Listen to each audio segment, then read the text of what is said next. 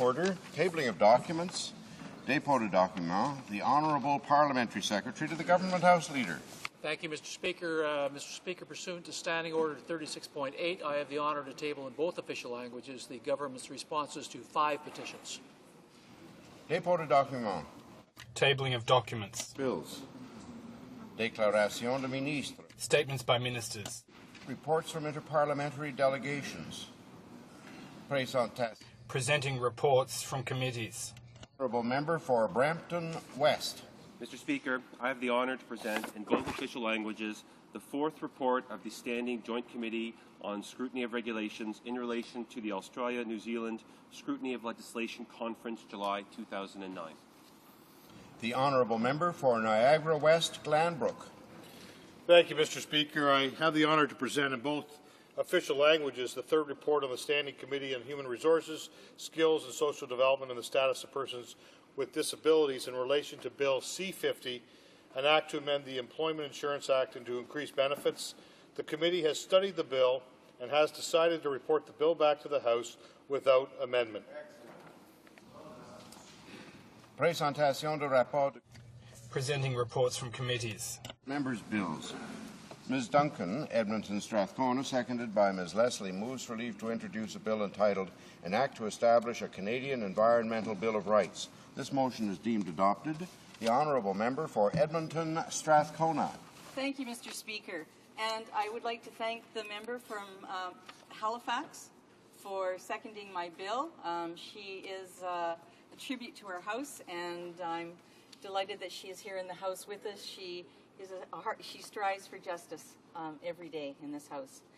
This bill, Mr. Speaker, the Environmental Bill of Rights, is being tabled for the purpose of safeguarding the right of the present and future generations of Canadians to a healthy and ecologically balanced environment.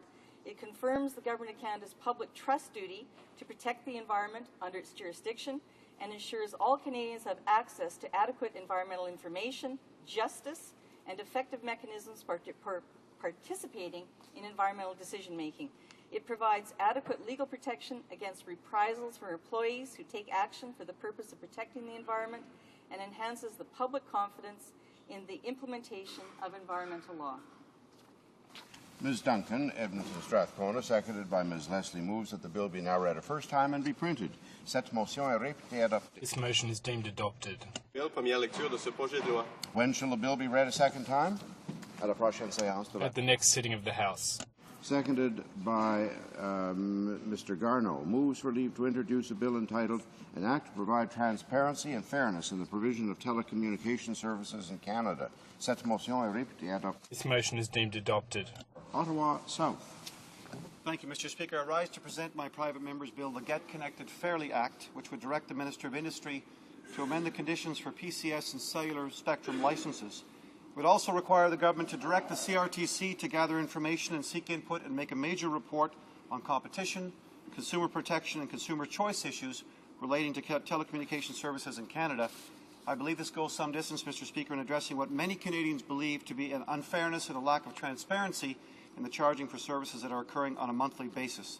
Mr. Speaker, there have been discussions among the parties, and I would like to ask for unanimous consent to number this bill the same as it was in the 39th Parliament, which was Bill C-555. We'll try that in a minute. We better get it read for the first time first. So, Monsieur McGuinty, appuyé par Mr. McGuinty, seconded by Mr. Garneau, moves that this bill be now read a first time and printed. Good. First reading of this bill, première lecture de ce projet de loi. Is there unanimous consent that the bill be numbered C-555? Got the number? Yes. Agreed? And so ordered. When shall the bill be read a second time? À la prochaine séance de la. The next sitting of the House. Ms. Guarnieri, seconded by Mr. Kania, moves for leave to introduce a bill entitled An Act to Amend the Income Tax Act, Revocation of Registration. This motion is deemed adopted. The Honourable Member for Mississauga East, Cooksville. I would like to thank my colleague from Brampton West for graciously seconding the bill before you. 7,000 years, that is how long it would take for a typical $30 a month donor to the Sick Kids Foundation just to pay the salary and severance of its CEO. This bill would limit the bounty of charities by putting a $250,000 cap on their taxpayer-supported salaries. Thank you. Ms. Guarnieri, seconded by Mr. Kanya, moves that the bill be now read a first time and be printed. Cette motion est répétée adoptée. This motion is deemed adopted. Première lecture de ce projet de loi. When shall the bill be read a second time? À la prochaine. At the next sitting of the House. Monsieur Ignatieff. Mr. Ignatieff, seconded by Madame Zarak, is seeking to introduce an act respecting the implementation of the recommendations of the Pay Equity Task Force and amending another act in consequence. This motion is deemed adopted. For Etobicoke Lakeshore.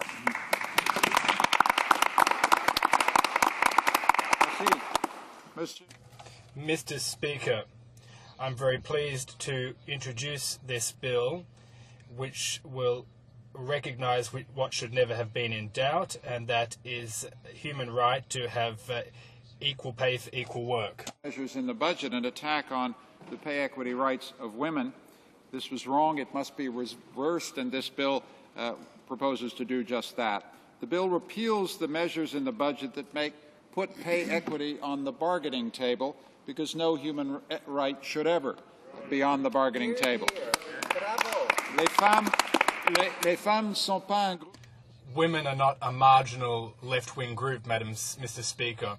All Canadians, regardless of their sex, deserve equal pay for equal work and equality in the workplace. The gap between the sexes, gender differences have increased. Our position in the world has dropped, and we should be doing better. The recommendations of the 2004 Pay Equity Task Force. We would set clear targets and we would meet them. Canadian women have waited too long for justice, and that is the purpose of this bill. Je suis confiant que ce... I'm confident that this bill will enjoy the support of this House. We are working to protect Canadians' human rights in all respects. Thank you, Mr. Speaker. Seconded by Mrs. Zarak, moves that the bill be now read a first time and be printed. Cette motion. This motion is deemed adopted. Lecture de ce projet de loi, first reading of this bill. When shall the bill be read a second time? À la prochaine séance de la Chambre. At the next sitting of the House. Introduction of private members' bills. Motion. Motions. Petitions. The Honourable Member for Brandon Souris. Thank you, Mr. Speaker. And Mr. Speaker, Canadians continue to cherish their local libraries and continue to send petitions in support of my bill, C-322. Today I'm pleased to table petitions from Manitoba, Quebec, Ontario, and Saskatchewan in support of the library book rate, which allows public libraries to share materials at reduced rates and extends it to include audio-visual materials. The Honourable Member for Wellington, Halton Hills. Mr. Speaker, I'm tabling a petition signed by Canadians calling on the Government of Canada to work with the Province of Ontario to establish a national park in the Rouge watershed in southern Ontario so as to protect a nationally significant portion of Canada's landscape known as the Eastern Deciduous Forest, otherwise known as the Carolinian Forest Zone, an area that contains numerous flora and fauna on the endangered species list. Mr. Speaker, I note that this House adopted a motion moved by the Honourable Pauline Browse in January 1990 calling for the same thing, namely the establishment of a park by the Canadian government in the Rouge watershed. The Honourable Member for Bramalea, Gore, Moulton. Thank you, Mr. Speaker. I rise today to present this petition on behalf of my constituents who have been victims of violent crimes committed by the young offenders. In the support of the family of 15-year-old Baden Wilcox, who was murdered on June 19, 2009, the petitioner called upon this Parliament to implement these necessary changes to the Young Offenders Act for the benefit of the victims' families whose lives have been destroyed by violent crimes committed by young offenders. Thank you. The Honourable Member for Edmonton, Strathcona. Thank you, Mr. Speaker. I'm rising today to present a petition to the Government of Canada to support the Universal Declaration of Animal Welfare. There's scientific consensus and public acknowledgement that animals feel pain and can suffer All efforts should be made to prevent animal cruelty, to reduce animal suffering. Over 1 billion people around the world rely on animals for their livelihood and some for companionship. Animals are often significantly affected by natural disasters, yet seldom considered in relief efforts, despite their recognized importance to animals. Thank you, Mr. Speaker. These signatures are from Alberta, the Yukon, and British Columbia. Présentation de pétitions. Presenting petitions. Honourable Member for Elmwood Transcona. Well, thank you, Mr. Speaker. My petition is a call for equal employment insurance benefits for adoptive parents. Adoption is an important and essential act in a compassionate, caring, and just society. And under the current EI program, adoptive parents are given 35 weeks of paid leave, followed by a further 15 of unpaid leave. Under the law, the biological mother is given both the first 35 weeks and a later 15 as paid leave. And in Canada, as we know, adoptions are often expensive, lengthy, and stressful to the parents. Studies have shown that additional 15 weeks of paid leave would help parents better to support their adoptive children and handle many of the specific issues they must face. Mr. Speaker, the petitioners call on the Government of Canada to support Bill C-413, which would amend the Employment Insurance Act and the Canada Labour Code to ensure that an adoptive parent is entitled to the same number of weeks paid leave as the biological mother of a newborn child. Présentation de pétitions. Presenting petitions. Order paper, l'Honourable Secretary. The Honourable Parliamentary Secretary to the Government House Leader. Mr. Speaker, I ask that all questions be allowed to stand. D'accord. D'accord. Agreed, and so ordered. Orders of the day. Ordre du jour. Orders of the day. Government orders, government bills. Resuming debate. Second reading, Bill C-47, Technical Assistance for Law Enforcement in the 21st Century Act. Resuming debate. Honourable Member for Berthier-Masquinongé. Mr. Speaker, good morning. I'd like to talk about Bill C-47 this morning, a bill which deals with some very specific aspects of the legal access system. As many of my colleagues have already mentioned, the Bloc Québécois is in favour of the principle of Bill C-47, but with a number of reservations, including an amendment that would guarantee the protection of confidentiality of privacy of citizens. Bill C-47's purpose is to enable police forces to adapt their investigative techniques to the new technological realities, such as the widespread use of cell phones and the internet. Now, of course, facilitating the work of police officers, while not unduly impinging on fundamental human rights, is one of the principles that the Bloc Québécois has always favoured in order to fight crime. The Bloc Québécois believes that increasing the likelihood of getting caught is a far greater deterrent than stepping up sanctions and penalties, which are often considered abstract. However, Mr. Speaker, this bill raises many concerns about the respect of privacy. While the reasons justifying these breaches of privacy have not been demonstrated. Now, as far as strengthening police officers' powers to deal with the most complicated forms of organised crime, the Bloc Québécois is in favour of the principle of this bill. However, it will make sure in committee that any intrusions into the private life of individuals are minimised, that they will only be when necessary and will fall within certain parameters. Mr. Speaker, I hope that with the amendments brought forward with respect to privacy, in order to respect the privacy of our citizens, well, we'll hope that the Conservative Party is prepared to listen to the Bloc Québécois' proposals on Bill C-47. And we want, of course, to ensure that this bill passes as quickly as possible, because we really need to respond swiftly to the various crimes committed over the internet. I hope that the Conservative Party doesn't use this bill solely for political propaganda purposes. That is, by using this bill in its rhetoric of tough on crime. Now, the Bloc Québécois generally supports all initiatives to clamp down on crime. Of course, only if those initiatives are sensible and logical, which isn't always the case in our opinion. Somewhat like Bill C-46, Bill C-47's purpose is to give police an opportunity to adapt their investigative techniques to the current technological realities. For example, the widespread use of the internet and cell phones. Bill C-46 and C-47 are in fact complementary, and in our opinion, one single bill could have been introduced. Now, the bills, in fact, have similar objectives and could have been introduced as one bill, but we're pleased nevertheless to debate these bills.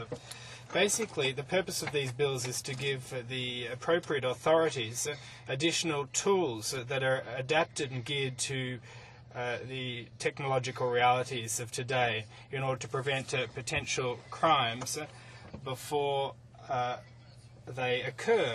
And this would be done by gathering information over the internet and other means of communication. This is a bill which is necessary to deal with the new kinds of crimes, organised crime that are perpetrated over the internet. For example, in my riding 2 weeks ago, a Moroccan man was arrested and convicted. He was found guilty of a series of terrorism-related charges.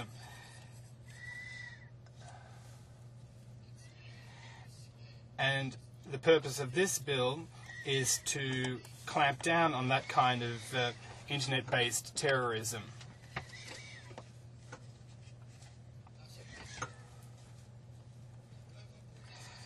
So in this case, the evidence was primarily drawn from the contents of the accused's computer and the information that he disseminated over the internet.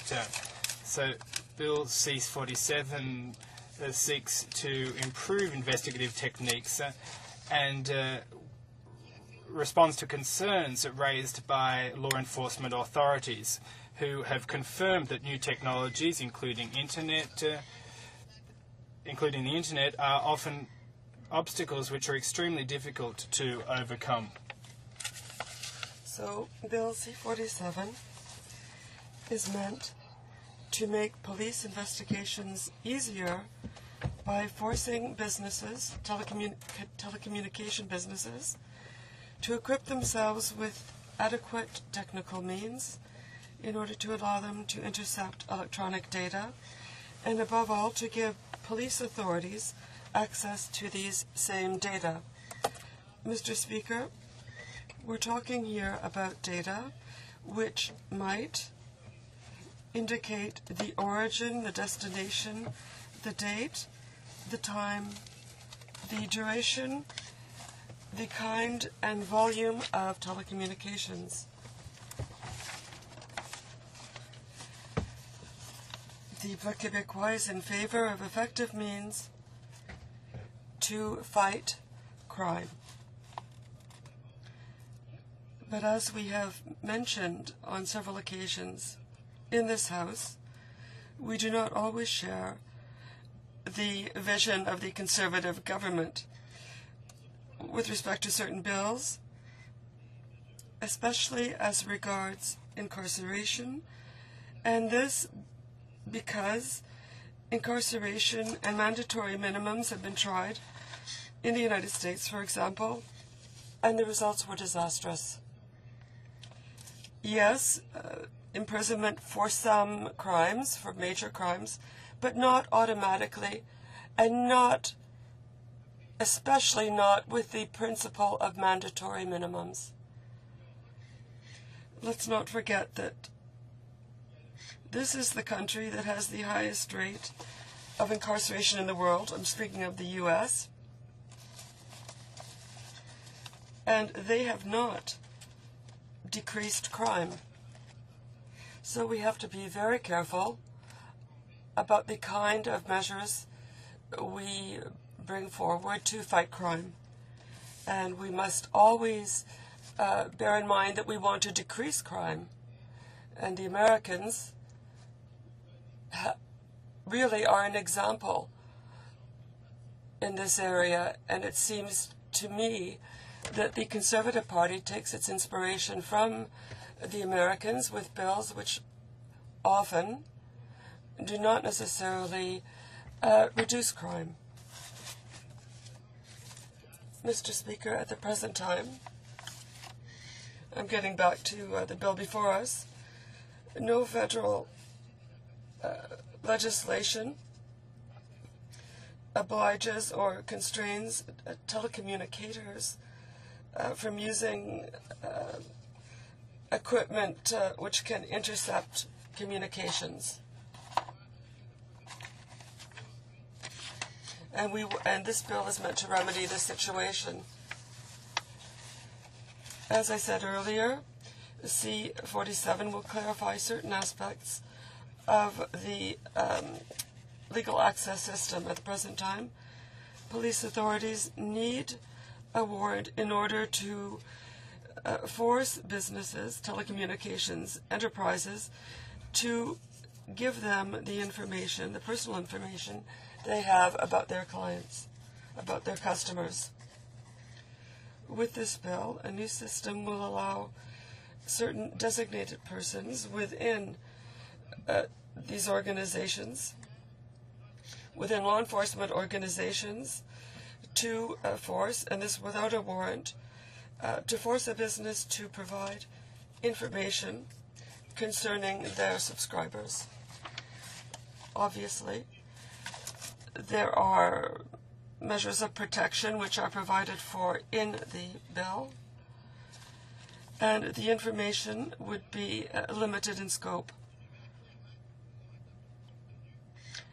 So this bill makes clear what information can be obtained without a warrant, and only designated persons could ask for this information under this bill. Mr. Speaker, if police authorities can obtain this information without a warrant, while putting extrajudicial protection measures in, for example, the creation of a list in order that each request for information can be traced. It's important to add that this bill will apply to businesses which use telecommunication facilities in Canada, private networks, and sales services. I'm talking, there are some organizations which would be exempt, for example, charities, hospitals, retirement homes. There are all sorts of exceptions. As I already said, I've talked about the concerns I have with the bill, and these are issues having to do with confidentiality and personal freedom.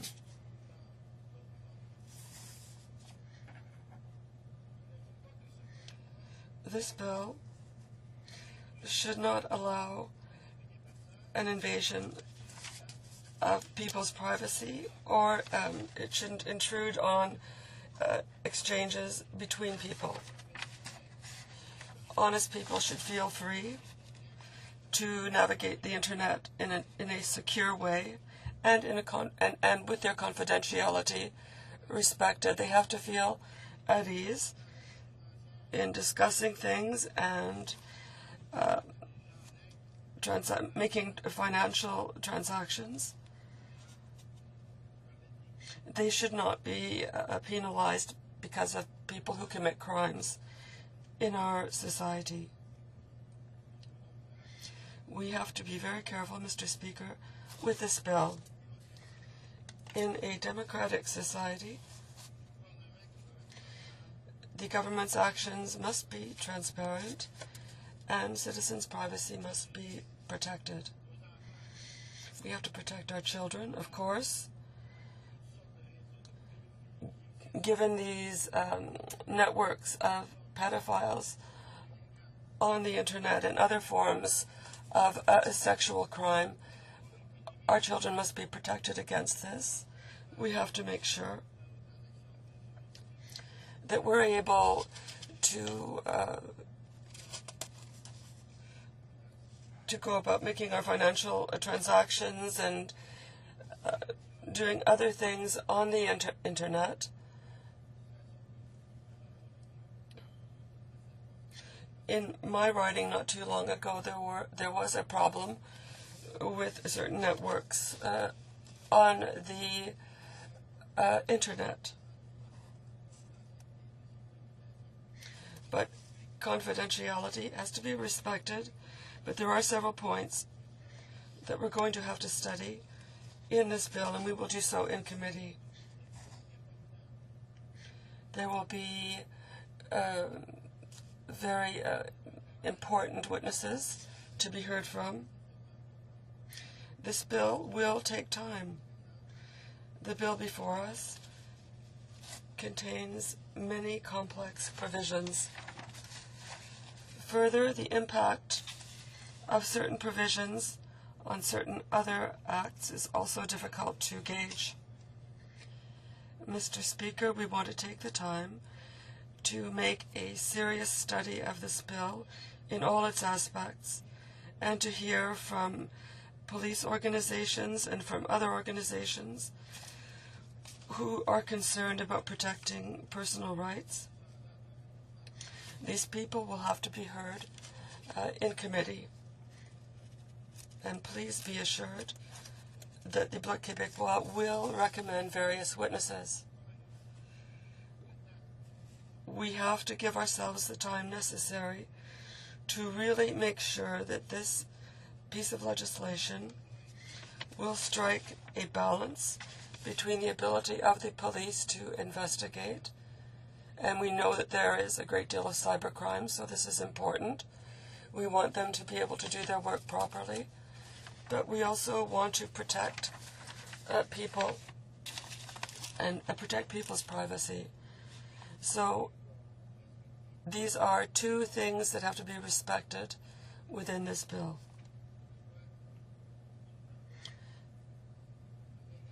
Mr. Speaker, I'd also like to add the preventive aspect vis-a-vis cybercrime. And this is based on a multi-pronged approach.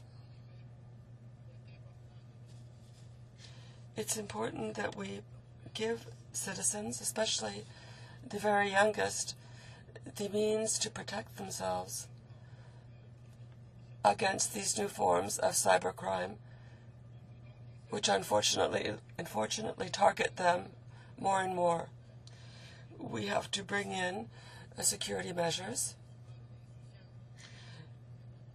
Very often, the people who use the internet are careless and not very careful and not very attentive to what could be unfortunate consequences. So we'll have to change people's attitudes.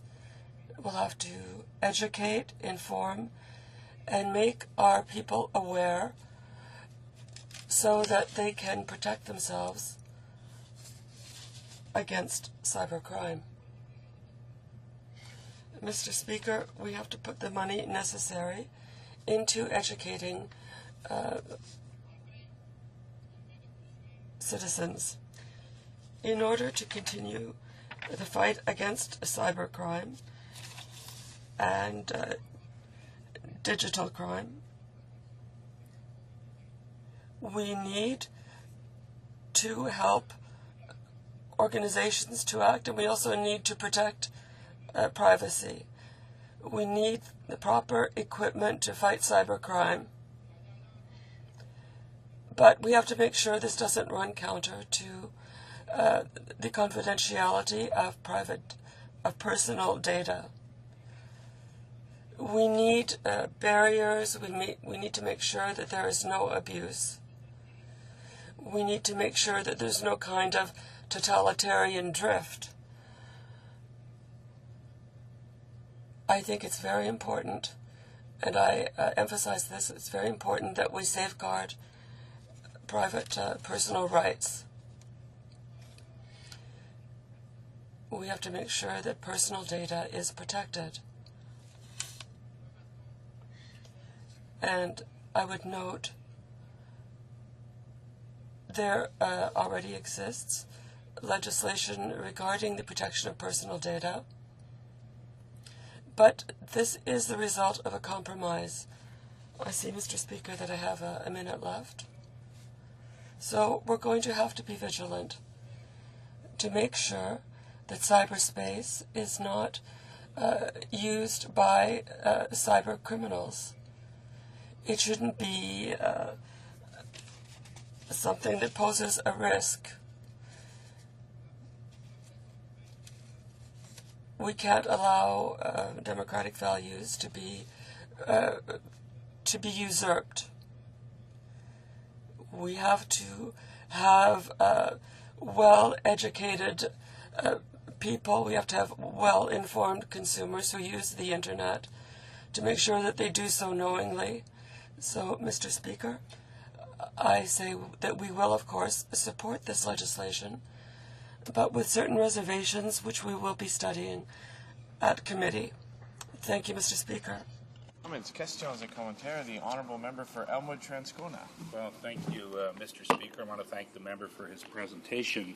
As the member knows, there's provisions in this particular bill, Bill 47, for a 5-year review, whereas there's no provision for a 5-year review in Bill 46, which is a very similar connected bill.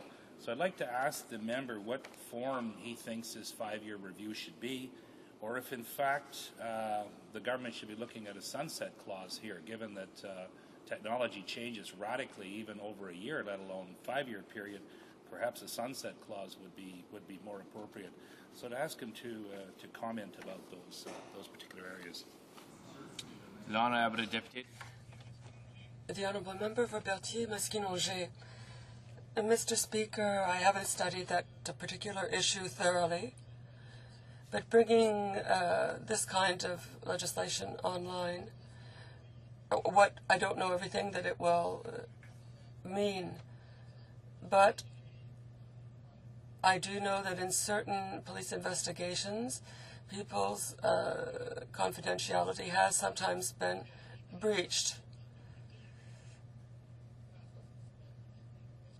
Will we need warrants? Will we be able to, through this bill, be able to reduce networks of pedophiles and reduce the dangers to children? I think that we will have measures sufficient to allow police officers to carry out their investigations. Questions and comments? The honourable member for Elmwood-Transcona. Thank you, Mr. Speaker. Just a follow-up question to the member. The Privacy Commissioner suggests that there be a review of the regulations flowing from both of the bills, and she suggests that given the important administrative, procedural, and technical details involved, the Parliament should conduct a full committee reviews and hear from all interested stakeholders on both legislation and the regulations. And she thinks that these should come in before either bill comes into force. And I'd like to ask him whether he has any comments about that, including the fact of her observations about yearly statistics. She would like to see an annual reporting to the public on the statistics on the use, the results, and effectiveness of these new powers. And it seemed to me like it was very good advice on her part, so I'd ask him for his comments. L'honourable Deputy. the Honourable Member for Berthier-Masquinongé. Mr. Speaker, in other parts of the world, it's been hard to stop cybercrime, but it has helped police authorities be able to catch some of the criminals. I think that what we want is a bill that protects people's privacy, but at the same time allows police officers to equip themselves with the means they need to fight cybercrime. Questions and comments? Questions et commentaires? Resuming debate, reprise au débat, the Honourable Member for Leeds-Grenville. Thank you very much, Mr. Speaker. I'm pleased to rise this morning in this House to speak on Bill C-47. This is a bill that addresses an issue that's very important to the people in my riding of Leeds and Grenville and to the many policing agencies that operate inside of my riding. Mr. Speaker, on their behalf, I'm pleased to offer my support for this very much needed legislation which will give enforcement agencies the tools that they need to fight modern-day sophisticated criminals and terrorists that can be operating anywhere in the world, while at the same time reaching into areas like mine. Let me first offer a little background on my riding. Mr. Speaker, Leeds and Grenville, it's a very expansive riding that's stretching from the outskirts of Kingston in the west to just past the bottom of Highway 416 in the east near Cardinal. Mr. Speaker, Kingston, an area I would like to point out, as I have in the past, is home to a number of federal prisons and provincial jails. Mr. Speaker, my riding stretches north along Highway 15 from Kingston to Smiths Falls and east again to North Grenville along the Rideau, which lies just North Grenville, which lies just 20 minutes outside of our capital city here in Ottawa. Mr. Speaker, I have two major highways in the riding, Highway 401 and Highway 416. The riding includes two border crossings, something that is very important as we have the southern boundary of our riding runs along the Canada-U.S. border, and we are within minutes of a third at Kingston and a half hour away from us up in Cornwall. There's another border crossing. Mr. Speaker, we also have several small airports in our area and more nearby. Mr. Speaker, as I said, the southern boundary of my riding runs along the Canada-U.S. border with the United States right on our doorstep, and in some cases it's very easy to move across the narrow area there that reaches from one country to another. Now, of course, you can't do this legally, but Mr. Speaker, it has happened in the past. The Thousand Islands area of the St. Lawrence River is really one of the busiest recreational waterways in the world, and one of the many complicated border crossing areas with tour boats that go around our area. There are many pleasure craft, commercial boats, and others that are crossing from shore to shore and from island to island, and Mr. Speaker, at really all times of the year. So with this broad picture in mind, you can imagine that the law enforcement agencies that are engaged in protecting the good citizens of the riding do have many challenges. Mr. Speaker, border guards, RCMP, the Ontario Provincial Police and local police departments, along with prison guards and private security personnel, are all actively engaged in and around the riding. Mr. Speaker, it's with this background that I'm pleased to add my voice to those who support the provisions in Bill C-47. It has been stated before that Canada's current intercept laws are many decades out of date. Technology-savvy criminals can go about their business, often reaching across borders and around the world, without being detected, apprehended, or even prosecuted. And this poses a very real threat to Canadians. Mr. Speaker, I'm pleased, and I know that the residents of Leeds and Grenville are very pleased, that our government intends to put a stop to this. Bill C-47 will take away the advantages that criminals currently have under our laws. They will no longer be able to exploit new communications technologies to remain undetected. This bill will give those who protect us the ability to intercept unlawful activity. Police and national security officials will be able to shut down so-called safe havens and bring criminals to account for their acts. Mr. Speaker, in our lifetime, we have seen a revolution in communication technology, and we can only guess at its pace in the future. Mr. Speaker, from typewriters and dial telephones hooked up with wires, we have reached a point where ordinary citizens use satellites and complex devices to communicate. Legislation that was written to combat crimes in the typewriter and dial telephone days just doesn't measure up anymore.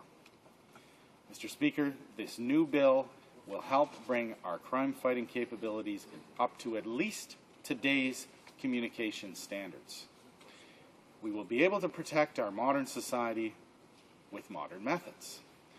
Mr. Speaker, as we move forward with modern, up-to-date legislation, we are also telling those who would harm others that we will not allow them to work smarter than us, that we will not permit them to work smarter than us. We will be removing the communications shields that gang members, child predators, identity thieves, and terrorists can currently hide behind. Mr. Speaker, this bill approaches the complex problem of communication in a number of ways. First, it requires communication providers to install interception capability. Second, it permits enforcement agencies under certain circumstances to acquire intercepted communications. Now, Mr. Speaker, I'm aware that some people are concerned that individual privacy rights could be violated. It is important to understand, Mr. Speaker, that since 1995, the government has engaged in consultation on this issue. And written into the bill are extensive oversight regulations and recording regime that will ensure that the new law is not abused. So, Mr. Speaker, let me speak just a little bit about the intercept component. Mr. Speaker, the interception of communications really is essential for investigation and prosecuting of serious crime and combating terrorism. Mr. Speaker, back in the 39th Parliament, I happened to chair a committee that reviewed the Anti-Terror Act, and I can tell you, Mr. Speaker, that we spent a great deal of time talking about how terrorists and would-be terrorists were preparing to commit terrorism acts in Canada and around the world, and the impact that that had on our citizens, especially after the terrible, horrible acts of September 11th, 2001, and of course the further bombings in Madrid and in London, and we even saw the arrest of would-be terrorists here in Canada just a few short years ago. So these are things and tools that can be used by our law enforcement to help combat such things. Mr. Speaker, they can also be used in investigations into child sexual abuse, organized crime, drug trafficking, and, as I said, terrorism. Mr. Speaker, the Technical Assistance for Law Enforcement in the 21st Century Act, this bill that we're speaking about, C-47, will not provide law enforcement or CSIS with any new interception powers, nor will it change or expand existing interception authorities in any way. Rather, Mr. Speaker, it will address the challenges posed by modern technologies, as I said before, that did not exist when the legal framework for interception was designed nearly 40 years ago. Mr. Speaker, police forces and CSIS will continue. They will continue to require warrants for interception, and this legislation will simply ensure that when warrants are issued, that a technical solution is available so that police forces and CSIS can actually intercept those communications that they do want to get at.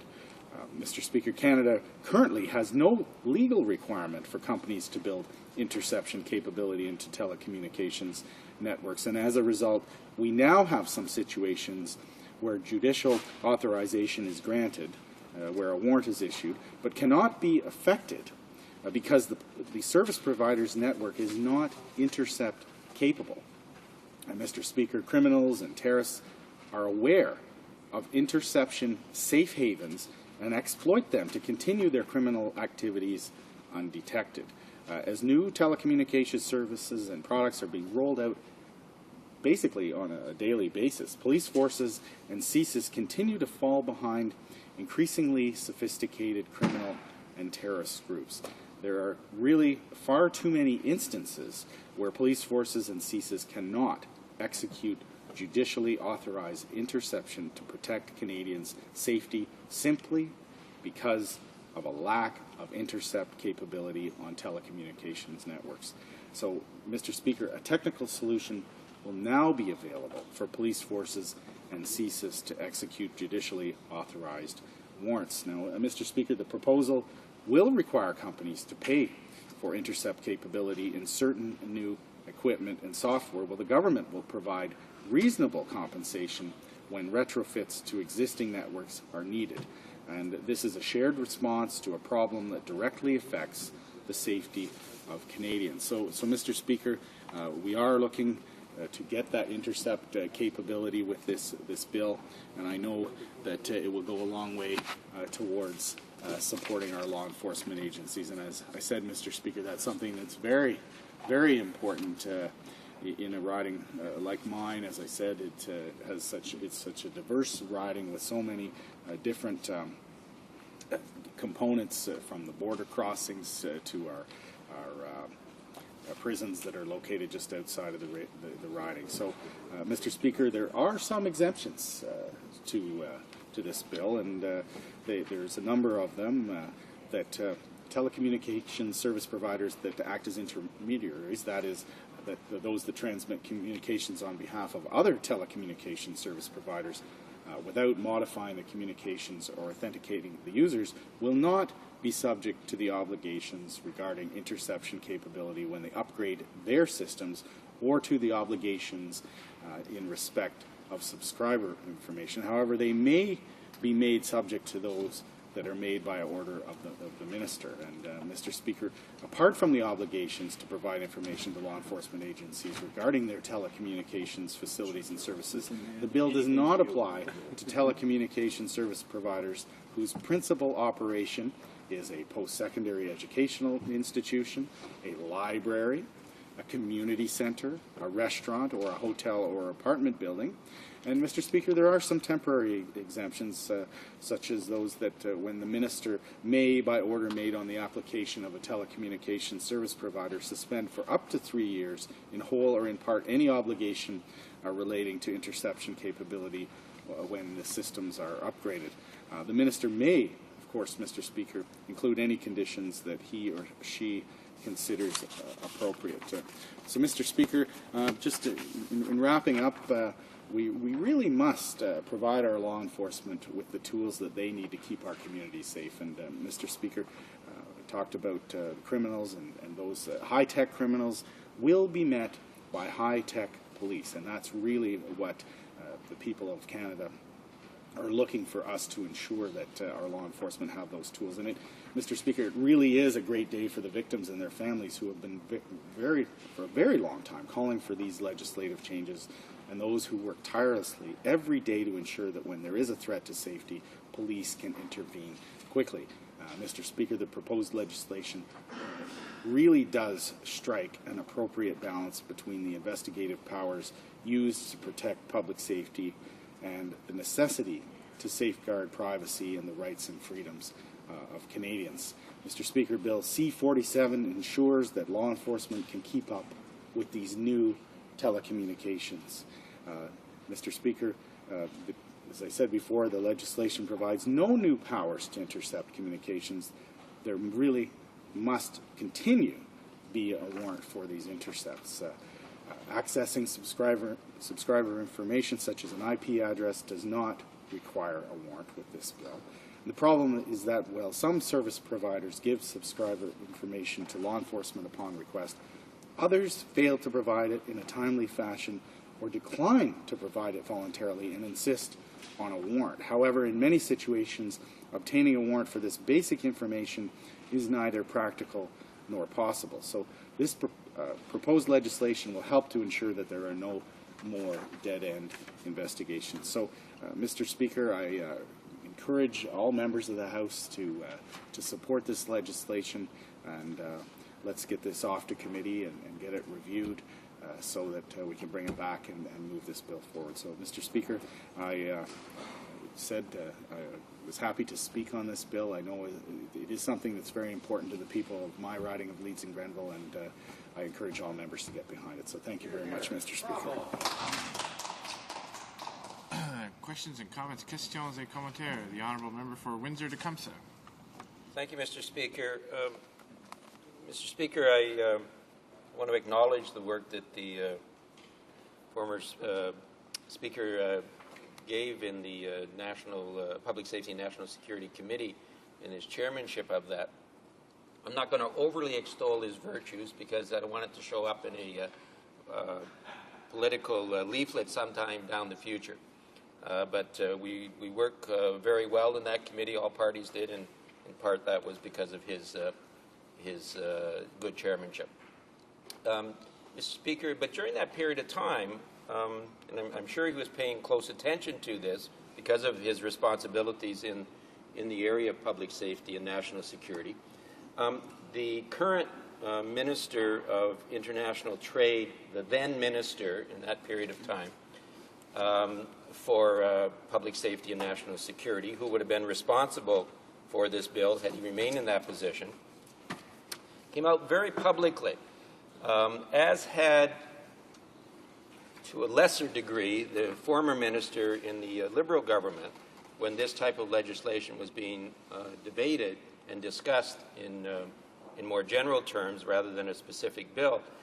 But in the course of that debate in the country and in the, I'll say in the high-tech community in this country, there was great concern expressed about privacy rights, about the role that the state should play in getting access to private communication and private data. And that I think there was a general consensus in the country and in those communities who were particularly interested in this area that that should never be done without a warrant. The minister, the then Minister for Public Safety and National Security, the now Minister for International Trade, came out very clearly, unequivocally on that side, made a statement and repeated it on more than one occasion that his government would never allow access to that type of data without a judicial warrant, without judicial oversight. I think that was actually the terminology he used, was without judicial oversight. And so I'm now asking my colleague, is why has this government, in this bill, allowed for the state to demand this information, compel this information without judicial oversight? The Honourable Member for Leeds Grenville. Well, thank you very much, Mr. Speaker. I, too, would like to congratulate the member from Windsor-Tecumseh for his work on the Public Safety Committee and on the committee that reviewed the Anti-Terror Act. And as he knows, we wrestled with the whole issue of human rights and security, though that's a fine balance that we have to find. But this bill, I believe, Mr. Speaker, does find that balance and still does require a warrant to get at those telecommunications. However, we will be able to access some IP addresses, and I believe that this bill does find that balance once again that is so important to Canadians. Questions and comments. The Honourable Member for Windsor-Tecumseh. Well, I want to say to my colleague, thank you for the kind comments. I promise not to use it in a political leaflet. I expect the same from him back, Mr. Speaker, but he didn't answer the question. And perhaps, maybe if I can put it this way, has he spoken to the current Minister of International Trade and asked him why he took that position back then and why his government, if he understands, I'm speaking now of the Minister of International Trade, he understands why his government has reversed positions on this issue now. He obviously felt at that time, well, I suppose there's another possibility. He didn't know what he was saying. I don't want to attribute that to him, so he didn't know what he was talking about, but I think he did, and he recognized that in terms of that balance between state interference and public safety, that we were still clearly better to stay on the side of judicial oversight in terms of protecting privacy rights, still allowing for the use of this legislation, but only with judicial oversight. So I'm just really, the basic question is, has he spoken to that particular minister and asked him why he took the position at that time? The honourable member for Leeds Grenville. Mr. Speaker, I have not. Questions and comments. The honourable member for Elmwood Transcona. Well, thank you, Mr. Speaker. And I want to follow up with my colleague's line of questioning here. Is the member aware that the Canada's Privacy Commissioner has sent a letter, a 6-page letter, in fact, in which she says on page 2, I have concluded that elements of the proposed legislation raise significant privacy concerns. And she goes on to say that she has consulted with a number of authorities, Justice Canada, Public Safety Canada, provincial privacy commissioners, telecommunications industry, manufacturers, service providers and associations, law enforcement, RCMP and Canadian Association of Chiefs of Police, civil society groups, academic specialists, other experts in different fields, and they certainly do have many concerns of this type. So I'd ask the member to comment, ask him whether he's received a copy of this letter from the Privacy Commissioner, and if he's read it and if he agrees with it.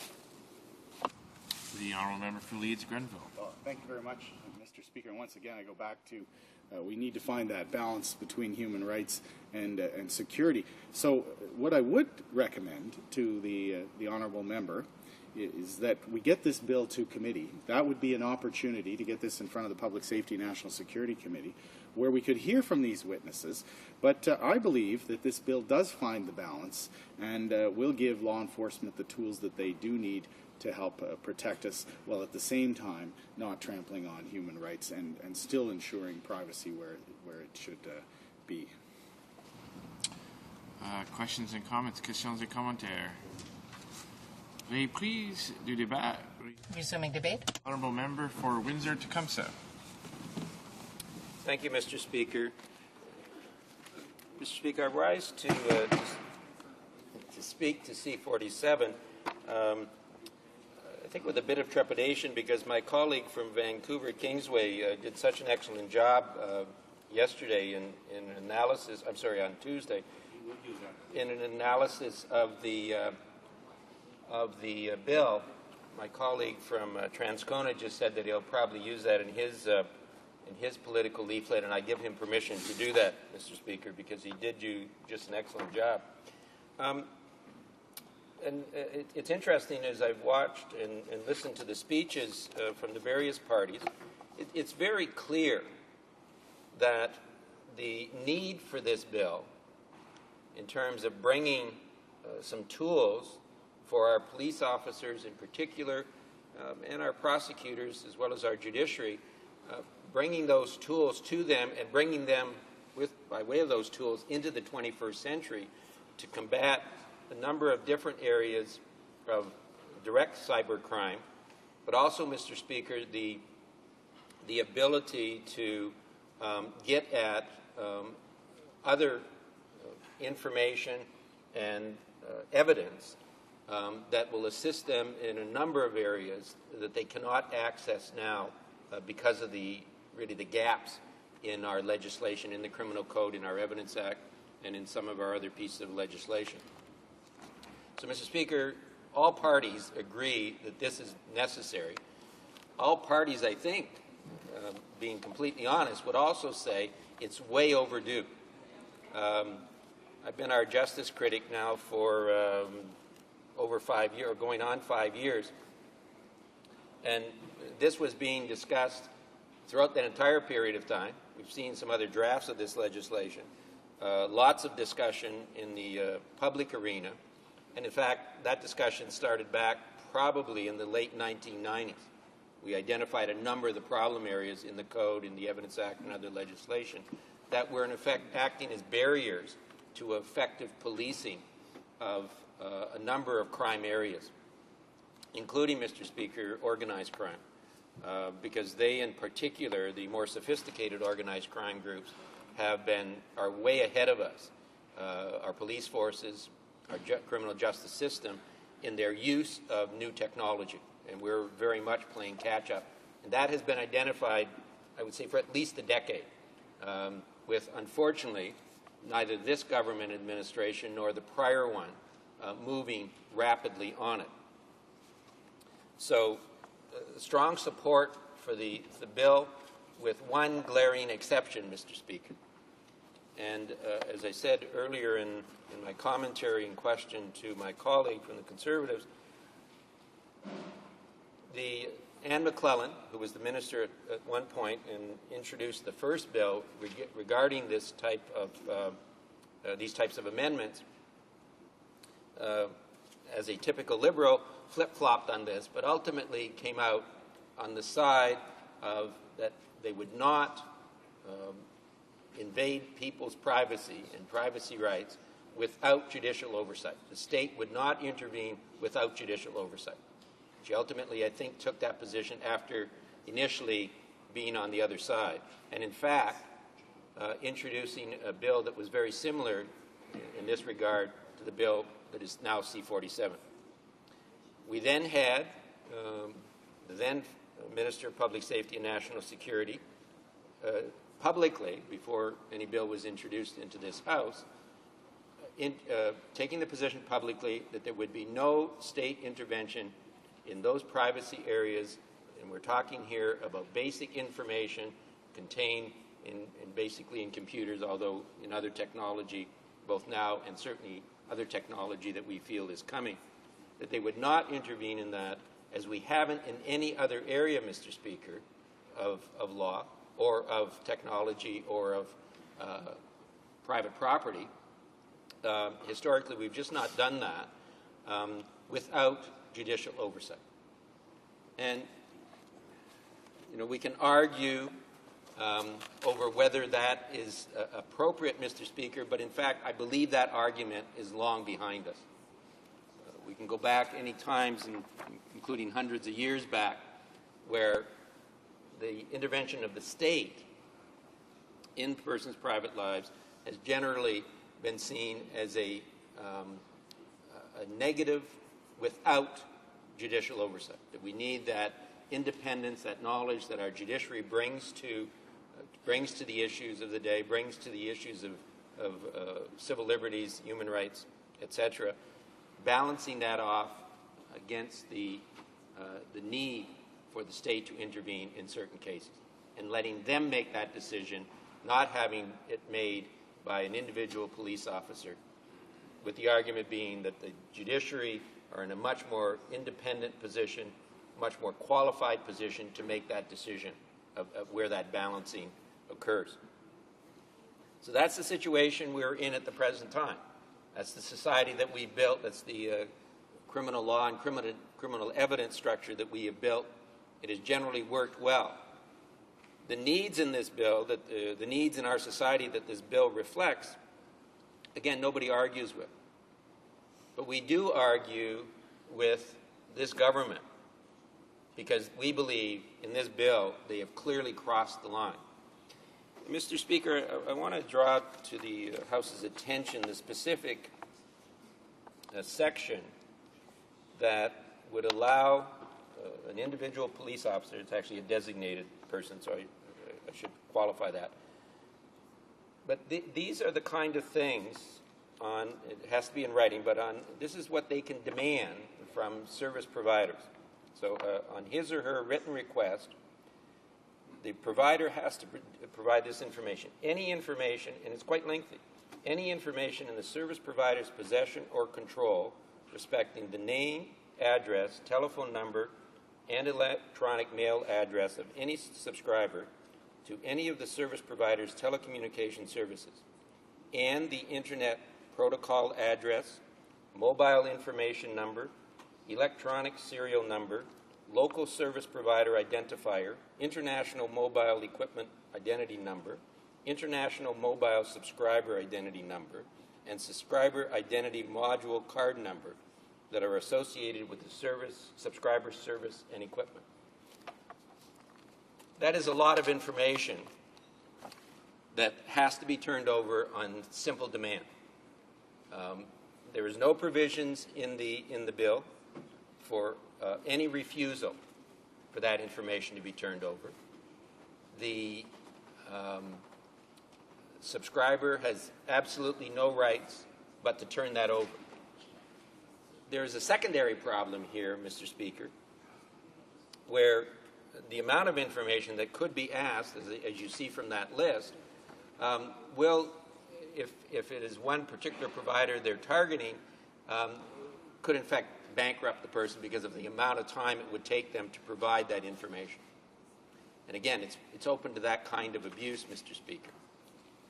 It's not open to that kind of abuse if the police force is required to appear in front of a judge, explain why they need this information, what the nature is of the investigation that they're conducting, the need for that information to assist in that investigation. You can just go down the list. But I have to say, Mr. Speaker, that approach by the police force is no different than in any number of other areas where they now have to go before a judge. There is nothing special about the need for this information. It's clear that the information in a lot of cases will be needed, but it is also clear that it is the kind of information that we get now, but is always subject to first getting a warrant.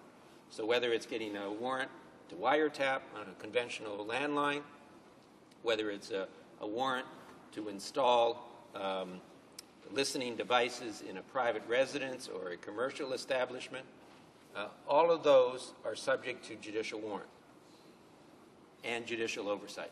That should be the same here.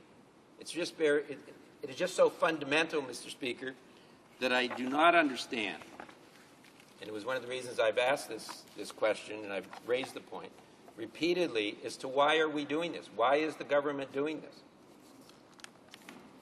And I have never had a satisfactory answer. Again, my colleague from Vancouver at Kingsway was very clear in his address to this House on Tuesday that he's canvassed a number of the experts in this area. And what came out from the work that he did in that regard was that the experts had, and these are academics and people who work in the field, investigators, etc., they have not been able to identify one case, and I repeat that, they've not been able to identify one case that police have been able to come forward with and say, we need to be able to do this. You'll hear the argument from some police agencies and forces that they need it because of timing. It's not a credible argument, Mr. Speaker, because it's the same kind of argument you can hear made with regards to wiretaps, planting listening devices, getting a search warrant to search residences and commercial establishments. We have provisions within our law that if a crime is about to be committed, or they have reasonable probable grounds that a crime is about to be committed, they can do that on their own. We have exemptions within the code that allows them to do that, and that those exemptions would apply to these circumstances. So again, I repeat, they've not been able to come up with one instance where they needed that access to that information on their own demand, where they could not have taken the time to get the warrant. I mean, Mr. Speaker, and again, this may be a point that I have to make. I don't want to assume ignorance on the part of the government, but I don't have any other explanation as to why they would move in this regard. Our judges who grant these warrants are available in every community in this country on a 24-hour basis. It's a matter of a phone call. Judges in regions are designated for periods of time that this is their responsibility, and they make themselves available. I know of cases that I was involved in where I know the police went to the judge's home and got the warrant, and because there was a timing issue. But the judges are available. And the need for the protection of privacy is there. It's guaranteed in that regard, and it does not in any significant way, and maybe not at all, hinder the role that police have to play in doing timely investigations. So, Mr. Speaker, neither the timeliness argument nor the need to prevent a crime from happening stand up to any type of a vigorous analysis. There just is no evidence that in fact is the case, and that gathering this information that I just read out in Section 16 of C-47 is really no different than the other areas where we regularly attend before judges, judicial authorities, and get the warrants before we proceed. If I had heard any valid explanation from the government, we would not be opposing C-47, and that would be true of my colleague from Vancouver Kingsway. He's responsible for this legislation because it's going to public safety, not justice. But both of us would have been in a position to say, yeah, there's no question. This bill is absolutely needed. It's been needed for the better part of a decade in this country. I should say, Mr. Speaker, in that regard, we're not only behind, organized crime in particular in the criminal element in this country, but we're well behind a number of other countries who have moved much more prudently in this regard and have legislation similar to this on this books and have had it for the better part of a decade. We're that far behind other countries as well.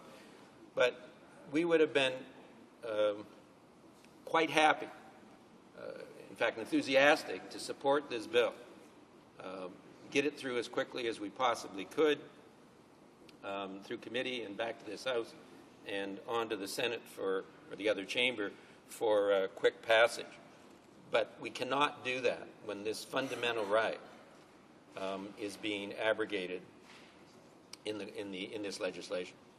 And again, Mr. Speaker, if we had gotten any kind of a decent explanation from the government, we would have not taken that position. But we have no choice. This is so fundamental.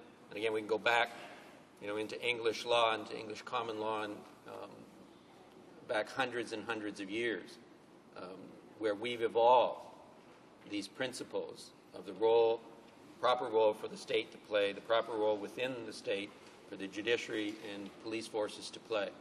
And this is undermining that in quite a significant fashion with no justification that we've been able to hear whatsoever. So, Mr. Speaker, we will be opposing this on second reading. I expect it's going to go to committee. In any event, hopefully at the committee, one of two things will happen.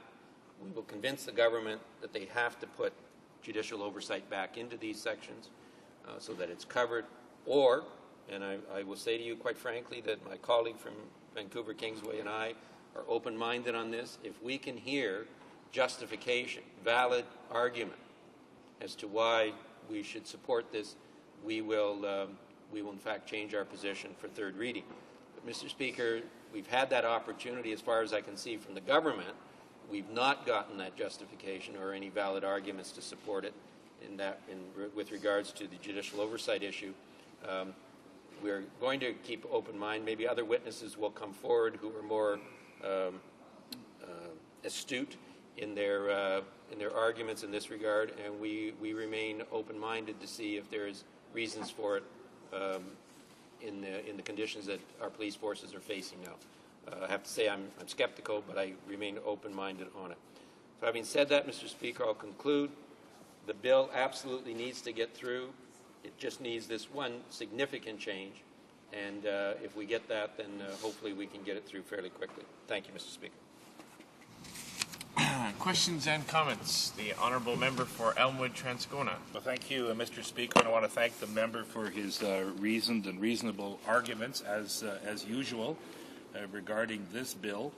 And I'd just like to ask him if he could provide us with some examples of the type of abuses that could possibly occur under this bill as it's currently written, and how he sees a way around that and how he would improve it to make certain that these abuses could not happen.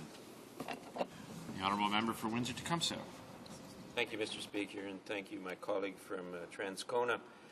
Let me answer the second question first. the amendments to this bill are really quite simple, which is that we simply bring, I don't have the exact wording with me, I haven't gotten that far on it, but bring into line responsibility that the demand for this information would have to be presented to a judicial authority, and that varies across the country, whether in some cases even a justice of the peace, but it's usually a judge of the provincial or superior courts in the respective provinces and territories. You present before them, and basically you give them information about what the investigation, I'm speaking when I say present this, it's usually a Crown attorney, although sometimes it's the police directly. They place before a judge 3 basic points. What the investigation is about, the stage it is at, and what they've done up to that point, identifying the individuals that they want the warrant against, or in some cases it even can be a corporation. And then finally, the specific information they need, accompanied with an explanation in that part of an affidavit explaining why they need that information to deal with the investigation. So it's fairly straightforward. It's we've been doing these warrants for probably 100 years or more in Canada, and evolving over that period of time to more sophisticated ones as we go. There are standard forms that have to be filled out. All we need to do is to plug this section into the same formula. In terms of the potential abuse, I mean, I don't want this to sound like we have police forces in this country, Mr. Speaker, that are running amok. Because I, in fact, believe just the opposite, Mr. Speaker. Much like our judiciary, which I think is either the best or certainly has no superior in the world, I think we can make the same argument for our police forces, whether that be the RCMP, our provincial, some of our major provincial police forces, or at the municipal level, where you've got individual municipalities with their own police forces. They're quite sophisticated by international standards, generally well-trained, generally knowledgeable of the law and the requirements of their role. But, like the judiciary, like politicians in this chamber, they're human. And from time to time, they make judgment errors. The judiciary is in a much better position to provide that protection than individual police officers because they have I don't want to call it a conflict of interest because that would be unfair to them. They have a real desire to catch criminals. And at times they can be over-enthusiastic in that. And that then leaves it wide open for these kind of demands to be made in circumstances that can't be justified and would not be permitted by a judge. Questions and comments? The Honourable Member for Elmwood-Transcona. Well, thank you very much, Mr. Speaker. I think that was a well-answered question. However, I do want to go a little further here because the Privacy Commissioner of Canada did write a 6-page letter dealing with both this bill, 47 and 46, and she had even more wide-ranging concerns about the bill, and to the extent that she has done a lot of consulting with eminent people and organizations regarding the bill, and she's come up with many suggestions as to things that should be changed here, and perhaps they can be changed at committee. But certainly one of them involves the 5-year review. Now, while there's a 5-year review for this bill, there isn't one for Bill C-46, and as you know, they're intertwined. Second of all, I'd like to ask the member what sort of form he thinks that the review should take, and how you would mandate that to make certain that it didn't fall through the cracks, and perhaps a sunset clause should be looked at for this particular bill, given that technology changes quite radically over even a year, let alone a 5-year period. And so I'd ask him what he thinks of some of her observations about how this bill is deficient and how it needs to be improved. The Honourable Member for Windsor-Tecumseh. Thank you, Mr. Speaker, and again, thank you, my colleague, for the question. I had heard him ask a similar one to our friends from the bloc, and I was hoping he would do that. On the 5-year review versus the sunset clause, I guess the difficulty I have is on both sides there's problems. I don't know how many bills, Mr. Speaker, have passed this House in the last, I would say the last 15 years, because it was about that time that it became relatively common for this House to provide mandatory reviews. But I know, Mr. Speaker, from my work both in the Justice Committee and before that in the Natural Resources and the Environment Committees, as well as the Public Safety and National Security Committees. I've spent a lot of time on all four of those committees. And a lot of them, a lot of the bills that had gone through those committees and through this House did have mandatory reviews of a variety of natures in terms of their timing. The process that is supposed to work is that those reviews are done in a timely fashion, and in fact they're done before the mandated time is over. That's the way it's supposed to work. When we first provided those reviews, go back and look at the debate that went on around that time. The understanding was that the reviews would be done by the committee that was responsible for that area, standing committee responsible for that area, but in fact they would do the review before the time was up. And so when the time limited was up, they would be able to present this House recommendations as to whether the bill was okay or the law was okay as it was, or if it needed amendments, and if it needed amendments they would recommend the type of them. The reality, Mr. Speaker, is that that rarely happens. I once had a reporter come to me, this was 2 or 3 years ago, who said she had been doing an analysis of a number of bills, crime bills, justice bills, and had found a huge number of them where the review had never been done. And I believe the same was true in the environment field, that reviews were never done. I have conducted some reviews in both those areas, both in justice and in the environment, but I would have to say that those were the exceptions. That is, we were doing fewer than 50% of the reviews that had been legislatively mandated. There's no reproof, there's no penalty to this House for not doing the reviews, so we continue to do this. So then the obvious alternative is, well, then put in a sunset clause. The difficulty I have with the sunset clause in this area is I know how badly these tools that we're providing, especially in both 46 and 47, are needed. I recognize that technology will develop and will probably overcome some of the provisions that we've done here, and we will need to pass further laws down the road so that we can, again, be up to date with the criminal element in the use of technology. But I'm really fearful that if we put in a sunset clause, and in fact, because of inattention by the government of the day, that in fact this would collapse and our police forces would not have it available. And I think that is too much of a risk. I know it's tempting to do it, because that would impose greater pressure on the government of the day to make sure it got done. But, Mr. Speaker, we saw it happen with this government. We had this situation with the anti-terrorism legislation. There were several clauses in there, which I have to say I opposed the use of, and in fact, they collapsed because this government didn't move fast enough to deal with it. So we've already got an experience. We can't depend on them to, even in the sunset clause situation, to respond appropriately time-wise. Resuming debate, the prise du débat, l'honorable député d'Argenteuil-Papineau. The honourable member for Argenteuil-Papineau-Mirabel. Thank you, Mr. Speaker.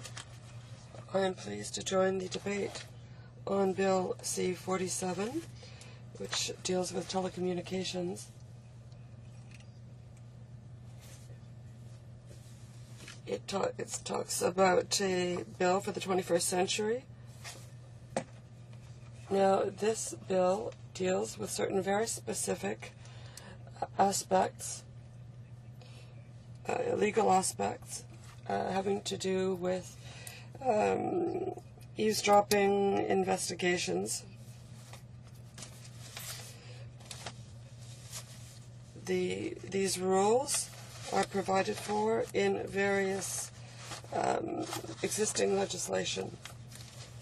So this bill would be added to those pieces of legislation which we saw in C71, giving authorities the ability to intercept telecommunications. We also saw this in C46, which was tabled the same day as C47. C47 states that new technologies represent obstacles to intercepting communications. So this bill will allow law enforcement to force people to share certain information, whatever the technology is. It will allow law enforcement, security agencies, to give information on their subscribers, and this in an accelerated way without a warrant. And this is in clauses 16 to 21 of the bill. We in the Bloc Québécois are favorable in principle to this bill. So given that this is meant to allow police forces to carry out investigations given in the context of new technologies, we believe that we should make police work easier, but at the same time, personal rights should not be violated unduly. Cybercrime has to be fought, but this legislation would help catch cybercriminals and would act as a deterrent, because as you know, the Conservative Party for 3 years now has been trying to, and it's always funny to see all the Conservative members talking about being tough on crime. They're all bleating at the same time like sheep. But please remember that the Bloc Québécois brought in real legislation to fight organized crime, which led to very successful results, and which helped the Sûreté du Québec to really deal with organized crime. So we see this whole panoply of laws, which is meant to show the public that the Conservatives are being tough on crime. But we in the Bloc Québécois, we do want to help the police forces when they ask for it, for certain help, certain changes to legislation, and that's what we see here.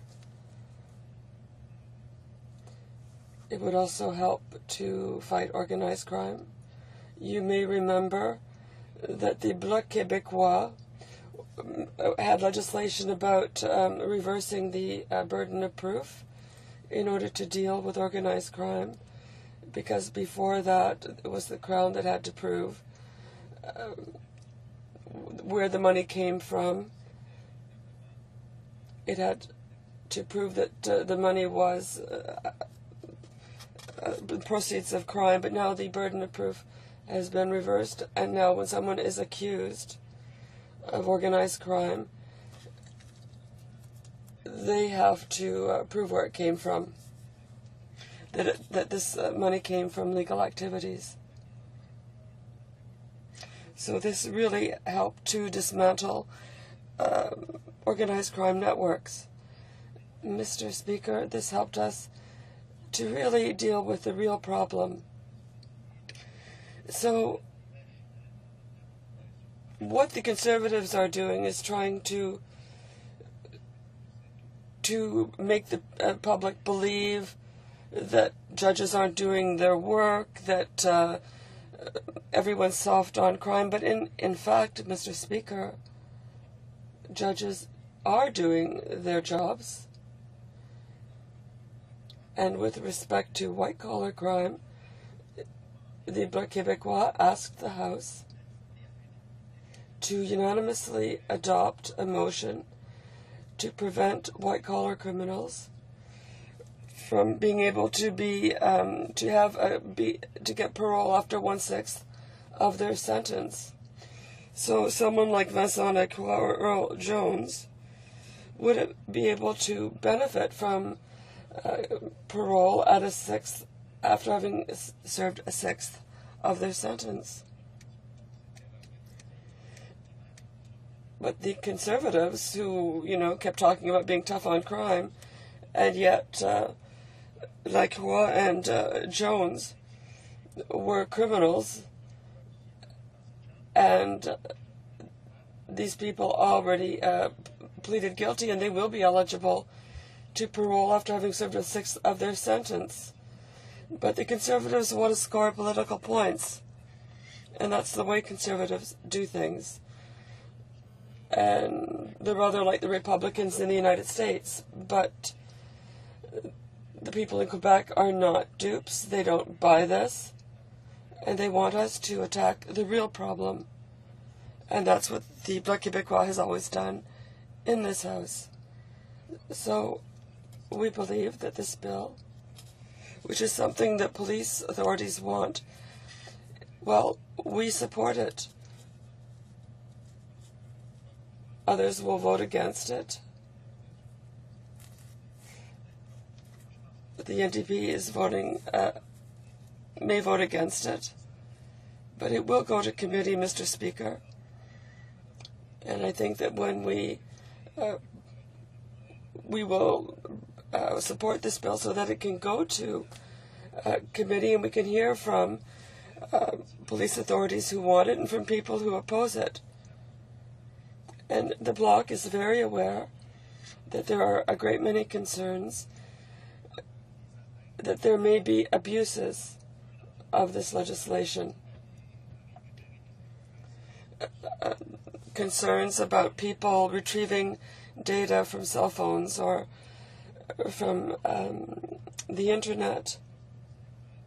But we know that police authorities want this, and we know that service providers for cell phones and internet, we want them to be able to capture these data and make the data available to police forces. And we know how this is of great import for personal information. But we do want to help the police to deal with cybercrime, with organized crime, and with various criminal networks, but without unduly invading people's privacy. So I will vote, and the Bloc will vote for this at this stage so that it can be referred to committee, and then we'll hear from various witnesses, and we'll be able to get to the bottom of this bill. And I think it's only logical, Mr. Speaker. I'm a notary, and notaries in Quebec, we deal more with real estate and estate law. But what we have noted is that law is a matter of logic, because very often people, and for partisan purposes, try to make logic fit their ends. And we've seen the Americans fill their prisons with prisoners. And we heard what President Obama said recently. He said that they don't even have the money to follow up on prisoners. And not the last bill, but another bill, because the Conservatives have been churning bills out one after another, and all of them justice bills and for partisan purposes, in order to prove that the Liberals are soft on crime, etc. But what this is a vast public relations campaign. And they're specialists. They do this very well.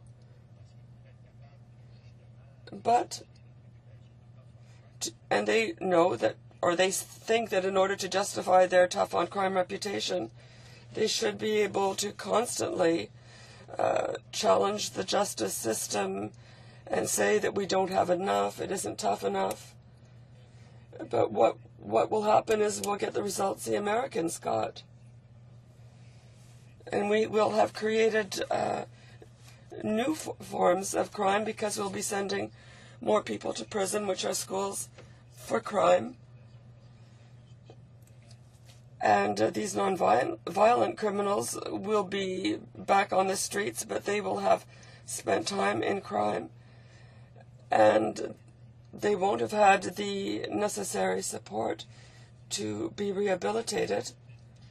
So they'll go to prison, meet criminals who will recruit them.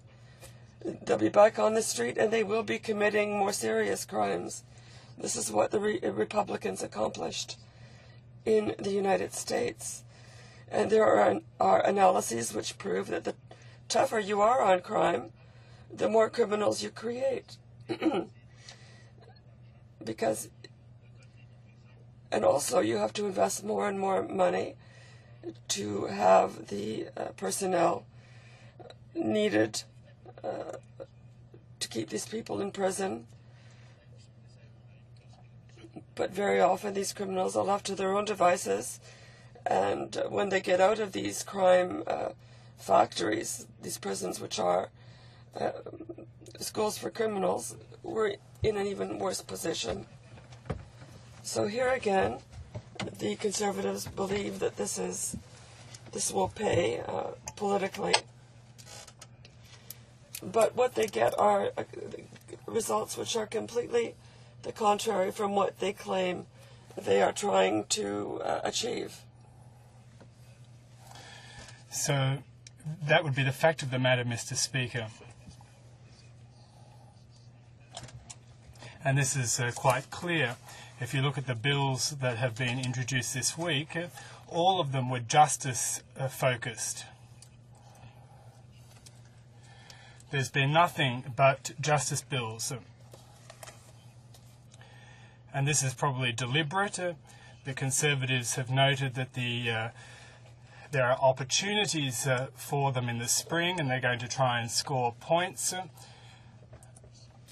Of course, we're very disappointed in the way they are managing our affairs. We've got an almost $50 billion deficit looming. And I don't think that any members of Parliament are really specialists that will be able would know how to overcome such tremendous deficits.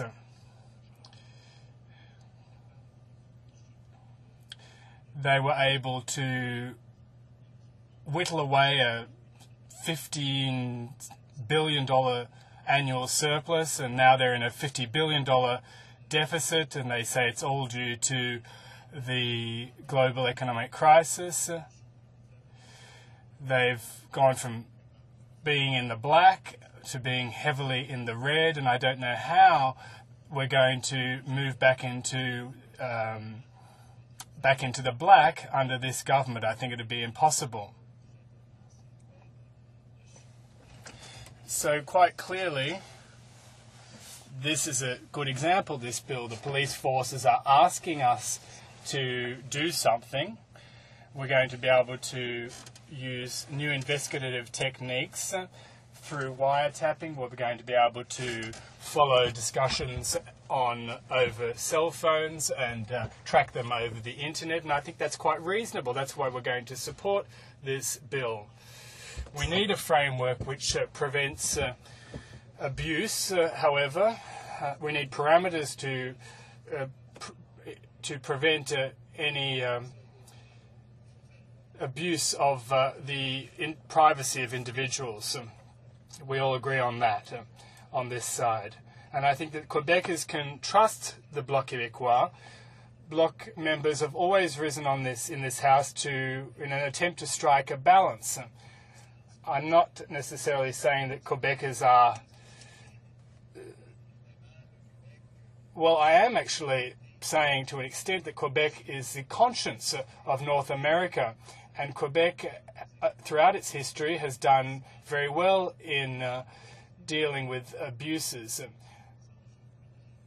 Now look at the case of hydroelectricity, for example. Many members of Parliament forget that the Quebec hydroelectricity network was paid for solely through the taxpayer dollars of Quebecers. There wasn't a single red penny that came from the federal government.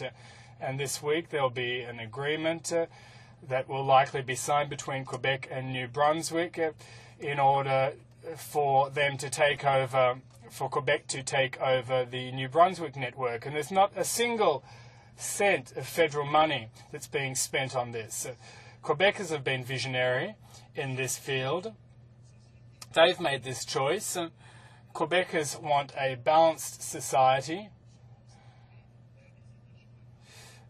25 years ago, we realized that we no longer wanted to focus on coal and polluting energies. We've deliberately opted for renewable, cleaner energy, and that's a decision that we made. We have fought hard against poverty as a society in Quebec and as a nation.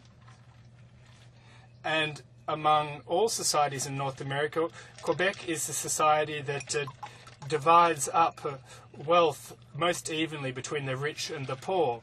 We have fought hardest against climate change. We were prepared to sign the Kyoto Protocol if we were given the opportunity. We wanted Quebec was ready to reduce greenhouse gas emissions to a greater extent, and Quebec is negotiating with would like a carbon exchange so that polluters can sell their credits at a huge cost to themselves. So perhaps there will be a domestic carbon exchange in Canada.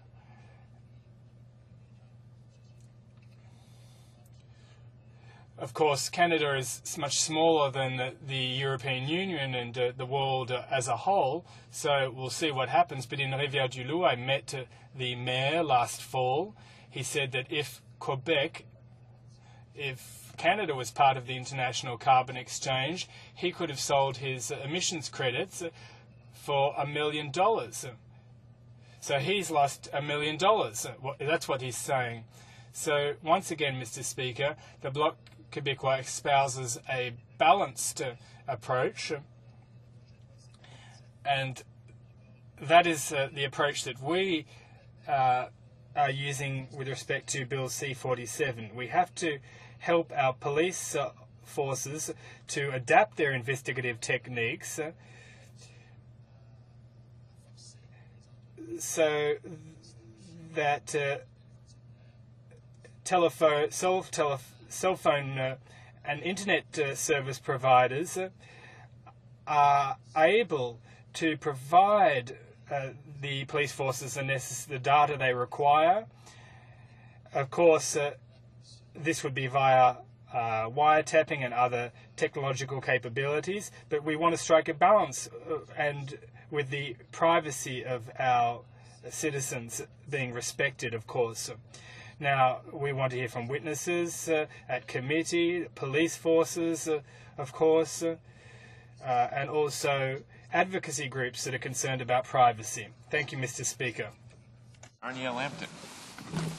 Well, thank you, Mr. Speaker, and I'd like to thank my colleague opposite for his comments. It's certainly encouraging to hear that the Bloc are going to be supporting Bill C-47. It's also encouraging to hear that because of that, they must be getting serious on cutting down on crime. So I think that that's a move forward. But through you, Mr. Speaker, I would like to ask the member opposite if he's aware of the international practices for accessing basic subscriber information, such as is proposed in this bill, C-47. For example, in many countries, including the United States, Australia, England, Ireland, Germany, the Netherlands, Sweden, Finland, and Norway, police can access subscriber information without a warrant. Can he comment? I would ask my colleague to comment why Canada should not have practices similar to these other countries. Why should Canada be any different than they are? Why should our police forces not have the same options available to them that other countries do?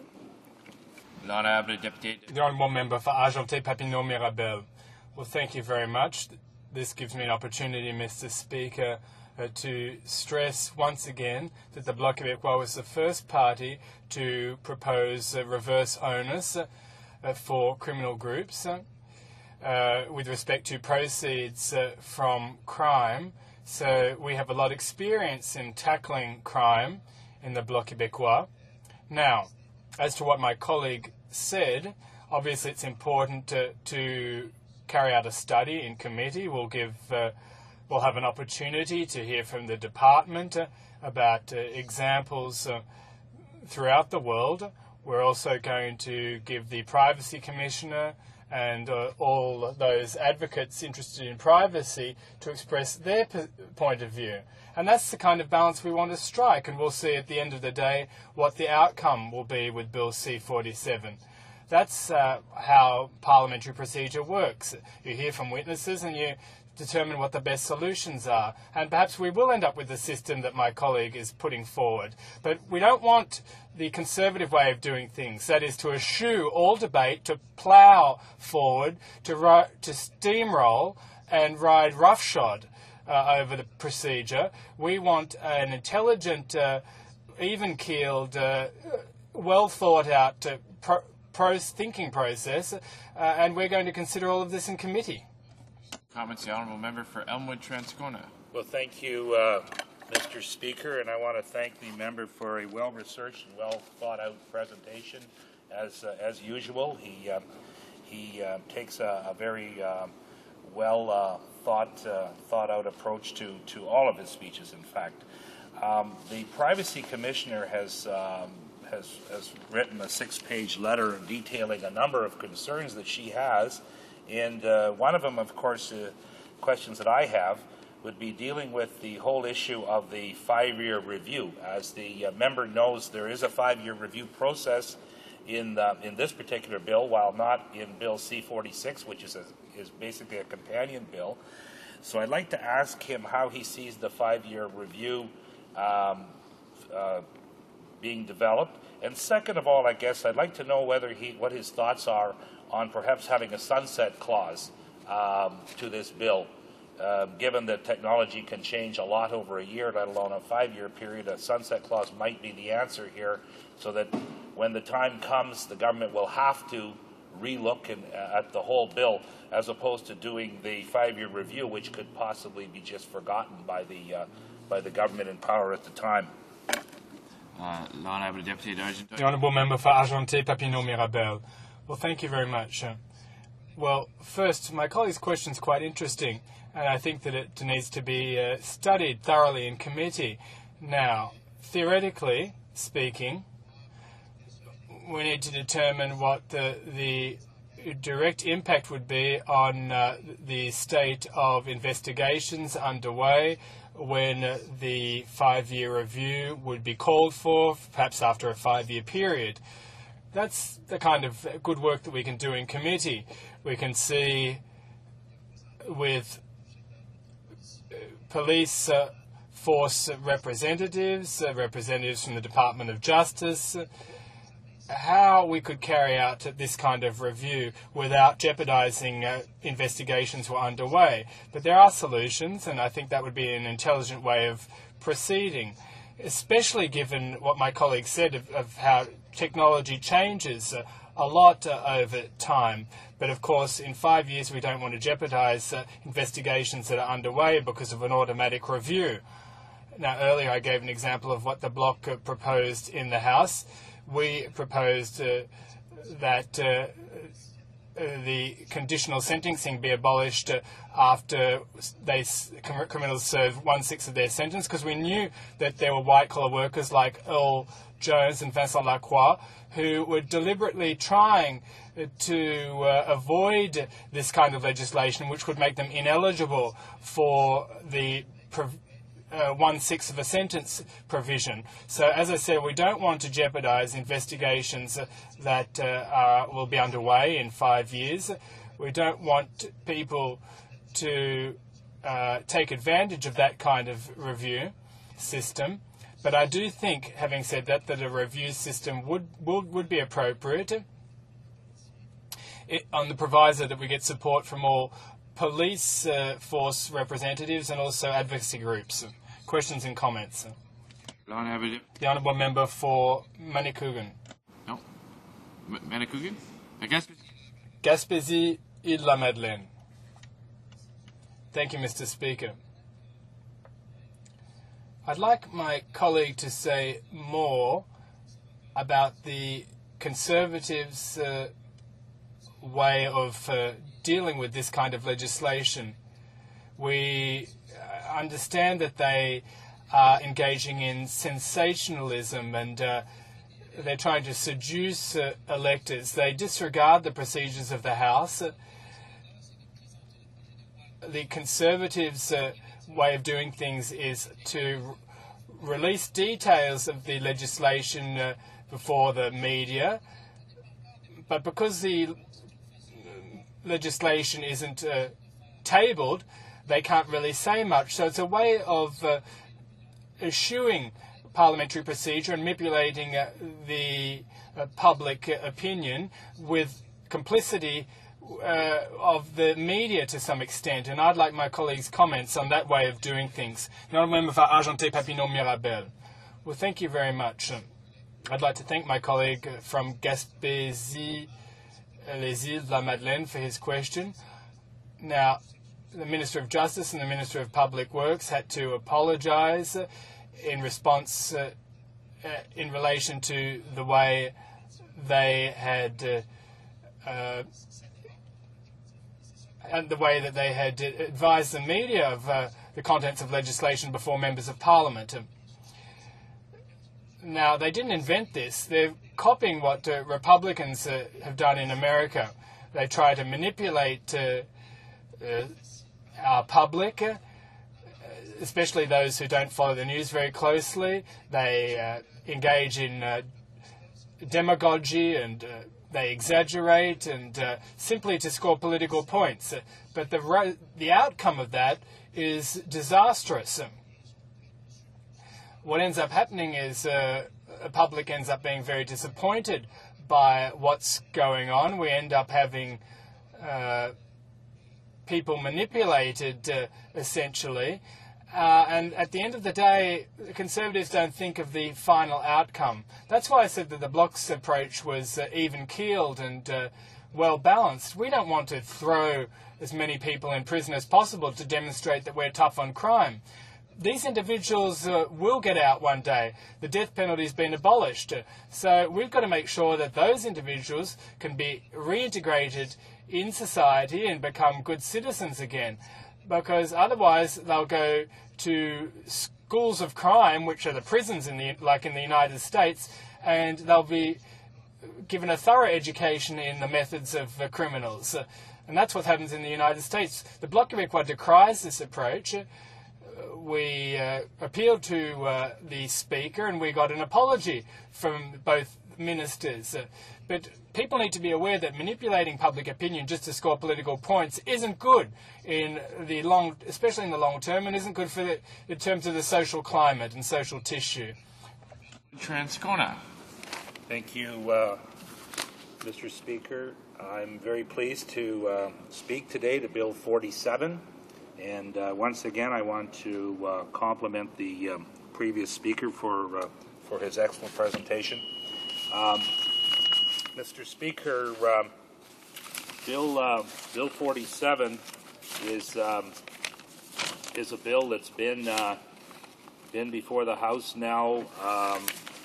It's Bill 47 is an act regulating telecommunications facilities to support investigations. The short title is the Technical Assistance for Law Enforcement in the 21st Century. Now, this particular bill, Mr. Speaker, was introduced in the House of Commons on June the 18th, 2009 by the Minister of Public Safety.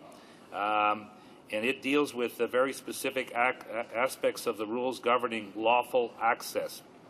Lawful access is an investigative technique used by law enforcement agencies and national security agencies that involves intercepting communications and seizing information where authorized by law. Rules related to lawful access are set out in a number of federal statutes, in particular the Criminal Code, the Canadian Security Intelligence Services Act, and the National Defence Act. For greater certainty, the bill provides that law enforcement agencies retain the powers conferred by those acts. Mr. Speaker, this bill complements the current lawful access regime.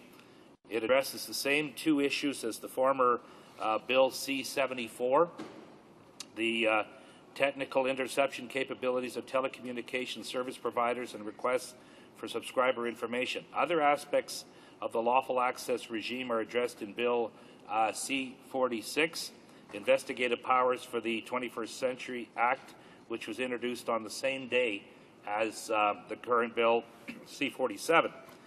Mr. Speaker, Bill C-47 addresses a concern expressed by law enforcement agencies which contend that new technologies, particularly Internet communications, often present obstacles to lawful communications interception.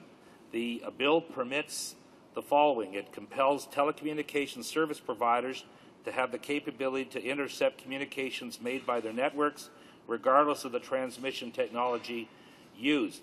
And we heard comments earlier from one of the government members talking about how we have to get this bill passed as soon as possible to get up to speed with our allies and other countries around the world who have had legislation like this in place for some time. It also provides law enforcement agencies with access under accelerated administrative process without a warrant or court order, and that, Mr. Speaker, is a big issue with us in the NDP, and it concerns us a lot. And on that basis, we would want to make certain that at committee that we are able to get some changes to this bill that will further protect the privacy of citizens in this country. The fact that somehow it's acceptable to the government that other countries don't have that provision in their legislation, that in other countries the law enforcement officers can get the information without a warrant, that seems to be fully acceptable to the members of the Conservative government. But, however, we in the NDP and I think other members in the opposition would want to see the provision of warrants to continue to protect the privacy of the public. Furthermore, I think we do have support for that argument from the Privacy Commissioner, who has written a 6-page letter on the subject, and I'll deal with that at a later point in the presentation. It provides law enforcement agencies with access under an accelerated administrative process, as I said, without a warrant or court order, to basic information about telecommunications subscribers, and I have a list which I'll read you later, which I think you can draw your own conclusions that the list might be a little broad. At the same time, the bill provides for certain protection measures. Mr. Speaker, the basis of the bill in terms of consultations, in 1995, the Canadian Association of Chiefs of Police has been calling for legislation requiring that all telecommunications service providers have the technical means in place to enable police services to carry out lawful interceptions on their networks. Following the development of a strategic framework in 2000, representatives of Justice Canada, Industry Canada, and the Solicitor General for Canada held public consultations in 2002. And after having received more than 300 submissions from police services, industry, civil rights groups, and individuals, Justice Canada released a summary of the results of the consultations in 2003. Throughout the consultations, protection of privacy was one of the central issues in the debate on lawful access. Other significant elements included technical interception standards, cost related to interception capability, and the need for new lawful access rules. The consultations led to the introduction in November 2005 of Bill C-74, which would have created the Modernization of Investigative Techniques Act, but the bill died on the order paper before second reading in the House when the general election was called. Since then, provincial governments, including British Columbia's and various Canadian law enforcement agencies, have made submissions urging the federal government to adopt lawful access measures. And after consulting a broad range of stakeholders, including those from the telecommunications industry, civil liberty groups, and victims' rights groups, the Federal Minister of Public Safety introduced Bill C-47, which duplicates the fundamental provisions of the former Bill C-74.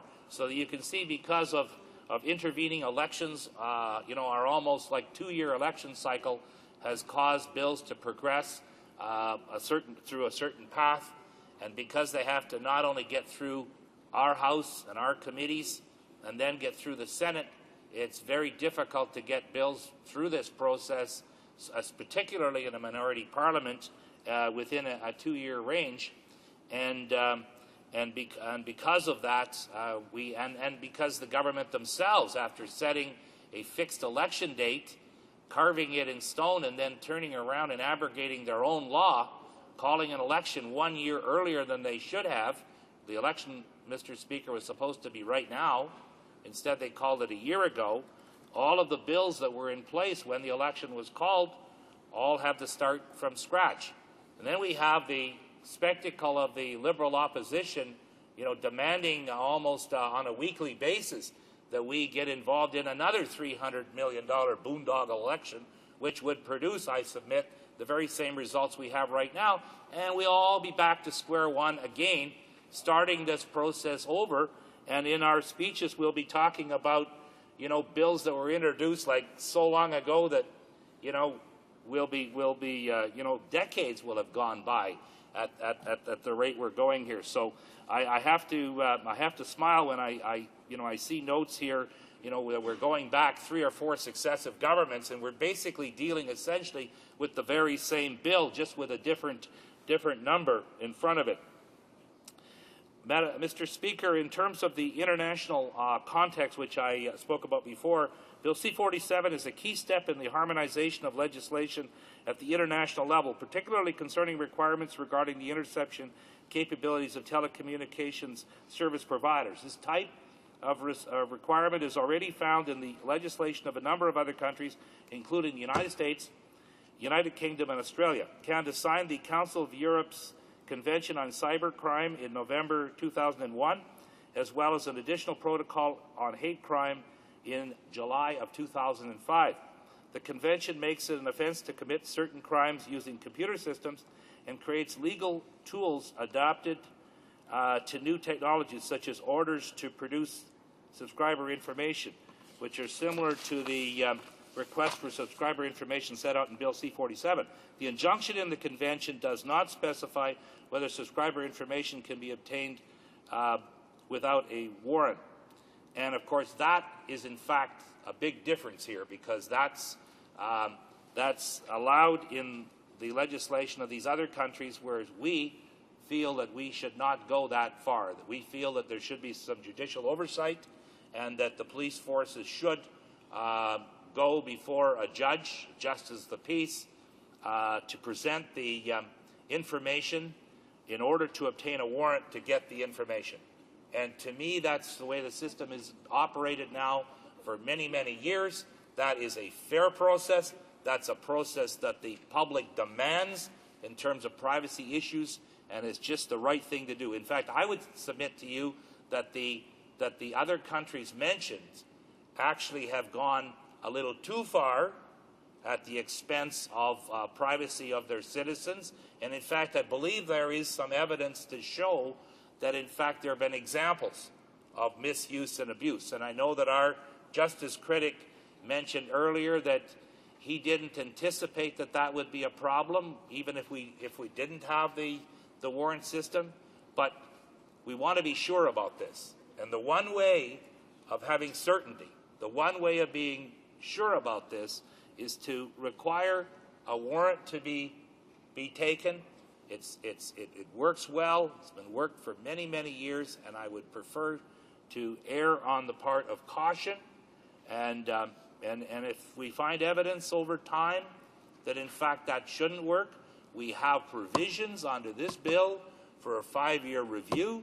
I've suggested that maybe perhaps the government may want to look at a sunset clause on this bill. And given the way technology changes in a very rapid manner, in 5 years, who knows what sort of technology picture we're going to see at that point. Perhaps we want to sunset the bill, and then after the 5 years, we start over with a new bill, given maybe a new context, new environment at that time. Mr. Speaker, complementary legislation in Bill C-46 includes other provisions, such as those concerning preservation and production orders and the modernization of offences related to computer viruses and hate propaganda, which will enable Canada to ratify the Convention on Cybercrime and the additional protocol. And I wanted to point out, too, at this time, that while Bill 47 has provisions for the 5-year review, Bill 46, a very integral part of these two bills, connected, in fact, Bill C-46 doesn't require a review. And I just wonder why that happened that way, and whether or not at committee the parties could get together and deal with this. Now, I did want to say that our caucus, our critic, has indicated we would be voting against this bill at second reading, but he left the door open very wide for improvements at committee that will satisfy him in terms of judicial oversight and the whole issue of the warrants. So that if the government wants to make some overtures and some moves, we will not hold the process up. That we can be convinced if the government is prepared to make some movement in this regard. And I know that members were speaking just yesterday about another committee of this House, and were relating about how happy they were that the committee was cooperating like it never had cooperated before. And I'm not certain which committee it was that they were talking about. I know that, for example, the Transport Committee of this House has in fact operated on a very consensual basis for a number of years now, in spite of the fact that other committees of the House were basically in virtual meltdown in the last couple of years. And the Transport Committee was the one committee that has a reputation of having the parties work together and get things done. And so when I heard those members talking yesterday about that particular committee, that they had never seen the level of cooperation, they thought something was wrong with the committee, because how could we possibly be meeting in committee, a committee that didn't even function properly in past years, and now not only is it functioning properly, but we're getting concessions and we're getting things done that we never saw possible before. So that, to me, is a positive sign that, in fact, a minority government can work. I've worked in minority governments before that did work well, and there is no guarantee that we have to plunge ourselves into a needless $300 million expense of an election in February or spring or fall of the coming year, or even the next year.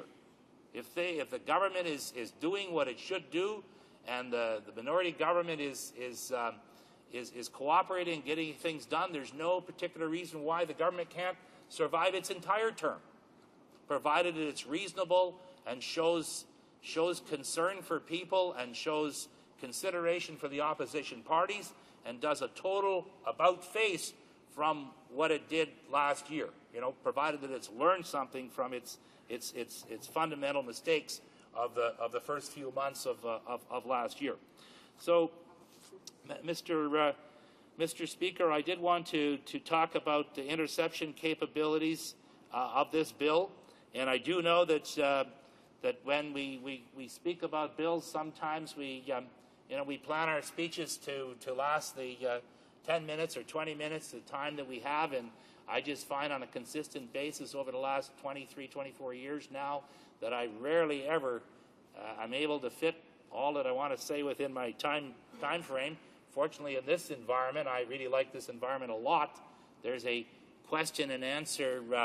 There's a question and answer period provided, which allows you to get some of your missing points out during that environment. So, Mr. Speaker, in terms of the interception capabilities, in terms of the current situation, at present, no Canadian legislation compels all telecommunications service providers to use apparatus capable of intercepting communications. Only licensees that use radio frequencies for wireless voice telephony services have been required since 1996 to have equipment permits that permits such interceptions. There is no similar requirement for other telecommunications service providers. Now, under this particular bill, Mr. Speaker, the bill is designed to remedy the absence of standards for the interception capability of telecommunications service providers.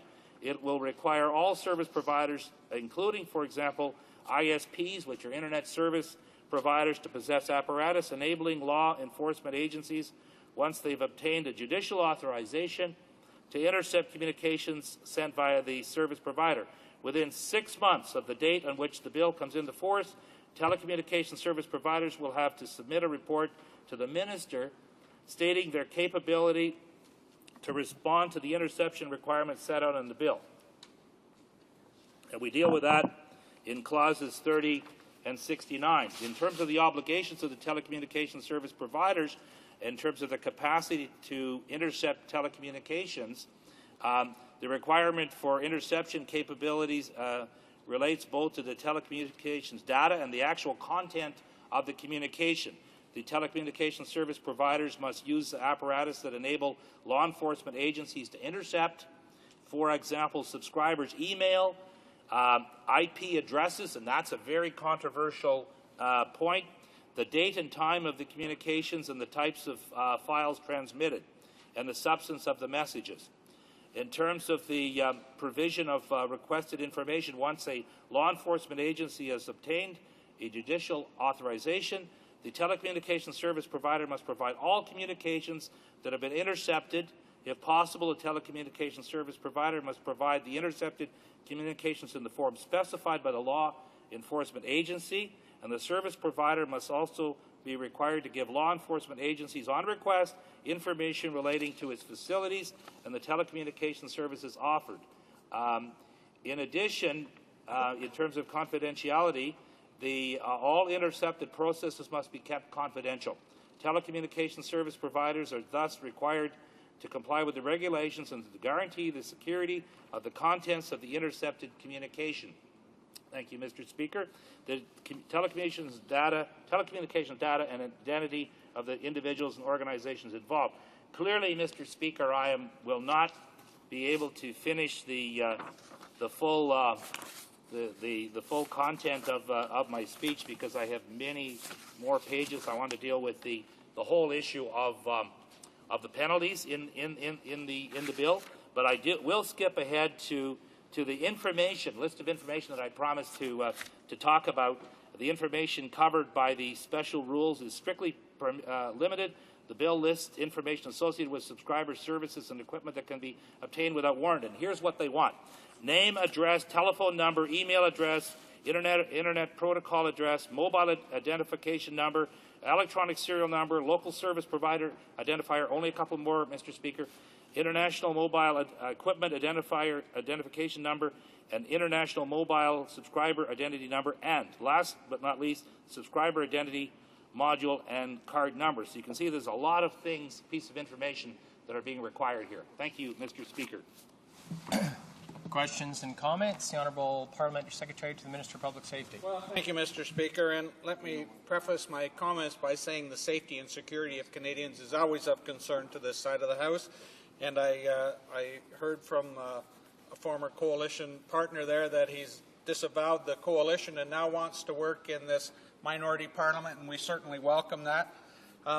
It is a good bill that's before the House.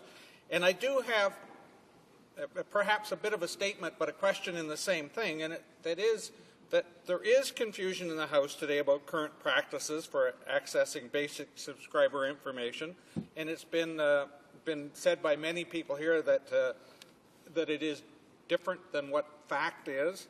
Today, police are not required to obtain judicial authorization to access this information. Police regularly request and obtain subscriber information set out in Bill C-47 without a warrant, and this practice has been upheld by the courts as acceptable under the Canadian Charter of Human Rights and Freedoms.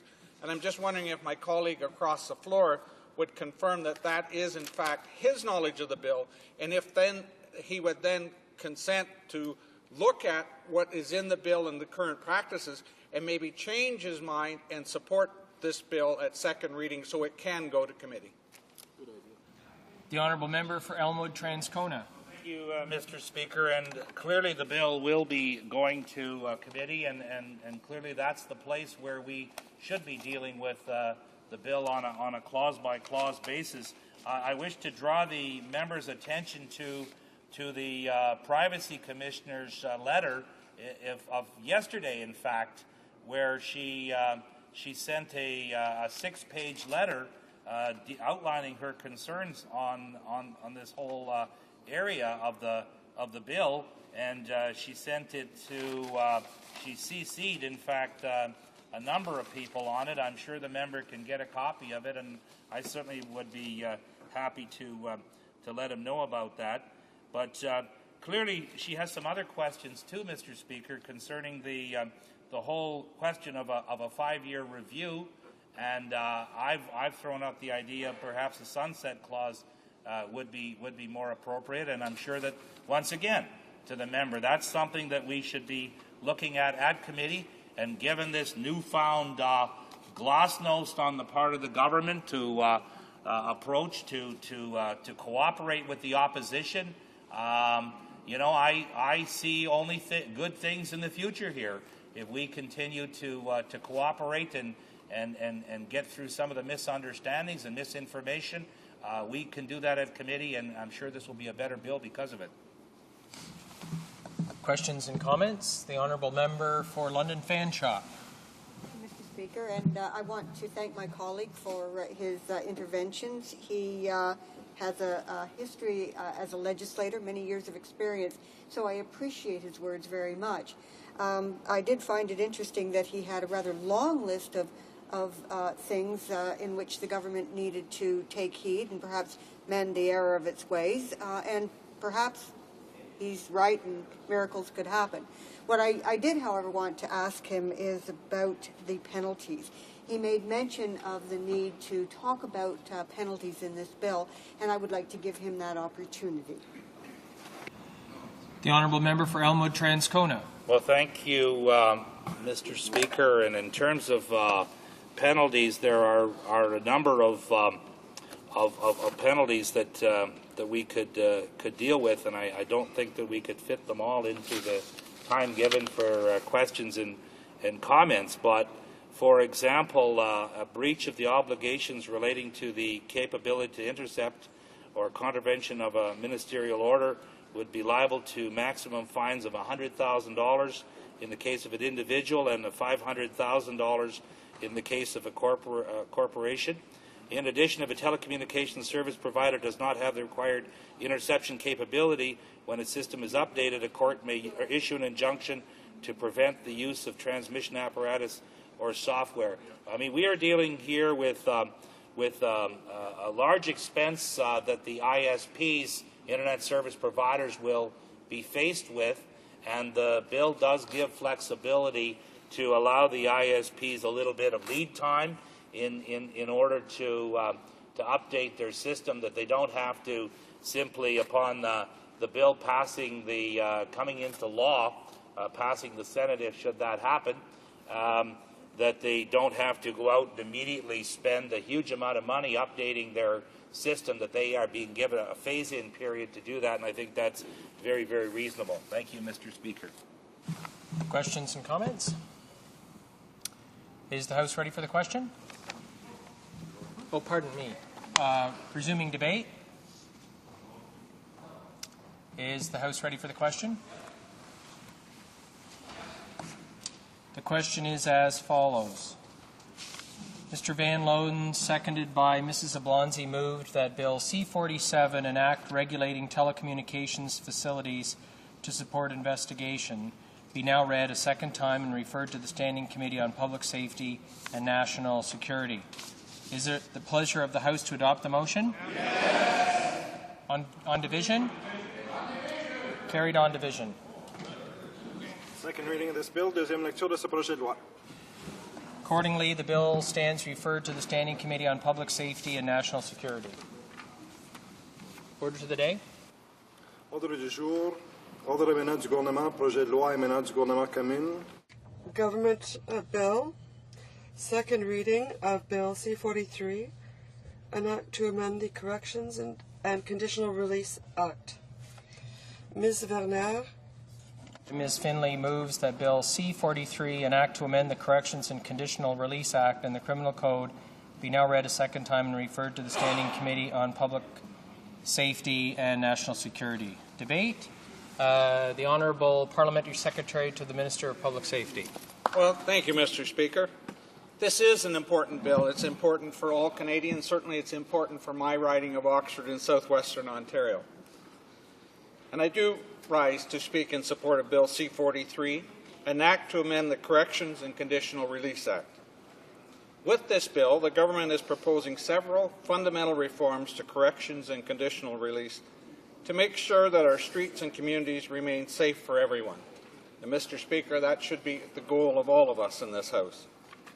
The proposed reforms will make the protection of society the paramount principle of corrections and conditional release. They will modernize disciplinary sanctions, and they will increase the responsibility and accountability of offenders for their own actions. At the same time, Mr. Speaker, the reforms will provide victims with access to the kind of information they demand and deserve. Mr. Speaker, these amendments do not appear out of thin air. Indeed, they build on and reinforce work already underway to strengthen corrections and conditional release. It therefore might be useful to understand the context for these amendments and how they are intended to continue the transformation of corrections. Since coming to office, this government has been committed to ensuring the corrections system achieves two interrelated goals: enabling offenders to get the help they need to rejoin society as law-abiding citizens, and that's an important goal, Mr. Speaker, and ensuring that Canadians feel safe in their own homes and communities. In 2007, as part of our commitment to protecting Canadian families and communities, this government established an independent panel to review the business plans, priorities, and strategies of Correctional Service Canada. The panel made 109 recommendations under 5 themes: offender accountability, eliminating drugs from prison, physical infrastructure, employability, employment, as well as eliminating statutory release and moving to earned parole. Its recommendations specifically address the concerns of victims as well as the need of offenders with mental health problems. Mr. Speaker, in Budget 2008, this government committed $478 million over 5 years to implement many of the panel's recommendations. And we have made tremendous progress in key areas. I will highlight 2 in particular: drugs and mental health illnesses. Mr. Speaker, the panel stressed the need to work harder to eliminate drugs from prisons. Our government responded by announcing a new anti-drug strategy last August to help eliminate drugs in federal prisons. This strategy is allowing Correctional Service Canada to significantly expand the drug detector dog program at all federal prisons, increase security intelligence capacity in institutions and their surrounding communities, and purchase security equipment for maximum and medium security federal prisons while also enhancing perimeter security around institutions. Mr. Speaker, as well, this government is taking action to tackle a problem that significantly contributes to use of drugs, the presence of gangs in our prisons.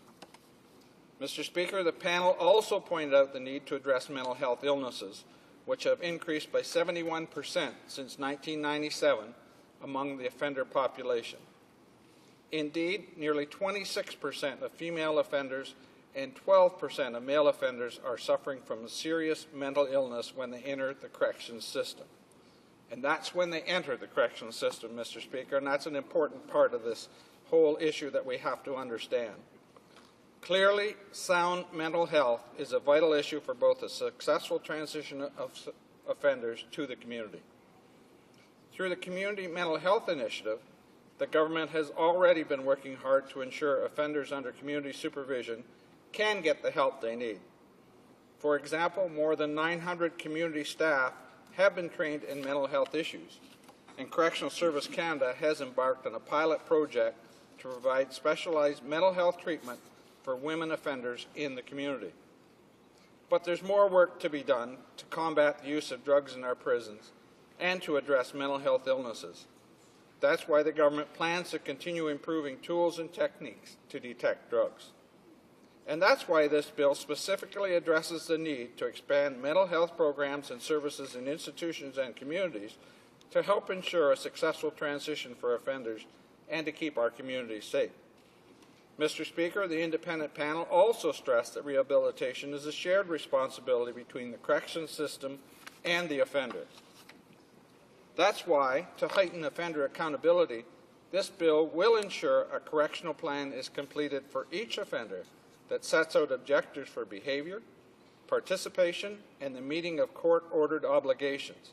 It will introduce new incentives to help promote offenders' participation in their correctional plans. Mr. Speaker, the bill before us today will also modernize the system of discipline in federal penitentiaries by, for example, addressing disrespectful, intimidating, and assaultive behavior by inmates, including the throwing of bodily substances. It will also require offenders to respect both other people and property. What's more, the bill will reinforce the requirement for offenders to obey all penitentiary rules and conditions governing their releases. And if offenders do not follow rules upon their release, Mr. Speaker, the bill would allow police officers to take action. For example, police could arrest without warrant any offender who appears to be in violation of parole. These are the kinds of changes that both the police and victims groups have been demanding, and we are proud to respond. I want to dwell on the rights of victims, Mr. Speaker, because they are the group that have been too often overlooked. This bill would enable victims to get information on the reasons for an offender's temporary absence or transfer. Victims would also be able to learn about the participation of an offender in program activities and about any convictions for serious disciplinary offenses. In addition, Mr. Speaker, the bill would enable a victim to make statements at National Parole Board hearings.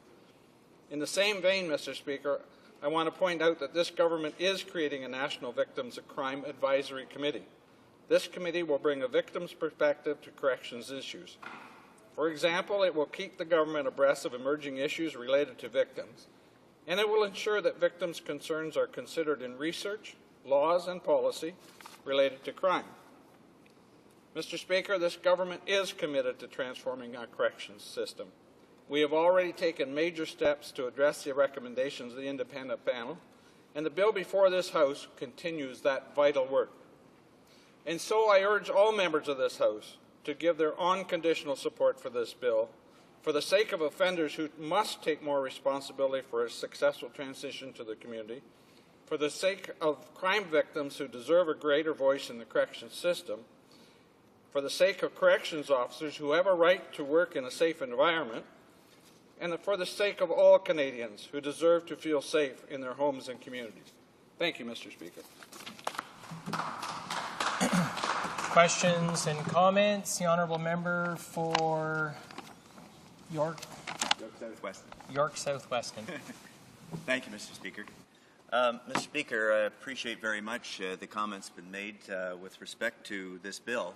My mind goes back to the 1990s, Mr. Speaker, where under the guise, if you will, of budget cuts and so on, there was a program of deinstitutionalization that took place where community-based organizations, in fact institutes that had long service records with respect to working with those who were involved with the criminal justice system and had mental issues that they were dealing with were in fact put out on the street, and the kind of community support that was needed wasn't there. And I think that the House would probably agree that we are taking the right steps to make sure that both inside institutions and when there are parolees that are part of the community, that the backup is there. And I think the House would be particularly interested in the statement made by the Minister with respect to offenders who do not follow the rules, and the whole question of accountability with respect to the actions that are taken to rehabilitate. It's very good that victims are kept up and abreast of how the person is being rehabilitated, but how can the accountability loop be closed such that society can be sure that that rehabilitation is real and it is going to result in that person, in fact, becoming a productive member of society. Thank you, Mr. Speaker.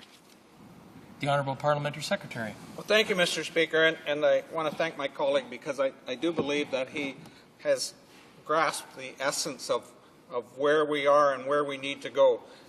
I was actively involved in that whole area back in the 90s and in the 80s, and in those days we had systems that were in place that were provincially operated where people who suffered from mental illnesses and a variety of things, some were just addictions, which some would deem as a mental illness, where these people received the treatment in the communities and were not part of the criminal justice system.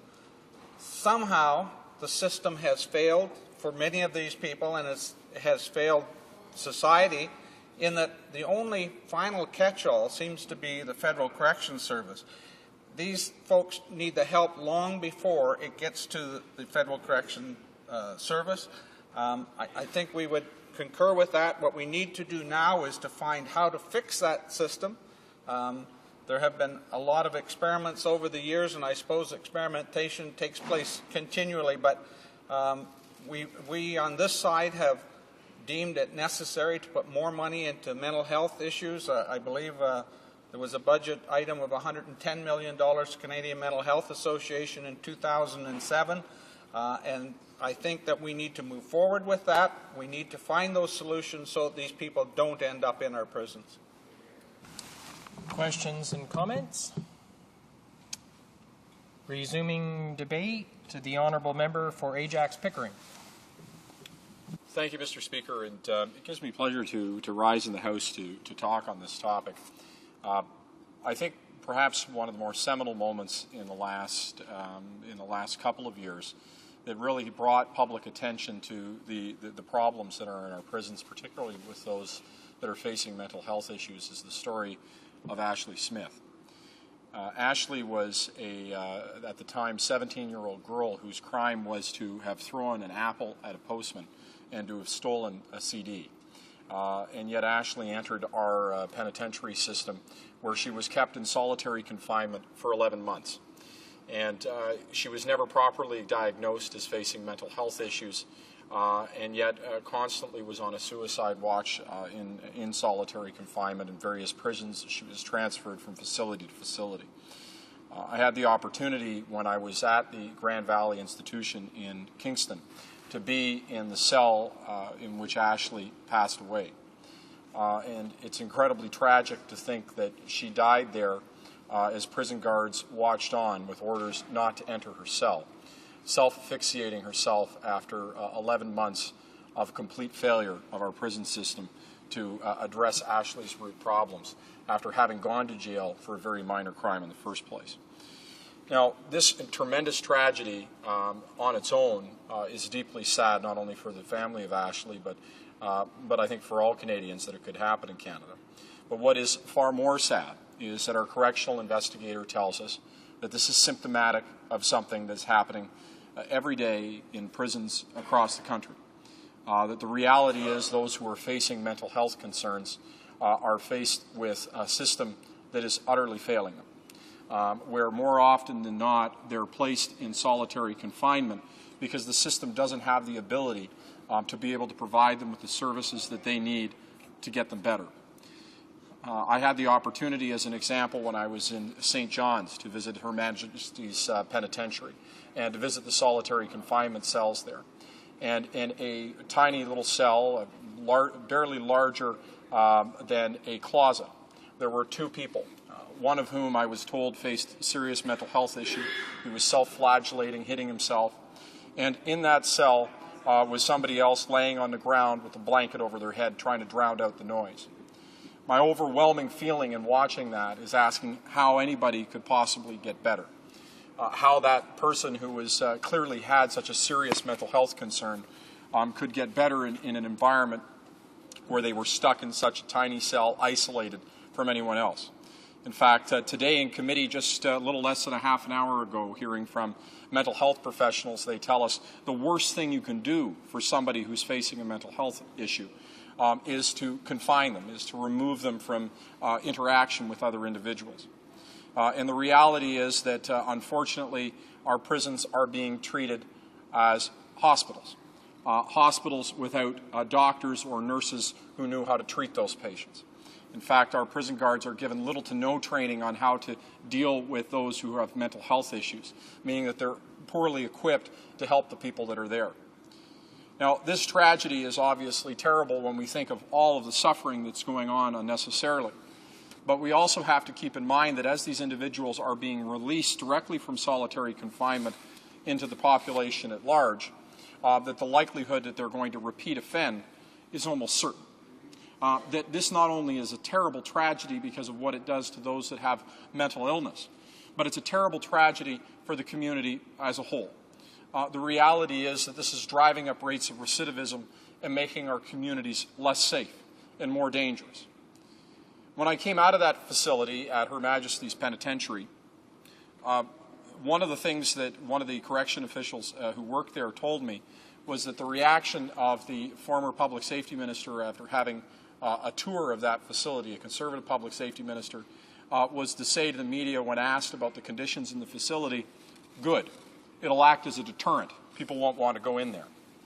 Well, the idea that somebody who's facing a mental health issue will stop and think about the abysmal, horrid conditions in a prison before they commit a crime is to so fundamentally misunderstand the nature of that problem as to assure that that person is going to enter that environment and offend and offend and offend and offend. And in fact, when you take a look at examples of other jurisdictions like California, where the recidivism rate now is over 70%, think about that for a second. Over more than 7 out of 10 individuals who enter prisons in California will reoffend. The similar statistics here in Canada are 36%. And why is that the case in California? Well, it's because those that are facing mental health issues or addictions, which I'll come to in a second in my speech, are given no programs, no services, are entering into environments that are overcrowded and exacerbate existing problems. It means that they enter as minor criminals, but they come out as hardened criminals, ready to offend and offend again. And we often forget that prisoners come back out of prison, even if you increase their sentences. In fact, over 90% of prisoners will come back into society. And the question is, how do we want them to come out? What we've heard in the recent report by Mr. Stewart and Mr. Jackson, who talked about a broken compass and that the government's direction with respect to corrections is leading us on a catastrophic path that has been done before. What we learned from them is that we are now walking the very same road that the Americans walked in the early 1980s, when the Republicans down in the United States thought the only way to solve crime was to put more and more people into prisons. What it resulted in the United States is what it will result here in Canada, an ever-increasing permanent prison population that churns out more and more criminals, costs billions of more dollars, and at the end of the day makes our communities far less safe. Already in Canada, we know that somewhere between 12 to 20% of the male population in our prisons is facing serious mental health issues. For women, the statistics are even more grave, even more severe. A full quarter or more of female inmates face serious mental health issues. Now it brings me to the question of addictions. We don't often think about what this root cause, the source of crime is, but more often than not, what begins that path down a dark way towards crime and towards problems, is addictions. In fact, in our prisons right now, Don Head, who's the head of our corrections facilities, has said that some 80% or more of criminals are facing addiction issues. That at the root of most of our prison population is problems with addictions. And yet the reality is, for those inmates, we are not providing the services they need to break the deadly cycle of addiction, crime, and violence. Because for somebody who's addicted to drugs, more often than not, they've got to feed that habit. And so they commit at first smaller crimes, crimes that have major detrimental impacts to communities, but are really the start of a more dark path that they're beginning in their life. They do break-and-enters to pay for whatever drugs they have. And we see, particularly in Vancouver, where the rates of drug use are much higher, the problem with property crimes continually on the rise. But we don't ask the question, what happens to that person who commits a break-and-enter, a young person, maybe who's 18 or 19 years old, who breaks into a house and steals some things so that they might be able to pay for their next hit of drugs? Well, the reality is they go into remand more often than not, where their sentence is served in overcrowded, deplorable conditions where no program, no services are offered whatsoever. I agree, and in this House we passed measures to end the 2-for-1 and sometimes even 3-for-1 credits in remand. But let's not kid ourselves that if we're getting rid of that, we also need to get rid of the conditions in remand, period. That when you have somebody who goes into those conditions, who's facing addiction problems, and their only environment is an overcrowded place with other addicts and other criminals, what happens is they come out even worse than they were before. That we're turning our prisons into crime factories. Dr. Jones, who is the head of the John Howard Society, quoted somebody the other day who said that our prisons are like gladiator schools, where young men, more often than not, it is young men, go in and learn how to be hard criminals, learn how to commit ever more serious crimes. In fact, when commenting on the direction the government was heading, I'll perhaps quote for a moment, if I could, from Dr. Jones, who's the Executive Director of the John Howard Society of Canada, who stated this government's agenda on crime, particularly as it relates to prisons, but in more generally states, quote, that their agenda contradicts evidence, logic, effectiveness, history, justice, and humanity. Those are some very strong comments from somebody who has to deal with inmates on a day-in, day-out basis, who's saying that this agenda flies in the face of all logic and all evidence and all history. It makes the point that this has all been tried before, and it's failed and failed miserably. So the question is, what is the answer? What is the right approach to dealing with these issues? Well, the first thing we must do is to invest in local communities. Nobody understands better how to stop crime in their community than a community itself. I was in Summerside in PEI, where their Crime Prevention Council has pulled together the whole community, ranging from police to not-for-profits, groups like the Boys and Girls Club, the Salvation Army, the local Chamber of Commerce, bringing them all together to ask how can they defeat the problems they're facing with crime in their community, and they developed a plan. Their problem is that their funding is being cut. Can you imagine, at a time when we have a government that says they have an agenda on crime and that that's their priority, that the crime prevention budget in this country has been slashed by more than half since this government came into power. So that groups like the Boys and Girls Club are telling me they have less money for programs, not more. That the agenda that they've developed locally is not only not receiving any money, but more troubling, what money is left, they're being prescribed national directives that don't work for their local communities. I heard the same thing with the Crime Prevention Council in Kitchener when I was there, and had the opportunity to talk to them about their incredibly well-considered and intelligent plan to combat crime in their community. Their greatest frustration is that the very things that is the cheapest way of dealing with crime, which is prevention, they're seeing their money slashed. And that where there is still money, in Kitchener, as in other crime prevention efforts across the country, they're being prescribed edicts from Ottawa that don't work from their communities. They're being told that if you're a round peg, you have to fit into a square hole. It doesn't make sense. Communities have to be allowed to develop their own solutions. And if you're wondering just how serious this slashing of funding is to local crime prevention efforts, in the last full year of a Liberal government, the National Crime Prevention Centre supported more than 509 projects in 261 communities for a total of nearly $60 million. Today, that funding has been slashed, as I said, more than half, cutting every single year the government has been in power to the point where there are 285 less projects that are now being funded, and that actual spending has now been reduced to just $19 million. So we can talk about having a prison strategy, but can you imagine at the same time that they're following a failed Republican model on prisons, that they're slashing the very things that stop people from going into prisons in the first place? It is a policy that is backwards in the extreme.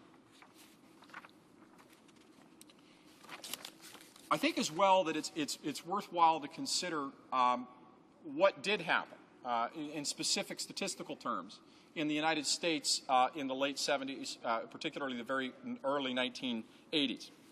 If we look at 1981, the incarceration rate in Canada and the U.S. was very similar. In Canada, we incarcerated 91 individuals for every 100,000 people. In the United States, that figure was 243. It was higher, but it was relatively similar. In Canada, by 2001, that rate had only grown slightly to 101 individuals incarcerated per every 100,000, while in the United States it had soared to nearly 700 people for every 100,000, a rate 700% higher than Canada.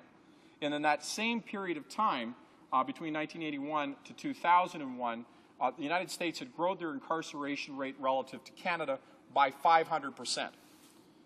So you can ask the question, well, what did the United States get for that? What happened to crime rates, violent crime rates or overall crime rates during that same period? Remarkably, or perhaps not so remarkably if you know this, if you understand the full story of crime, the reduction in crime rates in Canada and the U.S. were almost identical.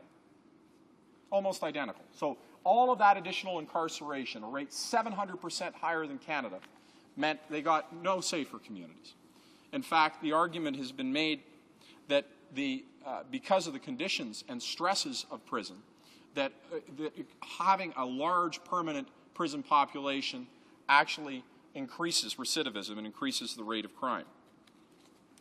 So to me, perhaps the least logical thing you could do is spend billions and billions of dollars on something that is proven to make the situation worse, not better.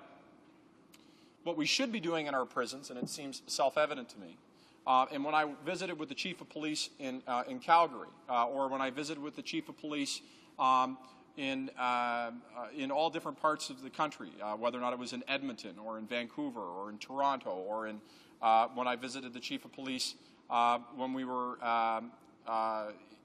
in Cape Breton, what they say again and again is that we've got to have a way to break the cycle of addictions. And one of the things that was recommended specifically in Calgary was that we need prison facilities where people will go and serve their time, but will actually be able to get treatment. And I've had parents of children who have committed crimes saying they would turn their own children in, that they would go and grab their children and take them to the door of the prison and ask that they be incarcerated if they knew that those kids would actually get the help that they needed to get better. Instead, what they know is when they're sent to these facilities, they get much worse. We also know that we need to train those that are on the front lines, those who are the prison guards, to effectively train them to identify and deal with mental health issues.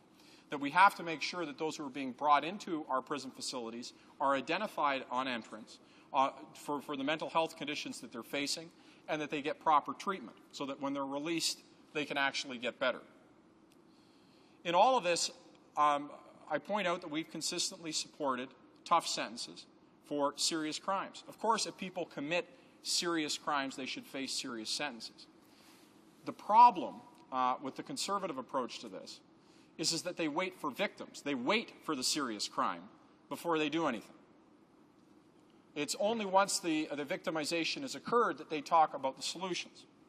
And what we're saying here is, of course, once that has happened, once that situation has gotten to that horrible place, then yes, tough sentences have to be and must be implemented, and we've supported them. But in the lead up into that, both in prisons and in prevention and in other actions that are taken, there are far better ways of addressing crime. The last point that I'll make, Mr. Speaker, comes directly to our police, the men and women that we count on to keep our communities safe. And we know that particularly when the policing is proactive and community-based, plays a huge role in reducing crime. What's so disturbing about the actions of the government is they've really betrayed police, and that's the words of police themselves. In fact, the Canadian Association of Police called the broken promise to put 2,500 new officers on the streets a betrayal. That the RCMP, who were promised by the Prime Minister in a speech when he stood in Vancouver to give them wage parity with other police, who even then signed a contract, the Prime Minister signed a contract with the RCMP, and then ripped it up, threw it out. That they weren't even being able to give pay parity with other police forces, which is going to have a huge detrimental impact in their recruitment. The other thing they did to the RCMP, which I thought was extremely offensive, was to challenge their right to collective bargaining. They're actually taking it to court, a right enjoyed by every single other police force in every other part of the country. For 4 years, the Liberal government 4 years ago introduced a bill to modernize policing techniques, to give them the tools they needed to go after criminals in cyber fraud and child pornography. We introduced that in 2005.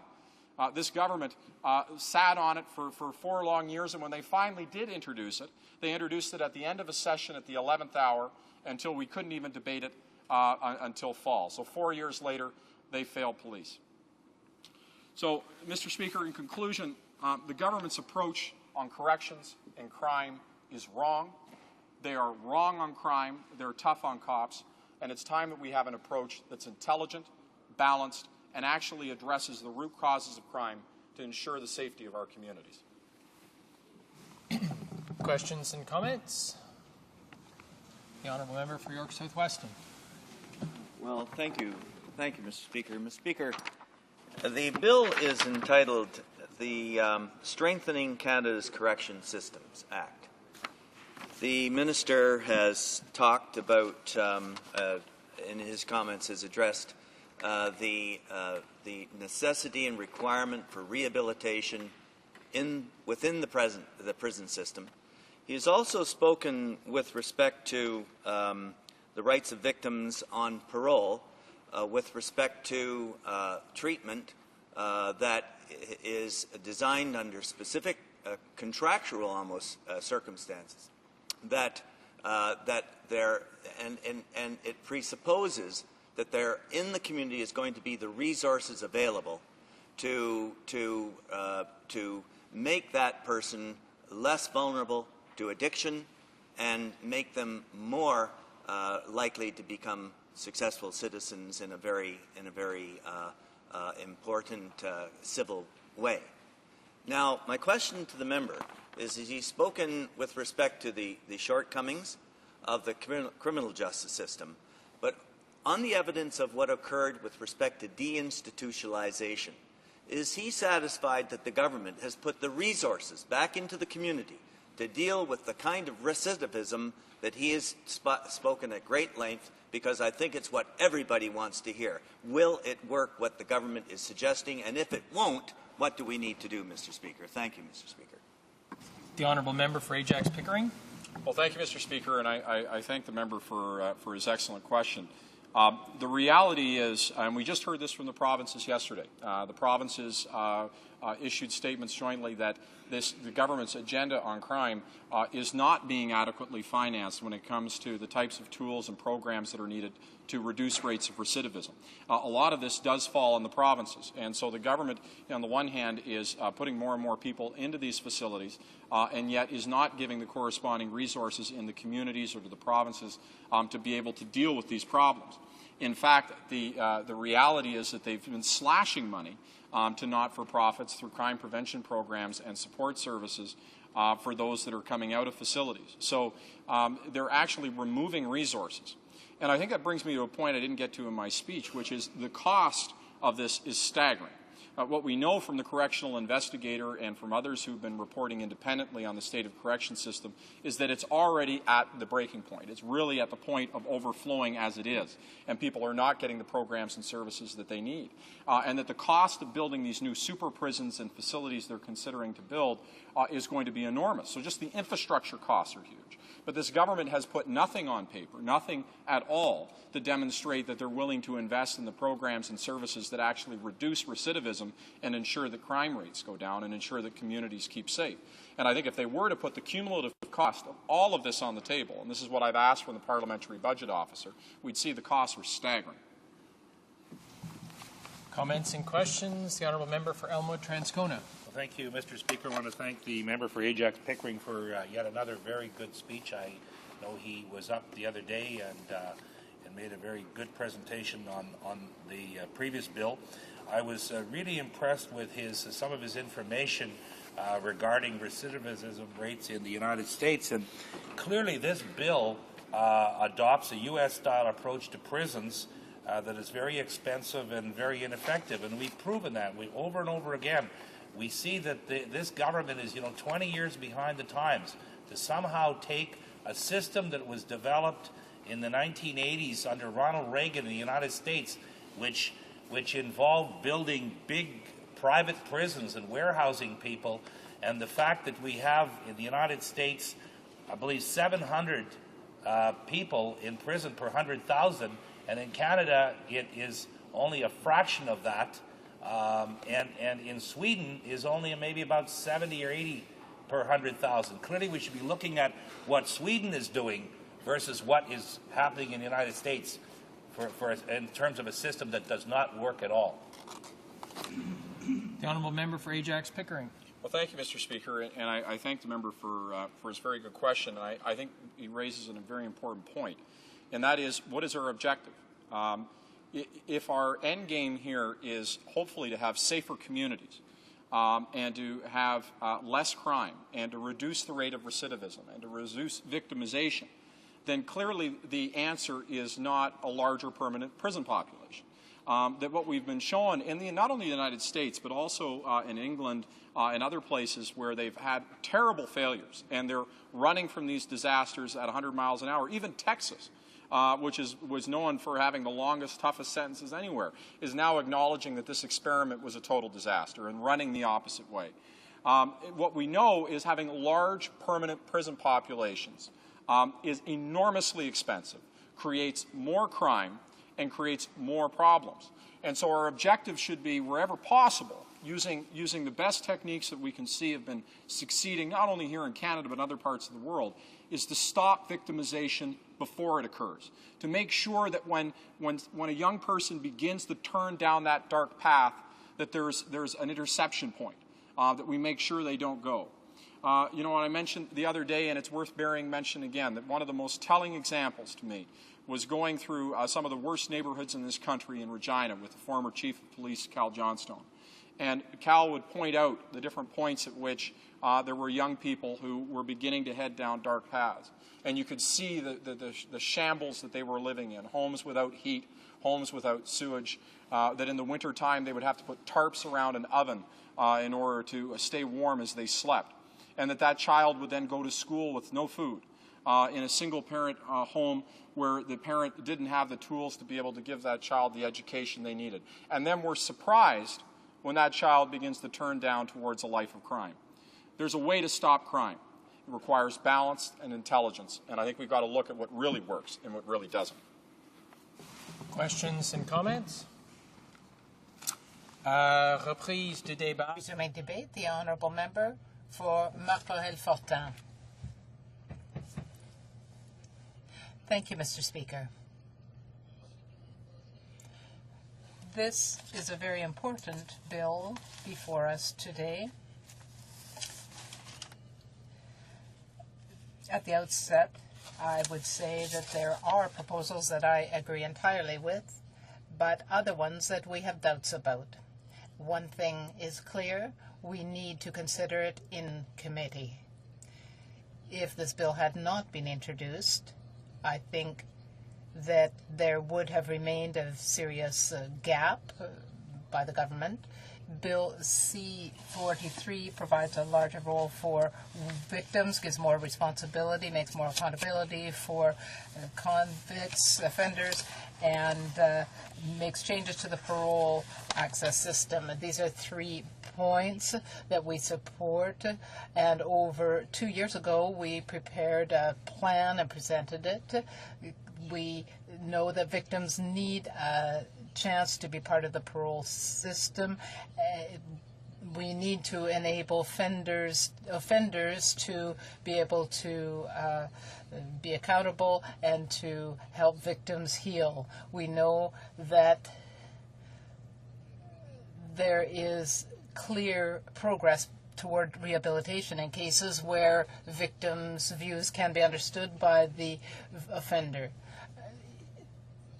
We think that helping offenders in this way will provide reintegration possibilities. How can we make sure that someone fulfills financial responsibilities and pay in part for housing and so on? The Bloc Québécois is not in favor of automatic reactions like minimal sentencing, but it is also against the automatic release. We feel that release should be warranted and earned. The University of British Columbia has prepared a study on this. We need to resolve the problems that exist but not create new ones, and this is why the Bloc supports the principle of Bill C-43, which does not mean that we do not have serious objections to certain provisions in it. On June 16, 2009, the Justice Minister introduced Bill C-43, an act to amend the Corrections and Conditional Release Act and the Criminal Code. This is an act to strengthen the Parole Act, and we will be dealing with this. There are a certain number of objectives here. First, clarify that the protection of society is the paramount consideration for the Correctional Services of Canada in the corrections process and for the National Parole Board and the provincial parole boards in the determination of all cases. The few reforms that were brought in the past were aimed at protecting society better. We all agree that needs to be done, but we have to think about the methods. We need to emphasize rehabilitation. We need to have monitoring of offenders to better protect society. Another aim is to enable victims to have a role in parole hearings, to enable the National Parole Board and the Correction Service to provide information such as the name and location of the institution, the reason for a transfer to that institution, information about the offender's participation in programs and convictions, and so on. We believe that this is a good measure as well. If we can create empathy between the offender and the victim, if the offender knows the victim, that the victim has been aware of the offender's participation in progress or lack thereof during the sentence, then that is important, because usually they have no knowledge of the victims. There are people, of course, that we call psychopaths who have no feelings, no ability to understand others, but we're not talking about them. We're talking about social misfits that can become aware of the fact that they have victimized certain people, that there are victims who are informed of their progress, who are keeping an eye out, and I think that this can be helpful in their rehabilitation. Another aim is to ensure that that there is information on the participation, and to include further disciplinary offenses such as intimidation, false claims, and throwing a bodily substance. This includes spitting, but there are offenders who, if they know they are HIV positive, have thrown blood at the guards. And these are incidents that we have to take prompt action to prevent, because otherwise it is hard to get back on a rehabilitative track. We have another aim in this bill, which is the types of reasons given for excluding offenders from accelerated parole review, to provide for the automatic suspension of parole or statutory release in certain cases, and to authorize peace officers to arrest without warrant offenders for breach of conditions. And we will be talking about these further. Up to this point, probation officers had the prerogative to monitor inmates after their release, and there were cases where minor infractions took place and a severe reprimand might be given or a warning. We need to think about the fact that sometimes things happen in environments where there are a lot of offenses being carried out, and sometimes police officers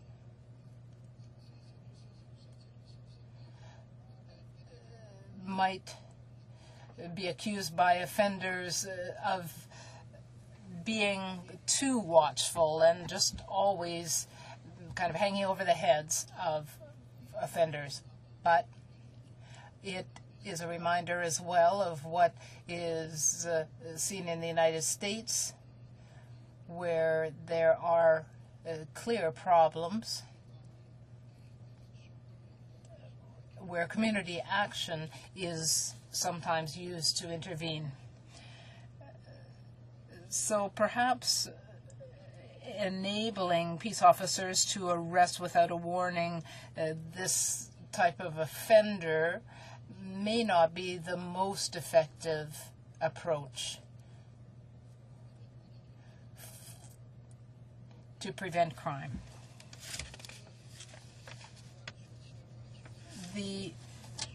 we know that we already have the parole system, which was improved. It was changed in 1992 and replaced existing legislation. We had a final report from the committee with recommendations. The committee was had its objectivity questioned by a university professor who was asked to look at the CSC's operating priorities and so on, and essentially the aims that I talked about were considered to be the priority. In 2008, there was a new injection of money to overhaul the CSC. I think that this was money well spent to ensure that we had increased facilities, because we know that the $168 million would certainly be used, because creating new prisons is very costly. The government made a commitment. It adopted a new approach to protect society as a priority and in its corrections and parole system. Everyone agrees that this is important, but we have to understand that rehabilitation of offenders is also one of the best ways to protect society. If detention helps offenders learn to be better criminals, if they become convinced that society is unfair, then society is not achieving its aims. On both sides of the House, we need to give not the benefit of the doubt, but we need to be very clear, even if we don't always agree on each point, that our overall objective is to reduce crime and protect society. There are 4 key areas here in the bill. We need to improve the information that is provided, increase accountability on the part of offenders, and we agree with that as well as the other one, because rehabilitation requires accountability. We also need to strengthen the rehabilitation, but we agree, but we have to see whether this is actually reflected in the legislation. And finally, the disciplinary aspect that needs to be updated. We have the disclosure to victims. That aspect is covered in the bill. Victims are going to have a stronger role to play in the corrections and parole area. There have been calls for improvements. The rights of victims to attend the parole hearings will be entrenched here in the legislation. We agree entirely on this, even for reasons that the Conservatives may not have thought about. It is important for would-be parolee to be aware that there are victims and that someone has been harmed by his or her actions. So unless the offender is a psychopath and has no understanding of others' feelings, then that can help them rehabilitate themselves. So the bill amends the Act to provide the correctional system and the parole system the opportunity to hear from victims and provides information to victims ahead of time when possible of transfers and provides other information. such as the participation of the offender in programs and any serious disciplinary offenses while detained. When there is a victim who may be disabled or not competent or may have died, then the information will be provided to the appropriate person. Victims will have an opportunity to ask for the reasons for charges and will be able to appear. If there could be an influence on the parole board, then the victim can take that step. The offender can, in turn, try to prove that there have been changes and that he or she understands the impact on the victim. So we have to think not just about enforcement and punishment, but about rehabilitation. Our main objective with the corrections system is to have people getting out and having made the efforts they need to change their behavior. This is how we feel that public safety can best be ensured. We want people to be less likely to reoffend and to be rehabilitated. So we want to increase accountability on the part of offenders. That is the beginning of their rehabilitation. Rehabilitation has to be in compliance with the legislation and is a shared responsibility between the victim and the corrections system. The Corrections and Conditional Release Act will be amended to make offenders more accountable and to show more respect for people and property. Section 38, which I myself drafted in Quebec when I overhauled the corrections system there. If you are not someone who has worked in this area and is a legal drafter, it is very difficult to work with this, but I did draft Section 38 of the Correctional Services Act in Quebec. And if memory serves, here it is. The Quebec model for reducing crime would allow for what I was saying is that all inmates should know, and this particular section should be posted in their cells. And while I was drafting this particular section, I talked about it with my driver because he was a former prison guard. And what it said more or less was that the inmate could obtain parole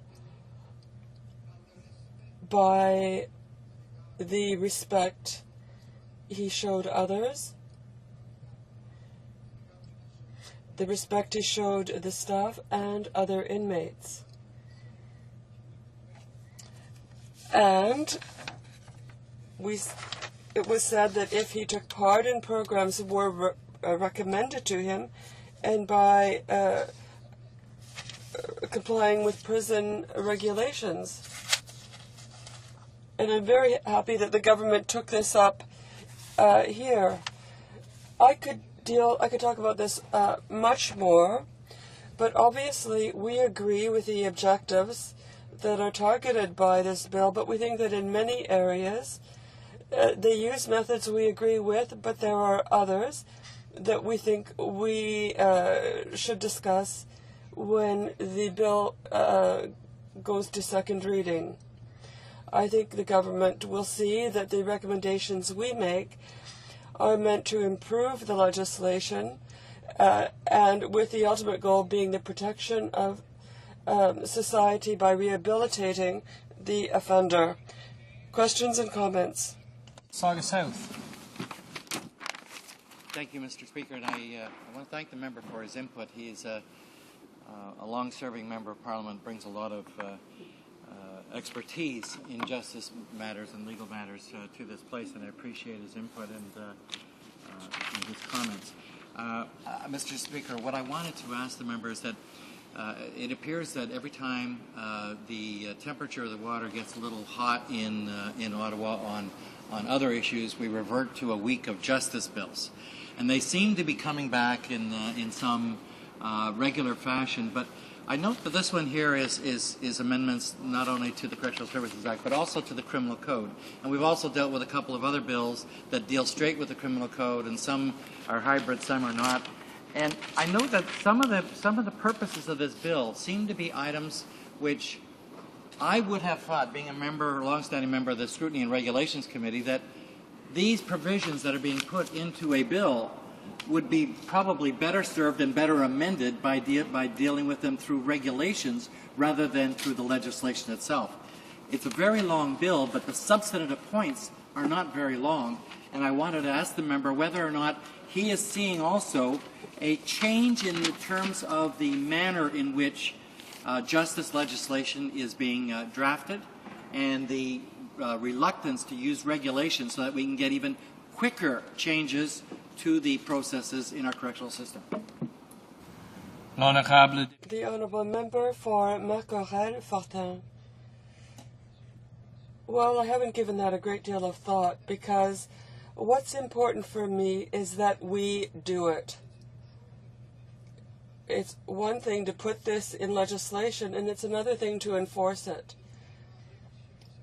I recently asked representatives of correctional services who appeared in the committee. I put the question to them.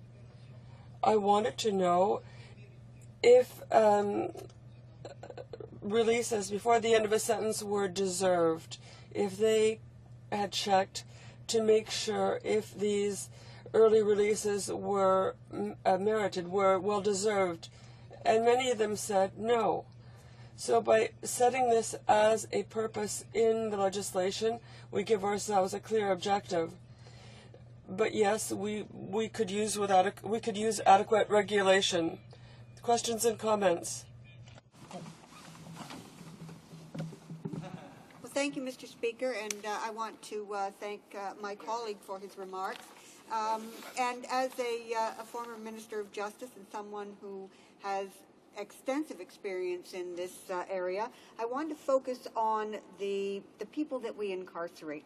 The figures vary somewhat, but essentially some of the statistics say that as many as 30% of those incarcerated in our federal and provincial jails are people suffering from mental illness, and that there is a disproportionate number of First Nations youth, men, and women who have experienced high levels of poverty, abuse, the lack of educational opportunity, and that many of those women who are in jail have been the victims of sexual abuse.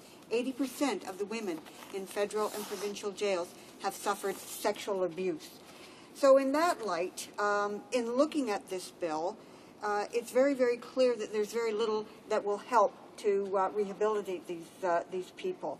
And in fact, Bill C-43 creates a paper obligation for prisoners to participate in non-existent rehabilitation programs. I would like the member to comment on that, please. The Honourable Member for Marc-Aurèle-Fortin. The member is quite right. It's a fine objective, but I think we can judge the government by the means it uses to attain this objective. It may not necessarily be what I would do, but one thing is certain: we are imprisoning people far more. I think of 150 countries, I think we're about 80th in terms of incarceration. but we're very far from the United States, which is the country which imprisons more people than anywhere else in the world. But we imprison far more than in Western Europe. So it makes it difficult to give those prisoners who need it the help they need. And there's a striking example of an error the government is making, is the abolition of conditional sentences, because there is a gradation, degrees of sentencing. There is, first of all, release, and then a suspended sentence. And then there are other steps. But now they're creating all these restrictions. So when a judge wants an offender to be able to pursue his studies or go and get help for his addiction, well, a conditional sentence was perfect. But now they won't necessarily be able to do it. And this hits Native people and people with mental illnesses more than others. The Honourable Member for Crowfoot. Thank you, Mr. Speaker, and I want to thank the colleague from the bloc for his speech. I must admit I don't agree with the member on his stands on sovereignty for Quebec or breaking up our country, but on the issue of justice, I have grown to appreciate his comments, and I do appreciate the fact that he has served as Justice Minister. And just in response more to what the NDP colleague just asked and the mental illness, I just sat in. I chair Foreign Affairs, but I replaced someone at Public Safety, and they were dealing with mental illness within the prison system. And one of the testimonies that the witnesses brought was that the ability of incarceration would actually, in many cases, give these individuals the help that they wouldn't normally get. Now, my colleague just said that conditional sentences, he basically disagreed with that, because he said that a conditional sentence would allow them the opportunities to receive help.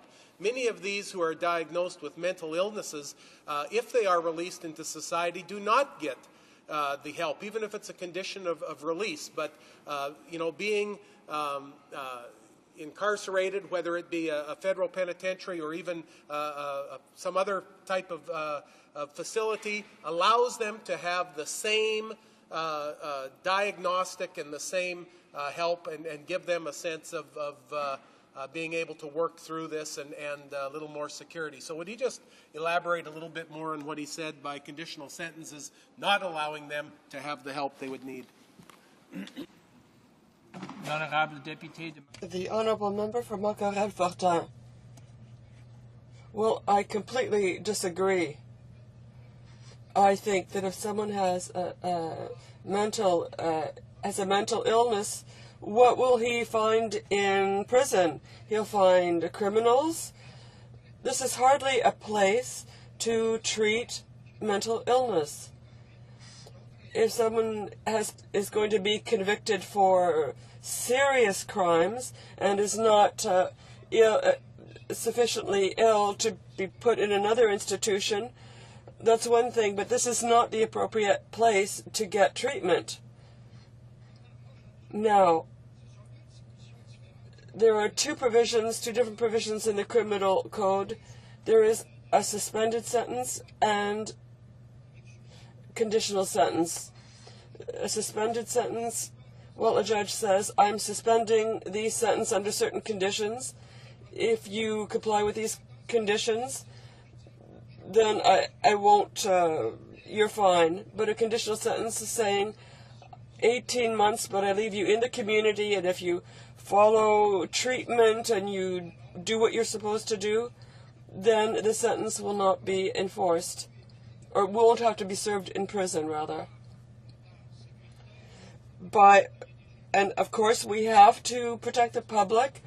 There are people who are dangerous and people with mental illnesses who are dangerous, although they are a minority, I should point out. But I feel that prisons are not hospitals for people with mental illness, period. Member for Elmwood Transcona.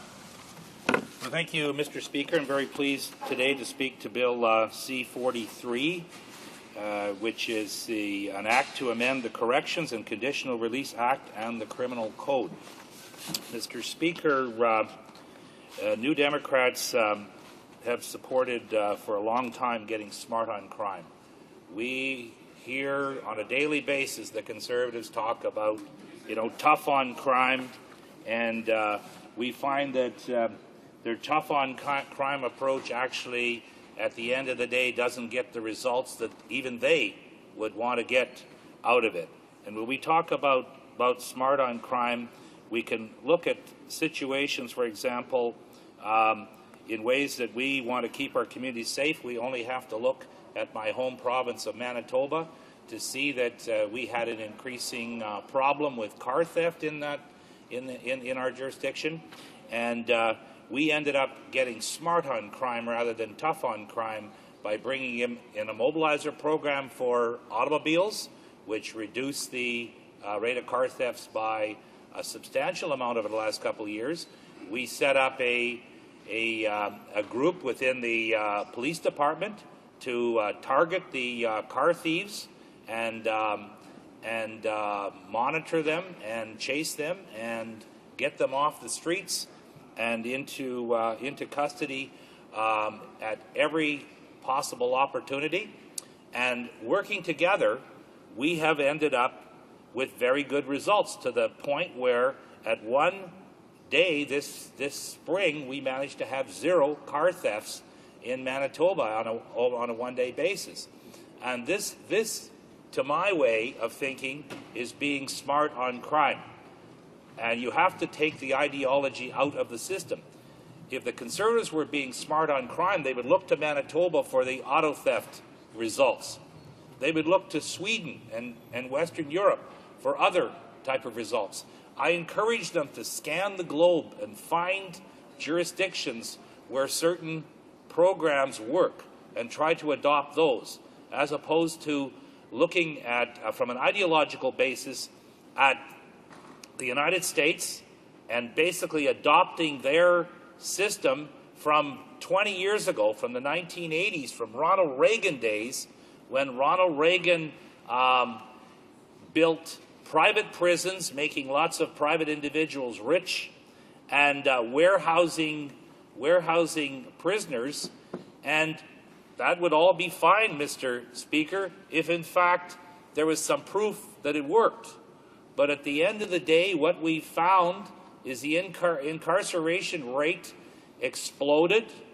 The incarceration rate in the United States, I believe, is perhaps 700 plus people per 100,000 in population. In Canada, I think it's 170. I haven't seen the stats for a couple of days now, but I know that I'm reasonably close. But in Sweden, the stats are maybe only 80 per 100,000. Well, those are stark differences between the three jurisdictions. And so clearly, if the Conservatives believe, and I think they should, in best practices, then if they believe in best practices, they should seek out exactly those best practices. And on that basis, how could they possibly conclude that following an American-style system is the way to go, when the results are exactly the opposite of what you're looking for? And in fact, we have a situation in California where the governor has been releasing people because the state can't afford to house the people. The prisons are overflowing. The crime rate is going up. The country is not any safer because of it.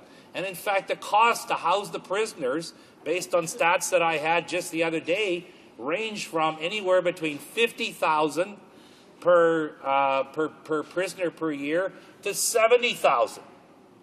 And what do we get for that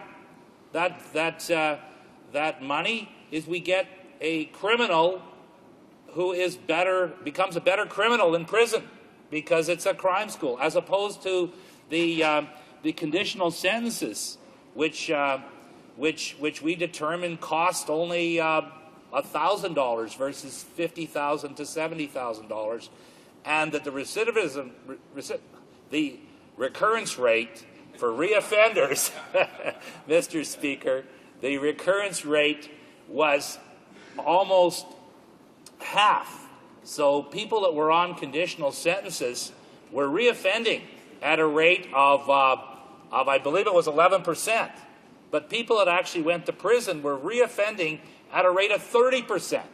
So, I mean, it doesn't take a genius here to figure out that if you can supervise the prisoner for $1,200 or $1,300 and they've only got half the chance of reoffending versus spending $50,000 to $70,000 on them, and that they would reoffend at the rate of twice that amount, it's really not that hard to figure out. Now, Mr. Speaker, I do want to say that clearly the government has to take another look at this rather than embarking on a system that is really designed to bump up their polling numbers for a future election. They poll all this information on crime, and they know what the public likes to hear. And so when their polling numbers go up, 10 points on a certain area, well, we'll incorporate that into a bill and fire it before the House. And that's why we see all these crime bills here that keep coming before the House. So we want to take a smart approach to crime, a cost-effective approach to crime, and clearly, if we're going to incarcerate people, we want to make certain that there are programs in the prisons that will rehabilitate the offenders. And so, what has the government done? It's actually cut the amount of money that it used to put into these programs. So I have to say that I really enjoyed listening to the member for Ajax Pickering both today and the other day when he addressed, now mind you, he was a little off course on the bill, but his speech was excellent. And he made an excellent presentation, I thought, as to where we are right now and where we should be going and how we should be getting there. And not adopting these ideological George Bush, Ronald Reagan type approaches similar to the ones that were being looked at in Ontario, where they will simply follow the program from an ideological point of view, where they'll develop private prisons and simply warehouse people with no regard to rehabilitation, and basically just turning out more dangerous criminals into our society to reoffend. So, Mr. Speaker, we in the NDP support establishing the rights of victims to make statements at parole hearings. I note that 20 years ago, having been in the insurance business for the past 30 years, I have numerous examples of dealing with people that have been victimized, have had their houses broken into, and then when the thieves are caught, they make an attempt to find out, what was the resolution of their case. And 20 years ago, they wouldn't get very far. They would be rebuffed by the police force and told that, no, it's none of your business, just collect your money from the insurance company and not to worry about it, not recognizing that the people were deeply affected by the crime, by people breaking into their property and basically violating them.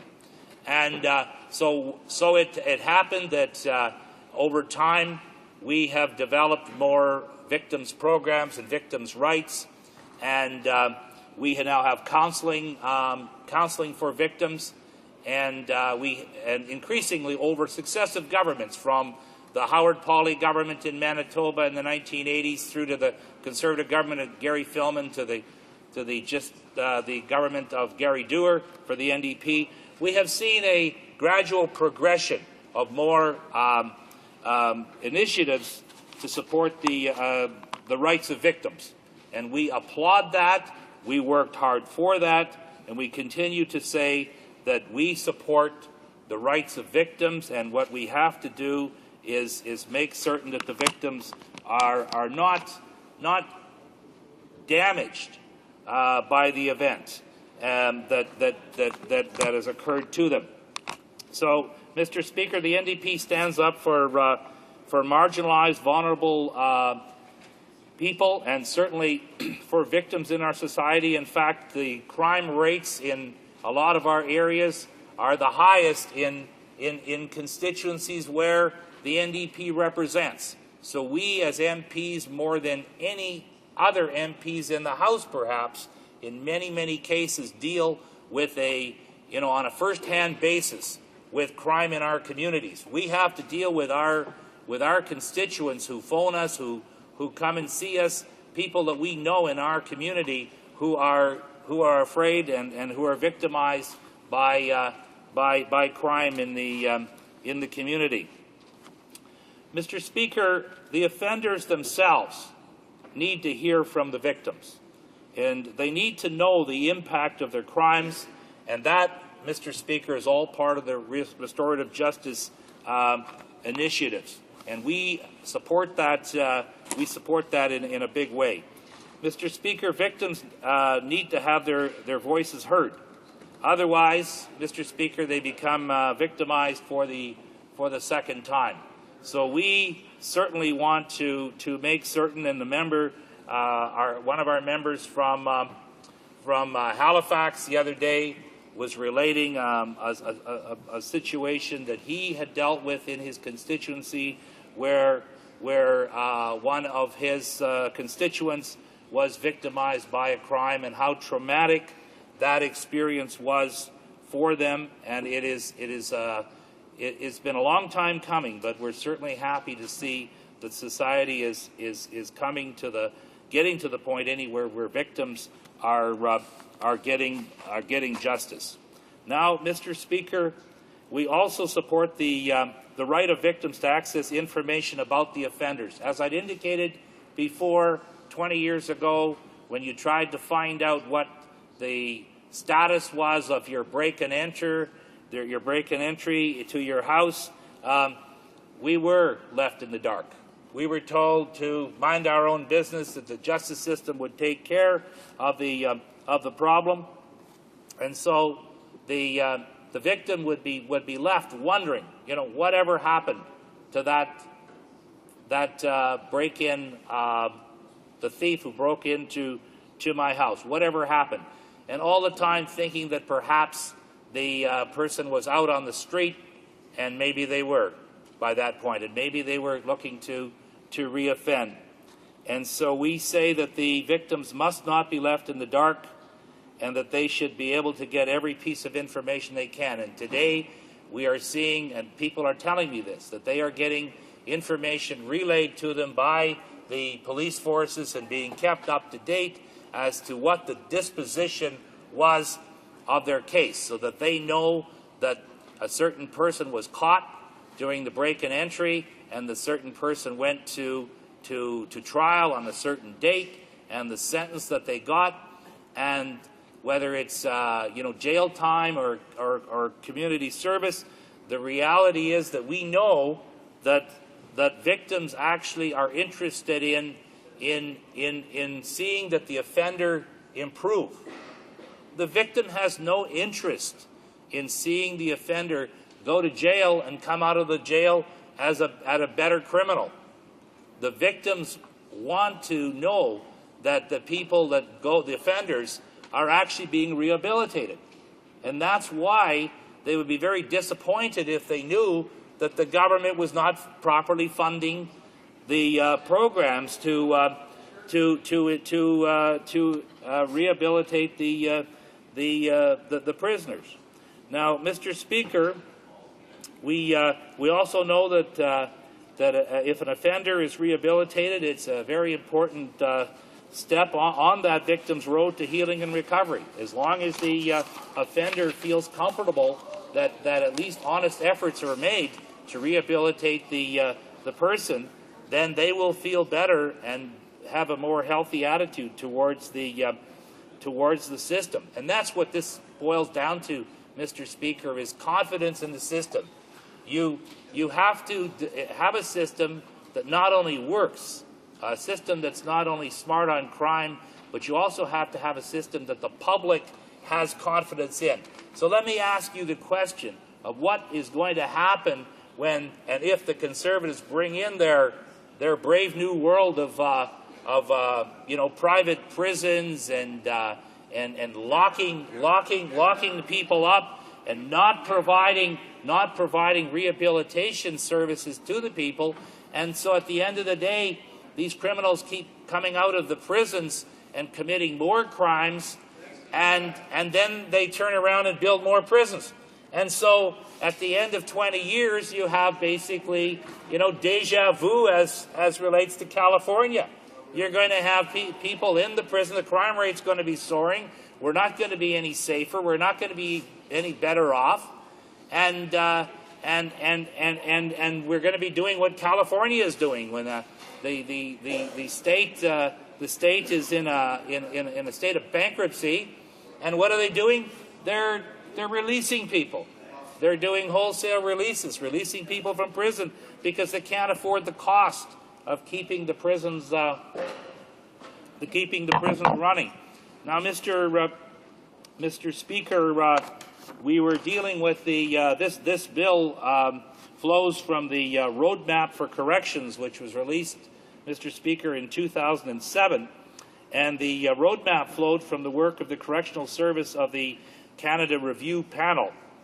Now, the chair of the panel was Robert Sampson, who, by the way, was the Minister of Privatization under Mike Harris, and as Minister of Corrections, where he advocated for privatization of Ontario's prison system. And, Mr. Speaker, that really is like putting a fox in charge of the hen house. And so I think we would feel a little more, relieved and happy over here if we could get those images of Mike Harris out of our minds once and for all. And I mean, I hate to say that the process is tainted when the specter of Mike Harris is brought into the equation, but unfortunately, I guess that would be the case. Mr. Speaker, the roadmap does not engage in a careful evidence-based review of Canada's correctional system. In fact, it cherry-picks statistics to give a distorted view of crime trends. It ignores the history of our prison system. It ignores the lessons that have been learned. And it's designed to tell the government exactly what they want to hear. And that is a sad reflection and commentary on our system, and it's not peculiar to a Conservative government. It can happen in any government, whether it's a Liberal government or an NDP government. We see that happen so often with the civil service, telling us what we want to hear. The private consultants that we hire, in fact, simply tailoring their message back to us. After they find out what we want to hear, they come and tell us for a big inflated price what we want to hear. So we want to point out, Mr. Speaker, that corrections experts have challenged this roadmap, and we don't really think this is a way to go.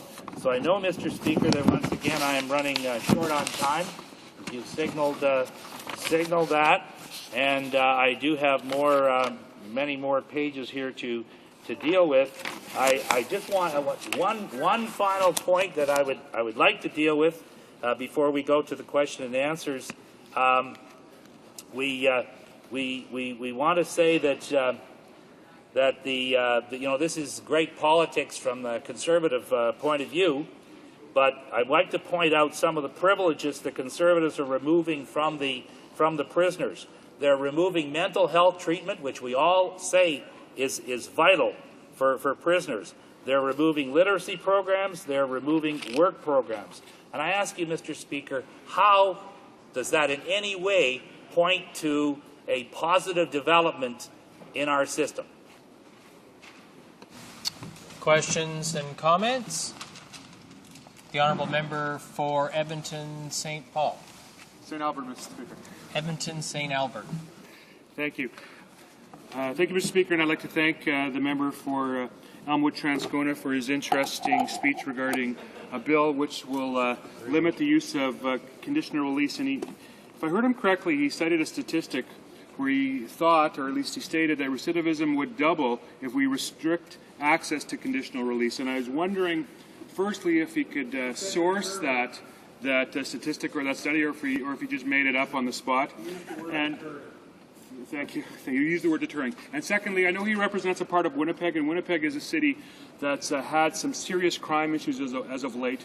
So I'm wondering what his constituents are telling him about the Conservatives' tough on crime, safe street and safe community agenda. The honourable member for Elmwood Transcona. Well, thank you, Mr. Speaker. And the statistics that I used were used in speech, so that's part of Hansard, and he can check Hansard to get the actual statistics. But I certainly did quote a source on that, and it was certainly a reliable source. As a matter of fact, I think it may the source may have been Statistics Canada, but well, you know, well, the members.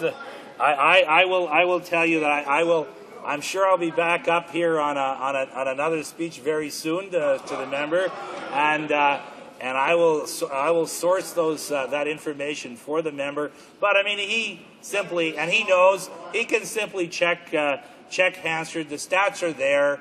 They're part of the Library of Parliament information regarding the bill. There's nothing improper with the statistics, and he knows very well that that's the case.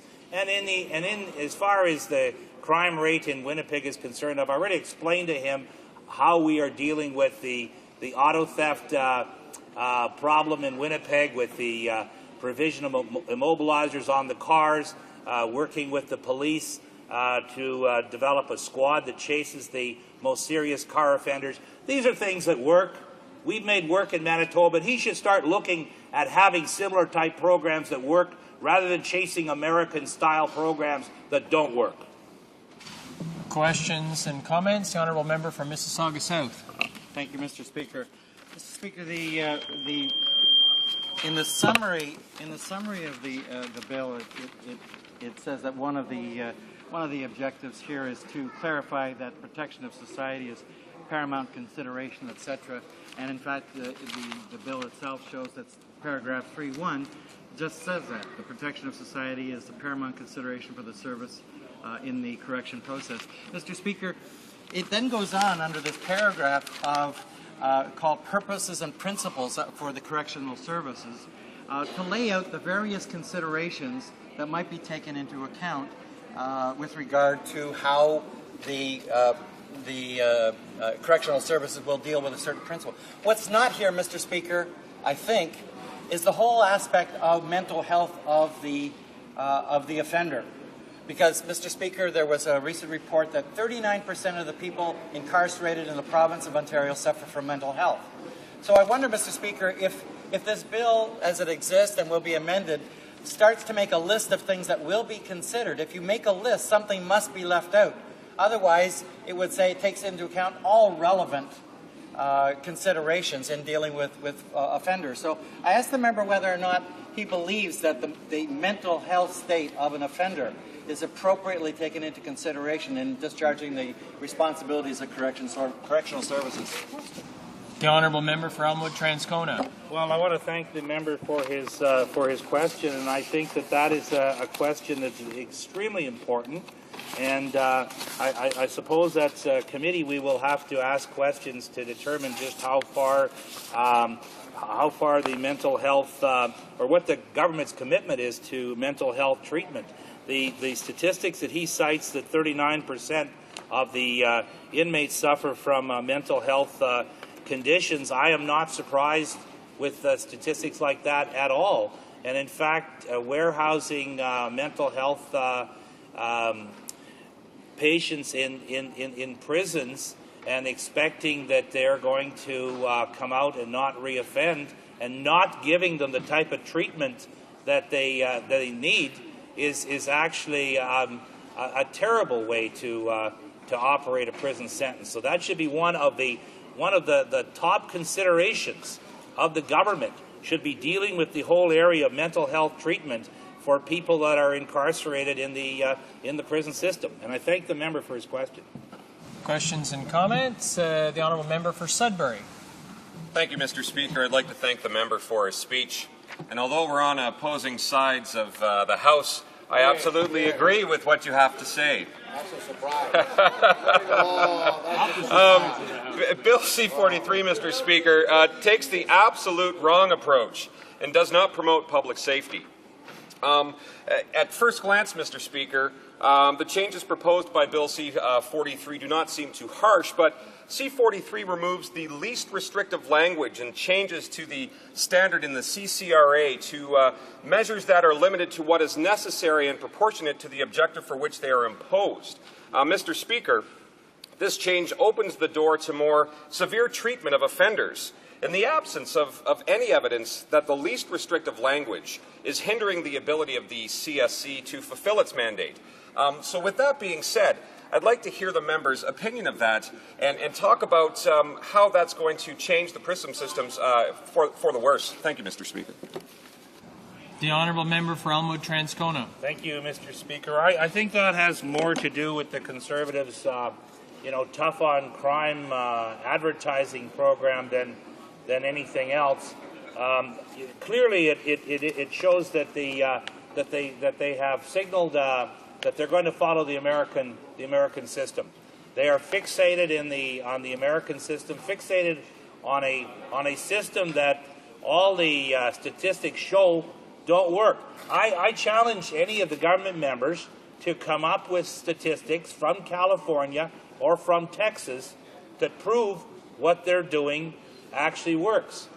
I know they can't do that because the people in Texas and the people in California are saying themselves that their system doesn't work, their system is broken, and, I mean, do they have to tell the Canadian Parliament not to follow their system, or can't we just figure that out for ourselves? This honourable member will have 2 minutes remaining questions and comments when the House returns to this matter. Statements by members. The honourable member for Abbotsford. Mr. Speaker, I never go tired of extolling the virtues of the city of Abbotsford. The farming capital of BC, Abbotsford and its airport are home to a vibrant aerospace industry. Our city has been named the best place in Western Canada to do business, has one of Canada's fastest growing economies. That's due to their MP. Despite a modest population of 135,000, Abbotsford has produced no less than 4 Canadian Idol finalists, a tribute to our city's flourishing arts environment.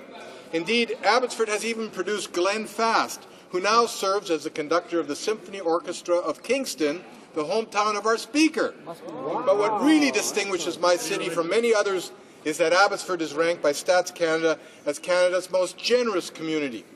As a city of volunteers and home to many charities and places of worship, my community truly cares about the welfare of others and regularly opens its hearts and wallets to those less fortunate. Outstanding. Mr. Speaker, I'm privileged to represent the residents of Abbotsford and look forward to continuing to serve them as their Conservative Member of Parliament. The honourable member for Scarborough Southwest. Mr. Speaker, earlier this month I participated in the launch of the Canadian Coalition for Genetic Fairness, whose mandate is to secure legislation to ban genetic discrimination in Canada.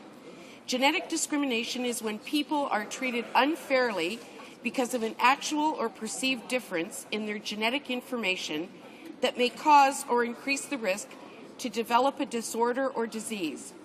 It is unfair to use genetic information to determine which individuals will be employed or insured. It is not only unjust but devastating to those affected. Many other countries, including the United States and the United Kingdom, have already taken steps to protect their citizens from genetic discrimination. In Canada, there is no such protection. Without it, Canadians will continue to be subject to discriminatory treatment. I urge all members to support legislation that will protect all Canadians from this unethical and immoral practice. The Honourable member for Montcalm. Mr. Speaker, I would like to pay tribute to my mother, Florence Lachapelle, who will be celebrating her 100th birthday tomorrow, October 30th, 2009. She was born in Sainte-Ligorie and was both a farm girl and a farm wife. She raised 12 children, and her courage and determination have been an inspiration for all of us. Despite her age, she is strong, independent, and in relative good health. She has been through 100 years of history with her age, and she saw the arrival of electricity and the computers, the First World War, and the Afghanistan War have been part of her life, and the Great Depression, as well as this economic crisis. On my own behalf and on behalf of her sons and daughters, grandchildren and great-grandchildren, we thank you for all of your love and your attention over all these years. Happy birthday.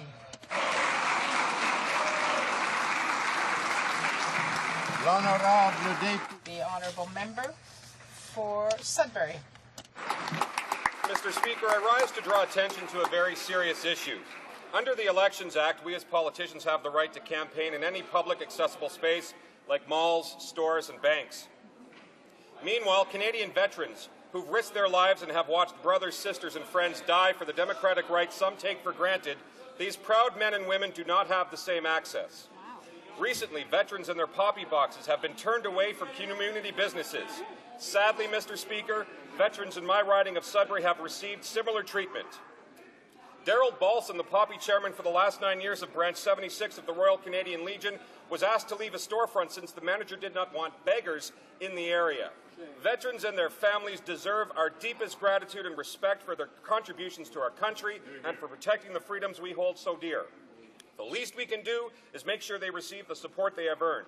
Mr. Speaker, I urge all parliamentarians, all Canadians, to support their poppy campaign so we may honour the living and remember the fallen. Thank you, Mr. Speaker. Member for Bruce, Gray, Owen Sound. Thank you, Mr. Speaker. As Remembrance Day approaches, we all start thinking about our veterans and their service to our country. I had the pleasure recently to attend the 9th annual Honouring Our Local Veterans event at the Royal Canadian Legion Branch 6 in Owen Sound. This year, 9 veterans representing the Army and Air Force were honoured.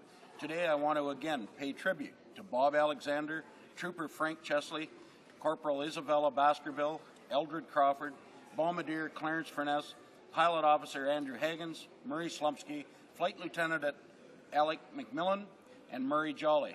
The event was organized and sponsored by the Billy Bishop Home and Museum in Owen Sound. I want to thank those and indeed all of our veterans that have served our country. They all deserve our utmost respect and admiration. This Remembrance Day, I want to encourage all Canadians to take the time to attend a service and to reflect, to respect, and remember the efforts of our veterans, past and present. Hear, hear. The honourable member for York South Weston. Mr. Speaker, I rise today to extend congratulations to the St. Fidelis Golden Age Club, which celebrated its 25th anniversary on October the 18th, 2009. As part of the celebrations, a standard reflecting the principles of the club was designed and prepared. The standard was blessed at St. Fidelis Church at a Mass on October the 18th, and on that day, all the original members of the club, who are still active, were presented with their 25-year pin. In 1984, the St. Fidelis Golden Age Club began with the help of a New Horizons grant. This program for seniors provides funding to nonprofit and other organizations and helps to ensure that seniors can benefit from and contribute to the quality of life in their communities through active living and participation in social activities. Mr. Speaker, as you can see, a grant distributed 25 years ago is still bearing fruit. From humble beginnings, it now boasts over 270 members. I invite the House to join me in congratulating the St. Fidelis Golden Age Club for 25 wonderful years. Thank you, Mr. Speaker. The honourable member for Peace River. Well, thank you, Mr. Speaker. This afternoon, I stand in this House to pay tribute to some of the often overlooked heroes in this place. Every day, we as members of Parliament come to work knowing that we are safe, because we here on Parliament Hill are protected by a well-trained security team who take pride in the work that they do. This past Monday, however, 3 members of this team were injured while securing the public gallery, which had been overwhelmed by a group of protesters. Roger Maisonneuve, Paul Arcan, And Justin Young are the names of the 3 guys that were injured while doing their job. We wish them all a speedy recovery. Mr. Speaker, this event reminds each one of us what we should do more often. Firstly, we should denounce those who would resort to violence in this place. And secondly, we should thank the men and women who willingly serve to protect each one of us here in this place. Mr. Speaker, today I would encourage all members, when they're outside, to thank the members that serve in our security detail. But I ask that all members stand with me in showing our appreciation.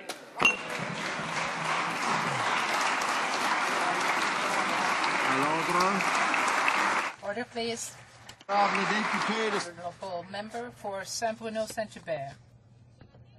This morning, the TVA audience had an opportunity to watch for the 5,000th time over 21 years the show Salut Bonjour. The associate producer, Daniel Picard, invited onto the set a number of the show's hosts from the early days. Guy Mongrain, who was there for 13 years, will be there, as well as Paul Riffard and Annick Dumontet. This show is a model of longevity and appears every day. On average, over 418,000 people watch it every morning. It went on the air in 1988 with co-host Mathias Briou and Anne Poliquin. Today we have Gino Chouinard and Penelope McQuaid. My colleagues in Bloc Québécois join with me in congratulating all the artists, producers, and others, and we wish them a long life. The Honourable Member for Charlebourg, Haute-Saint-Charles. Mr. Speaker, in April, our government introduced Bill C-26 to deal with auto theft, which causes losses of over $1 billion a year. For months now, 4 months, Liberal senators have been delaying passage of this legislation. This bill would make it easier to investigate and prosecute auto thefts and would increase the sentences for serious crimes. Canadians want us to take action, and this bill would add to the measures already in place to deal with organized crime. We urge the Liberals to listen to Canadians, as we have done, and to stop playing partisan politics on the backs of victims. When will the Liberal Party leader tell his colleagues in the Senate to pass this important legislation? Our government is the only government that can help and protect victims. East. Mr. Speaker, the ALS Society of Canada is a leading not-for-profit health organization working nationwide to fund ALS research and to improve the quality of life for Canadians affected by the disease.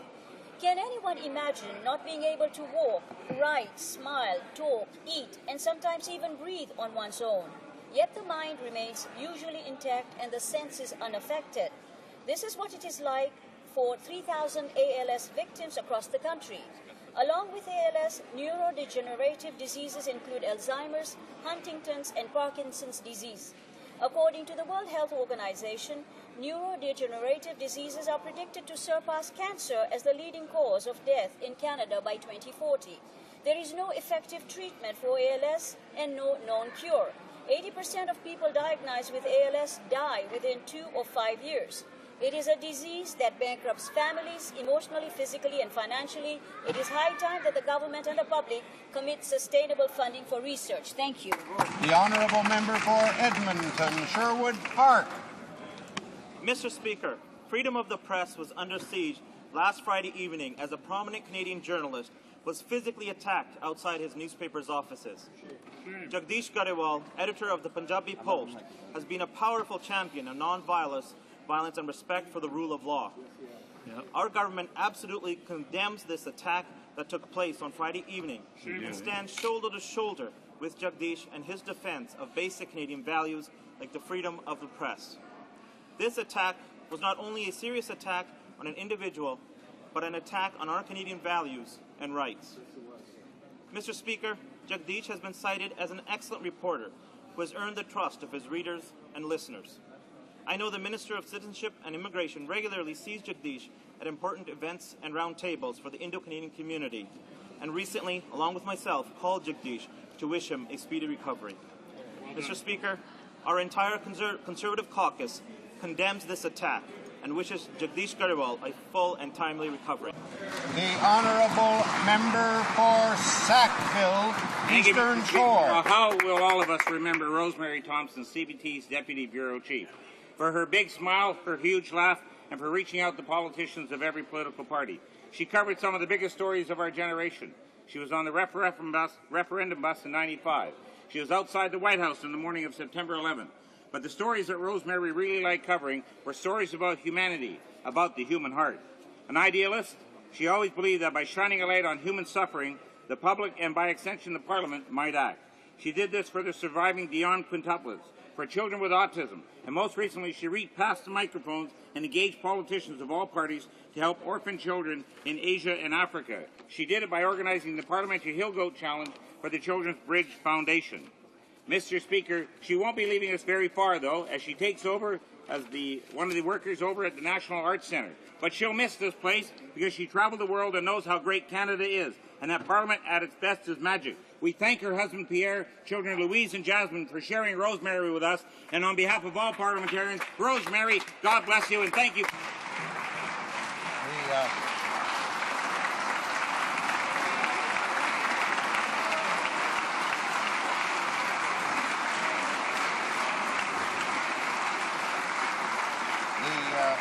Honourable Member for North Vancouver.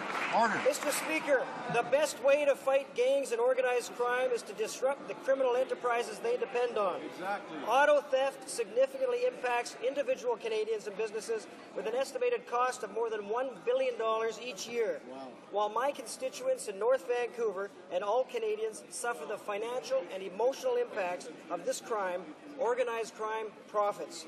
This is why our government is committed to cracking down on auto theft, Mr. Speaker.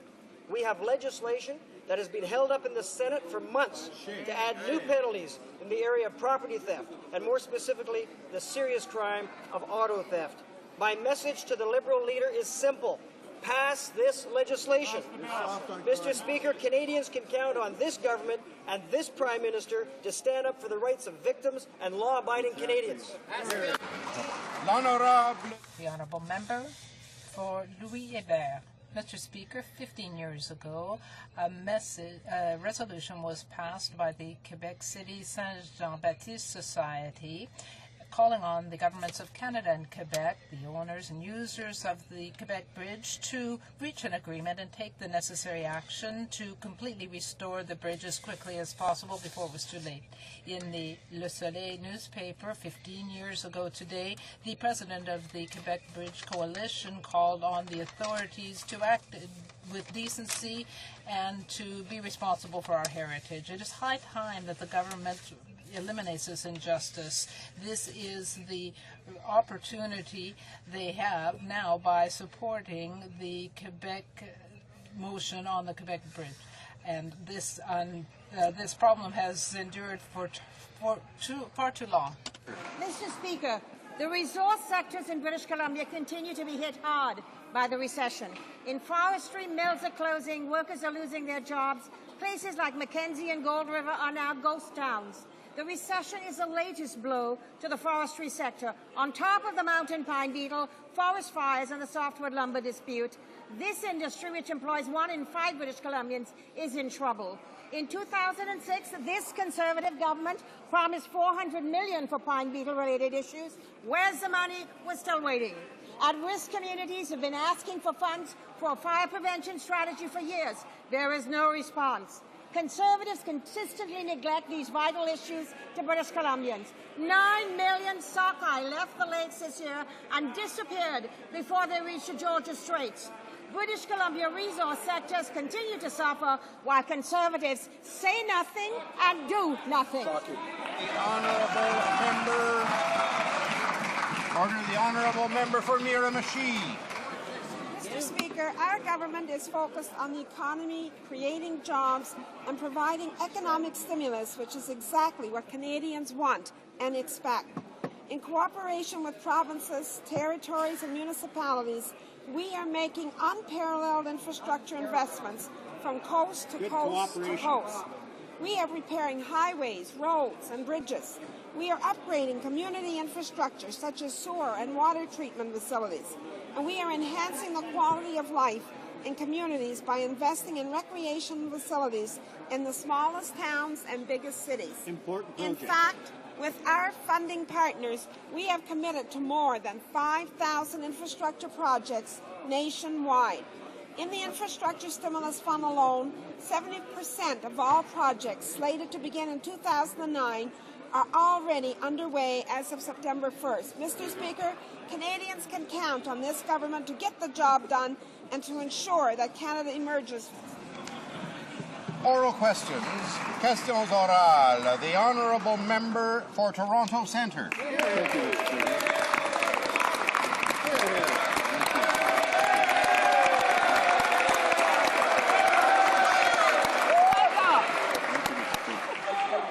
Mr. Speaker, my question is for the Minister responsible for Public Health and for H1N1.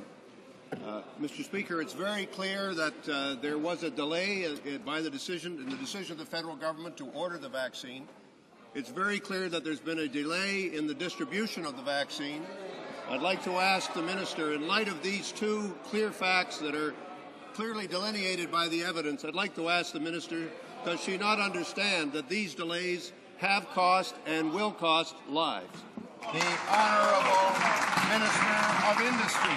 Order. Thanks, Mr. Speaker. Our Minister of Health has been working with the Chief Public Health Officer, has been working assiduously with provinces and territories across this land to deliver the vaccine, and approximately there are 2 million doses that will have been delivered by the end of day tomorrow, and of course by next 6 million rather, and by the end of next week there'll be an additional 3 million doses for a total of 9 million doses for Canadians, Mr. Speaker.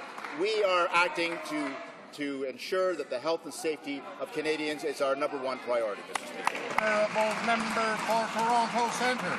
Monsieur le Président. Mr. Speaker, the facts are clear. There's been a major delay in the government's decision to order the vaccine. There's also been a major delay in distributing and making available the vaccine.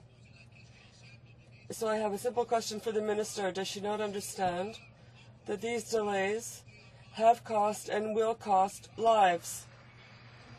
The Honourable Minister of Industry. Mr. Speaker, there's been no delay. Every week, provinces receive 2 million doses. I think there have been 6 million doses so far. Next week, there will be 3 million additional doses for Canadians, to help Canadians. Territories, Mr. Speaker, and let me say that our healthcare workers, our nurses, our doctors, our public health officials are working 24/7, and they deserve all of our support. The Honourable Member for Toronto Centre.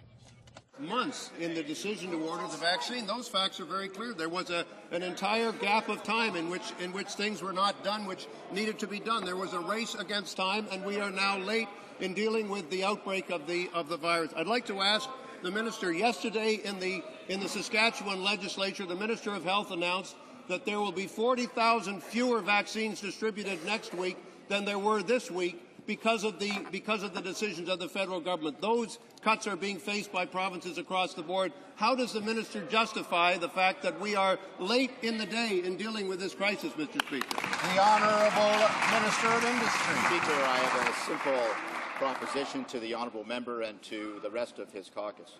Work with us. Work with public health officials who give their best advice to us day in, day out. Work with the doctors, work with the nurses, work with the medical professionals. We are all in this together. Work with us.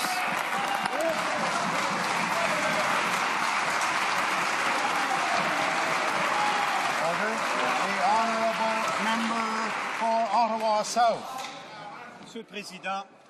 Mr. Speaker, confusion, uncertainty, and delays with respect to H1N1 is spreading everywhere in the country. And yet the Prime Minister has hidden funds for propaganda. The Conservatives have spent 12 times more on hollow slogans than they have on providing information on the virus. The expenditures for self-promotion has surpassed that spent on informing the public. When will the Prime Minister put political interests, when will he stop putting political interests before Canadians' health? The Honourable Minister of Health. Speaker, our government has demonstrated real leadership when it comes to communicating with Canadians on H1N1. Canadians, as I stand here speaking, thousands and thousands of Canadians, as I stand here speaking, are receiving the vaccine. We will continue to work with the provinces and the territories in the rollout of the vaccine, and we will continue to communicate with Canadians the importance of getting the vaccine, and so should the opposition members.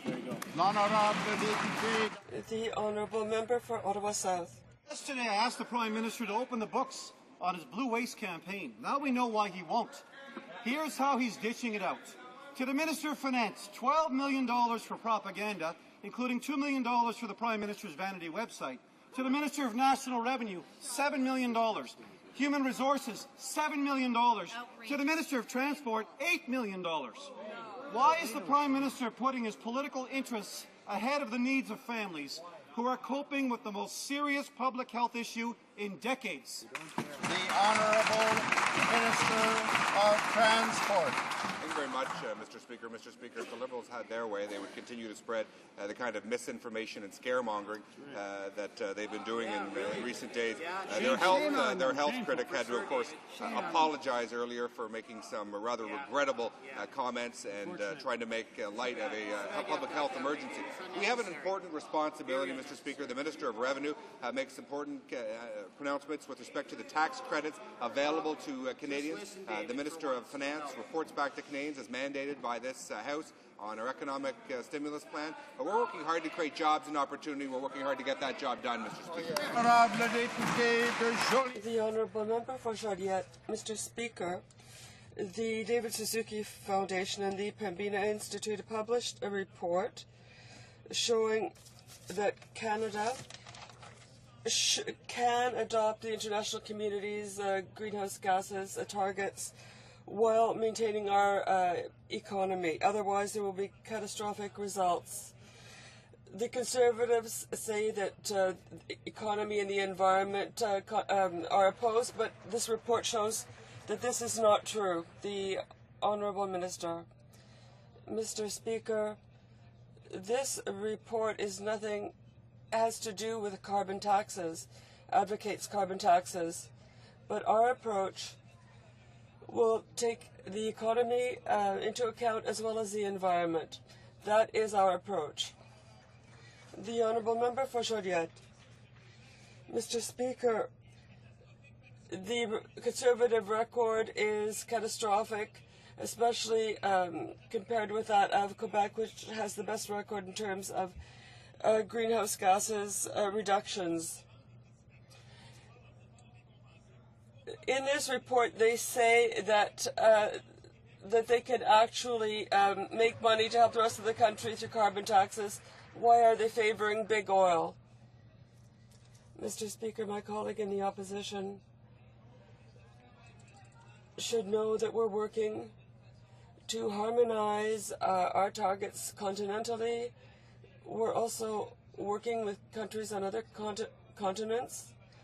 But we're not going to implement a report such as this one because our approach will be balanced, pragmatic, and it will take all kinds of factors into account. The Honourable Member for Rosemont-la-Petite. Mr. Speaker, the government's refusal to adopt a real greenhouse gas reduction program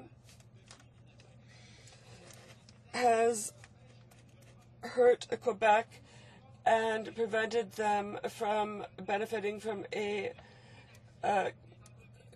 carbon tax or rather carbon exchange program. Quebec could actually benefit if Canada were to adopt things such as a carbon exchange. The Honourable Parliamentary Secretary to the Minister of the Environment. Do not support a carbon tax. Effective action on the environment requires a balanced approach to taking action, providing a cleaner environment, Mr. Speaker, and economic prosperity for Canadians, Mr. Speaker. That's what our plan does, Mr. Speaker, with an absolute reduction of 20% by 2020.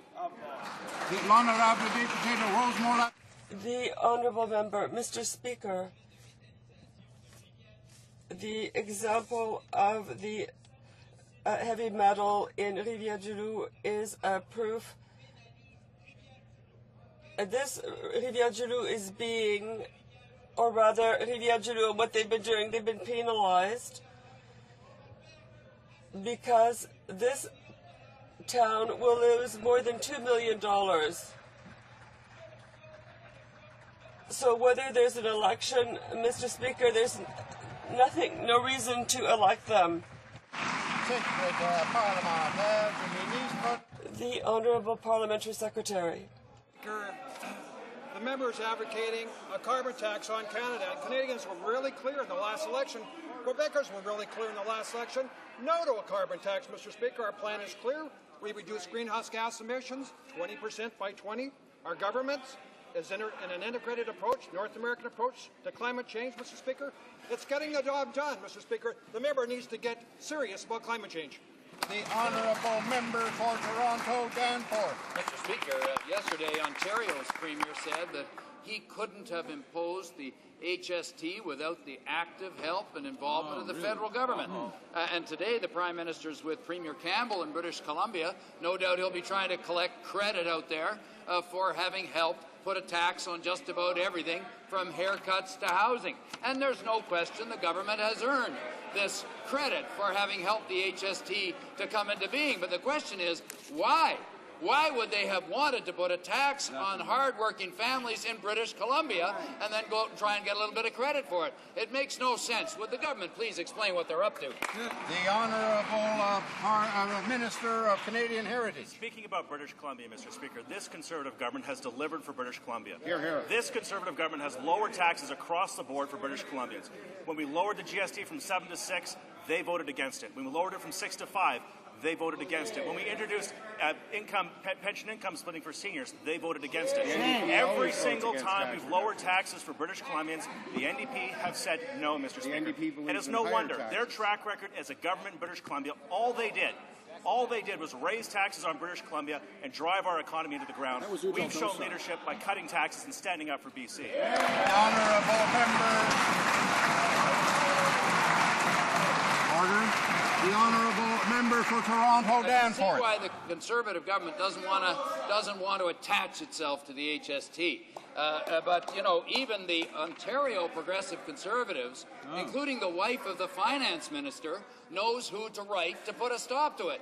She writes her husband and says, please put a stop to this unfair tax. I think she would know whether or not he's got the power to do that, Mr. Speaker. And, of course, these Conservatives used to be against the HST. When it hit Atlantic Canada, here's exactly what they said in this House. They called it a regressive tax that would hurt the poorest Canadians. Why are Conservatives trying to hurt the poorest Canadians now? The Honourable Minister of Canadian Heritage. Speaking of the power to do things, this finance minister, this Conservative government, through 4 budgets and 2 minority parliaments, has passed tax relief measure after tax relief measure to stand up and protect Canadian families, Mr. Speaker. $190 billion in tax relief over 4 budgets in order to protect Canadian families. That's what we've done. In every single step of the way, all the NDP has done is condemned this Conservative government for cutting taxes. They've condemned us for cutting taxes, and now they applaud it again, Mr. Speaker. That goes to show how faulty and how false the front is that they're putting before British Columbians. British Columbians know lower taxes means voting Conservative. The Honourable Member. The Honourable Member for Toronto, Danforth. For a new recreation centre since last year, and New Democrats have been pushing hard for this to happen. After months of delay, the government now says that they will only make new funding announcements after the by-election. But Truro deputy mayor said recently in print that the member from Central Nova has promised funding for this centre already. So will the Minister of Defence confirm that he said this and that in fact the funding will flow for the Truro Centre regardless of who wins the by-election? The Honourable Minister of Transport. Thank you very much, Mr. Mr. Speaker, I can say that the Minister of National Defence has always fought hard for the province of Nova Scotia. Mr. Speaker, for 13 years the people of Nova Scotia were let down. They finally have a fighter, someone who works hard to create jobs, who works hard to create hope and opportunity, who works hard to ensure that Nova gets its fair share, Mr. Speaker. The people of Nova Scotia are lucky to have such an advocate for the first time in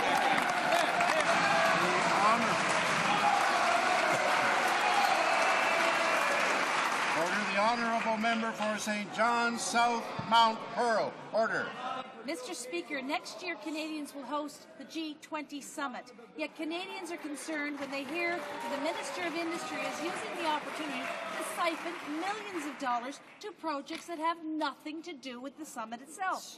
Can the Minister explain why the G8 Legacy Fund is being used to replace a sidewalk 84 kilometres away from the summit? This sidewalk has nothing to do with the summit.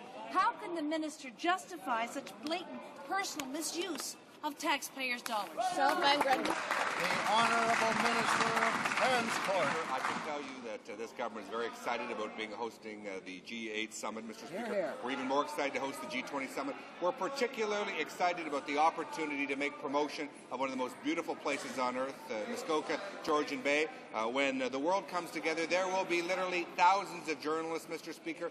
They will be literally taking over every single inch of hotel space and rental accommodation within 150 miles, Mr. Speaker. We're going to take, Mr. Speaker, one of the most beautiful parts of this country and spruce it up and make it even more welcoming to the world, Mr. Speaker. The honourable member for St. John's South Mount Pearl. We can't account for the spending because the sidewalk leads to a minister out of control. So much for accountability. It's just another misuse of taxpayers' dollars. The problem is this minister is using funds solely for his pet projects and not for what it was intended. When will he stop using taxpayers' dollars as if it was his own? The Honourable Minister of Transport. Mr. Speaker, a member of the Liberal Party talks about using taxpayers' dollars as their own, Mr. Speaker. We remember the days, Mr. Speaker, when the Liberal Party was forced to write checks back to the taxpayer after the money was stolen from the taxpayer, Mr. Speaker. Those days are over, Mr. Speaker. We did get a $1 million check from the Liberal Party to compensate from some of the money they stole, Mr. Speaker. $1 million down. We just need an extra $39 billion to get the job done from the grids.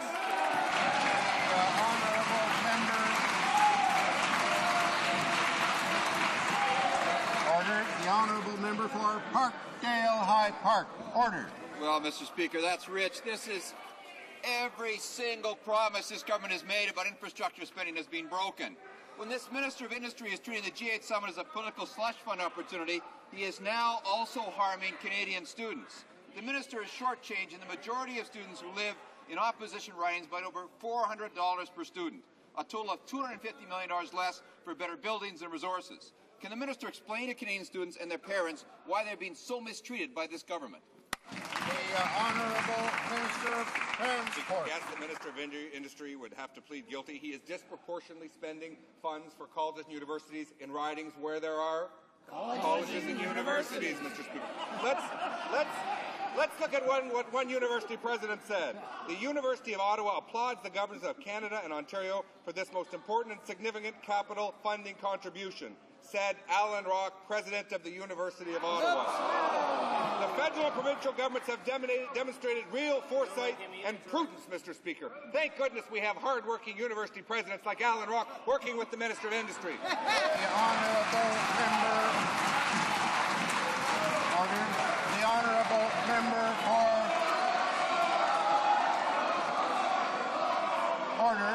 Order. There will be more, but we'll have some order first.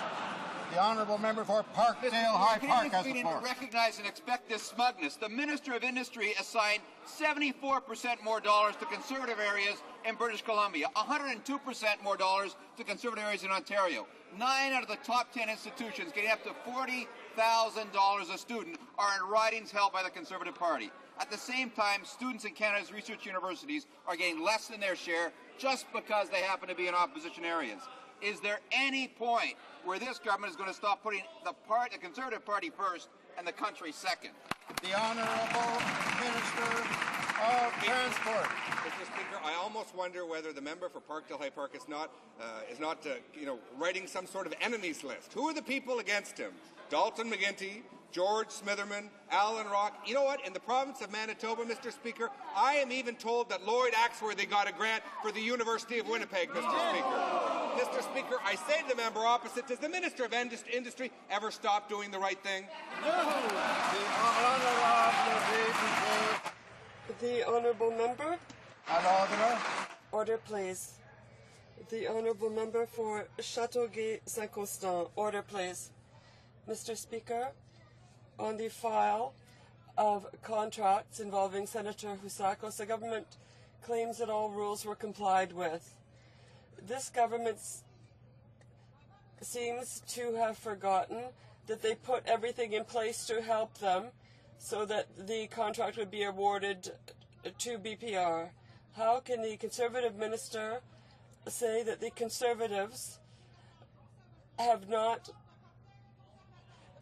awarded contracts during a Conservative fundraising cocktail party? The Honourable Minister of Transport. Mr. Speaker, if the bloc member has specific allegations or accusations, let her put the facts before the House. And if she does have specific allegations, let her repeat them outside this House. I have not heard the member.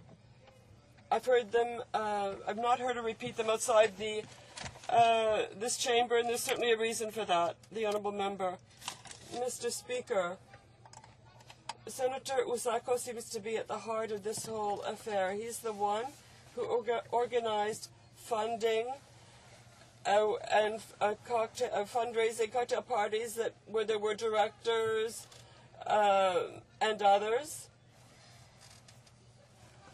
If this contract has not violated the ethical rules, can the minister tell us if Senator Houssakos got a commission? The Honourable Minister of Transport. Mr. Speaker, it's this government and this Prime Minister who reformed the political party financing system. So all contributions from business and from unions have to be transparent, and the level of money that can be donated has limited. Has any specific facts, Mr. Speaker, she should put them before this House, and the fact that she doesn't suggest that there are none. Honourable Member for Saint-Maurice Champlain. Mr. Speaker, in addition to losing $1 billion due to the capping of equalisation, we've learnt that the economic slowdown in Ontario will cost $250,000 more for the Quebec government. And this is due to the servile complicity of the 10 Conservative members in Quebec. Does the Minister of Finance acknowledge that capping the equalisation formula that he implemented unilaterally is designed to pit Ontario against Quebec? The Honourable Minister of Finance. Mr. Speaker, I'd like to thank the member for his question. As usual, equalisation payments for 2010-2011 will be determined in December by using the formula in the legislation, and payments should increase in 2010-2011 fiscal years. The Honourable Member for Repentigny. The Conservative government, just like the Jean Chrétien government, is perpetuating its interference in the area of jurisdiction of post-secondary education by stubbornly setting up a scholarship program that doesn't take into consideration the needs of students. This government claims that it respects Quebec's and the province's areas of jurisdiction. So why is it stubbornly imposing its scholarship and bursaries program on Quebec, which is calling for a full opting out rights with full compensation? The Honourable Minister of Human Resources and Skills Development. Mr. Speaker, obviously there are differences in the Quebec system, and we have agreements with the Quebec government, and there are always exceptions, and that's the way things should be, Mr. Speaker. As our government has introduced a new grants program for these students. Middle-income students to an unprecedented degree so that they can get the post-secondary education that they need, want, and deserve. The Honourable Member for Hull-Elmer. Mr. Speaker, Senator Hooker's employer and the Vice President of Affairs were very productive. What role did they play in awarding a contract to the employer by Fisheries and Oceans Canada? And what about the contract obtained by his employer from Indian and Northern Affairs Canada? We know that Senator HoC and the Prime Minister's advisor, Mr. Sudas, are interested in the military industry. Would they have something to do with the awarding of a contract by National Defence to Senator HoC employer? The Honourable Minister of Transport. That was a fishing trawler, Mr. Speaker, a bottom trawler, others would say, Mr. Speaker. Here's the facts, Mr. Speaker. The member opposite isn't prepared to make any specific allegations against the individual in question outside this House. He's not prepared to put any facts of disrepute, Mr. Speaker, before this House. What he's doing is providing innuendo, speculation, Mr. Speaker. The Liberal Party once had great ideas for this country, Mr. Speaker. They offered bold visions, and now all they do is throw mud, and that's a big disappointment to most Canadians. The Honourable Member for Hull-Elmer. Mr. Speaker, I just referred to 3 departments that awarded contracts to the employer of Senator Housakos. I forgot one. The Canadian International Development Agency. Now, obviously, Senator Housakos is a jack of all trades. We know that his employer got a contract for repairs to Champlain Bridge. What role did he play in getting the recent contract awarded from for the Mercier Bridge from the Federal Bridge Corporation, the Honourable Minister of Transport? If there was a label on his question, Mr. Speaker, it would say fact-free. Mr. Speaker, the reality is the member opposite has no specific allegations he's prepared to make against this member outside of the place. It's smear, it's innuendo, it's politics of the worst kind. I'll tell you what Canadians want, Mr. Speaker. They want a government to fight the H1N1 crisis. They want a government to create jobs. They want a government that will focus on their needs, and that's exactly what this government and this Prime Minister are doing.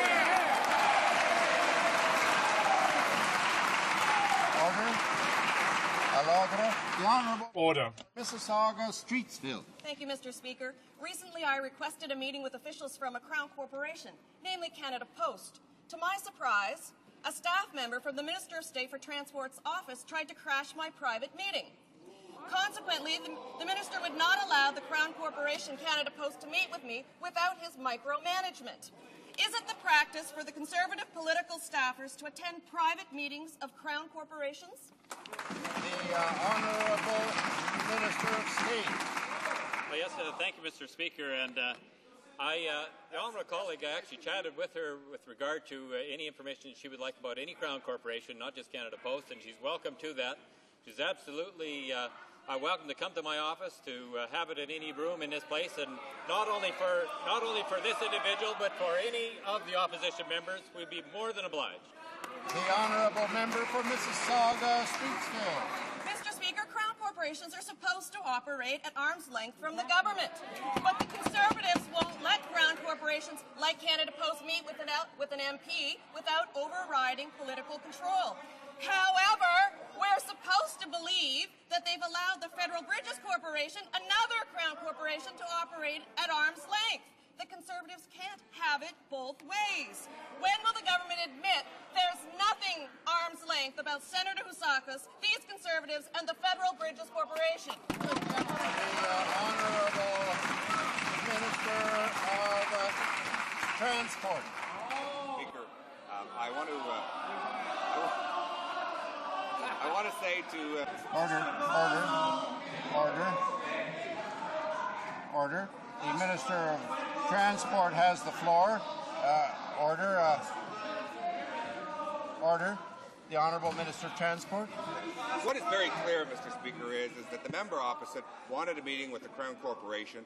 The meeting was offered to her, offered to put everything on the table so she could get a briefing of her new role as a critic for Crown Corporations, and I want to congratulate her on that promotion. With respect to her comments, with respect to Senator Housakis, isn't it interesting, Mr. Speaker, she once again is asking a question that's fact-free. The Honourable Member for Selkirk Interlake. Mr. Speaker, this government is committed to tackling gangs and organized crime. Auto theft significantly impacts Canadians, both individuals and businesses, with an estimated cost of more than $1 billion per year. And while Canadians suffer the financial and emotional impacts from this criminal activity, organized crime profits.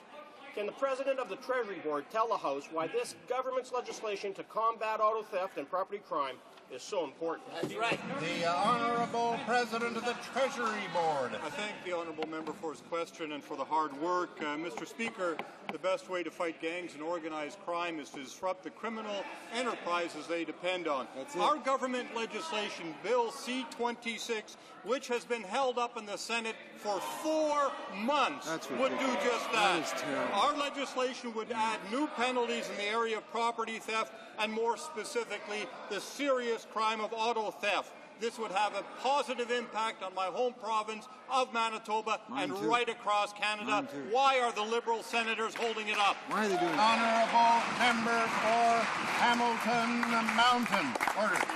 Governments are considering establishing parallel programs to the Canada Pension Plan because of its current inadequacies. The CPP is the least expensive and safest retirement savings plan available to Canadians.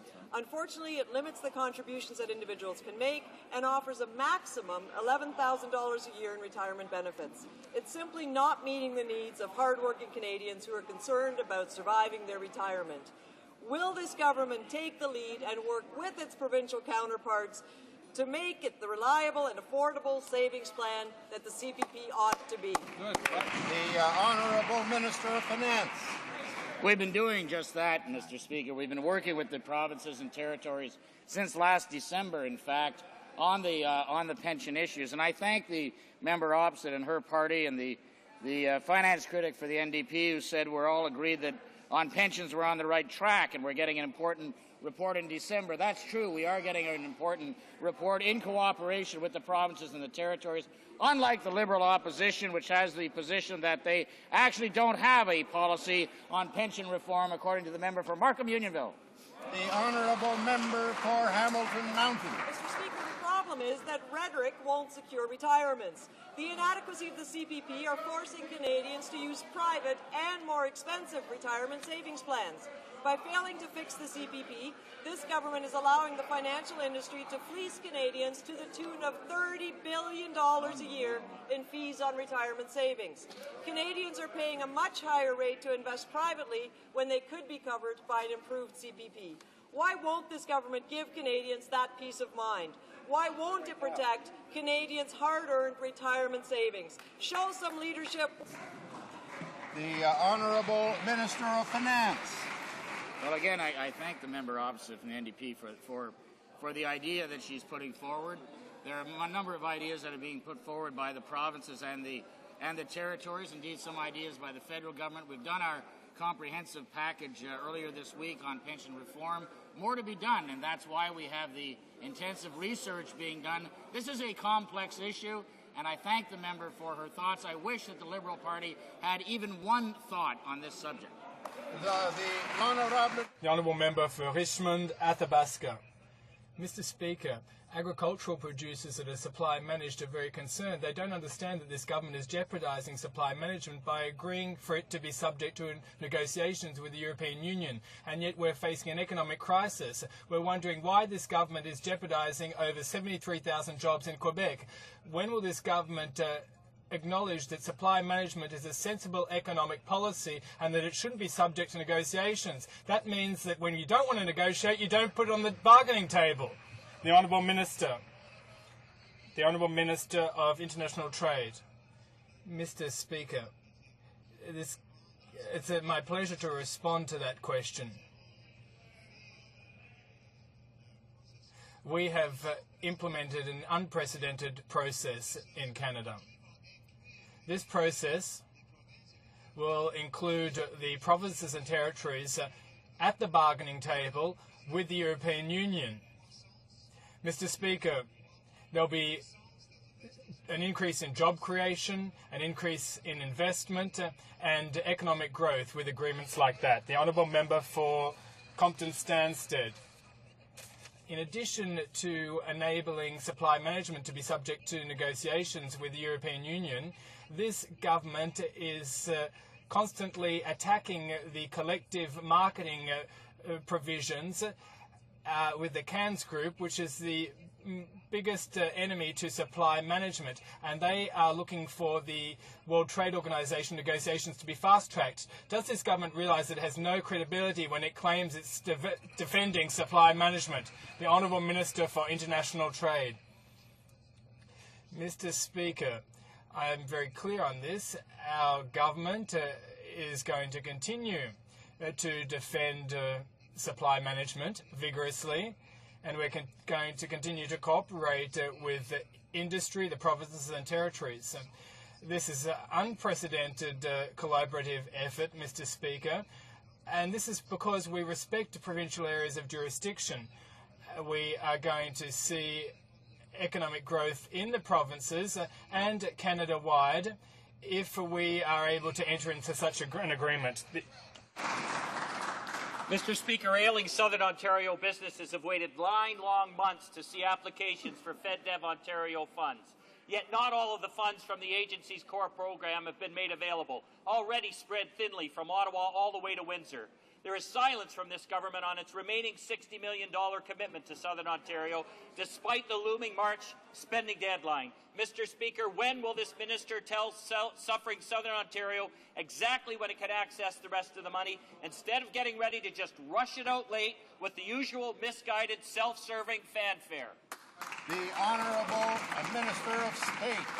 Mr. Speaker, it's interesting that just not very long ago this member was telling us we were spending the money too fast. Now he's telling us we're spending it too slow.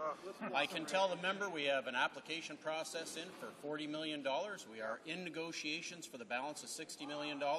We're taking our time, we're doing our due diligence, and in fact we're respecting the taxpayers, but these are going to be good projects and he can wait for a little bit while longer. We'll make the announcements. The Honourable Member for Guelph. Mr. Speaker, it's also been over 2 months since the Prime Minister announced the so-called headquarters for the FedDev Ontario agency in Kitchener. Yet its staff offers no guidance to applicants other than directing them to a call centre in Toronto, who only offer information from the website, no advice. And we're told in briefings that it's costing a staggering $28 million for staff and office space. Mr. Speaker, FedDev applications are crucial to the livelihood of Southern Ontario business. Should $28 million not provide more help to business than just directing them to a website? The Honourable Minister of State. Mr. Speaker, our staff are up and running, working 24/7. This member continues to phone them and actually bother them from the good work that they're doing. We have now almost 100 applications in. Almost $200 million in asks. We have over 100 employees staffed up and trained. We have an office in Kitchener, Peterborough, Stratford, Toronto, and Ottawa. This member has no idea what he's talking about. That's true. The Honourable Member for London, Fanshawe. Mr. Speaker, RCMP figures show that the number of officers on disability for stress has skyrocketed over the last decade, from 10 in 1999 to 162 last year. Officers say that this is a direct result of staff shortages, heavy workloads, and a lack of support in the field. It's not surprising. This government has broken its agreement to officers on pay increases, fighting their request to unionize, and failed to deliver the 2,500 new officers it promised. The minister likes to talk tough on crime, but why won't he support police on the front lines? The Honourable President of the Treasury Board. Mr. Speaker, our government supports hard-working men and women in law enforcement. That member and others have consistently voted against measures that would assist the RCMP and other police forces in this country to get the job done.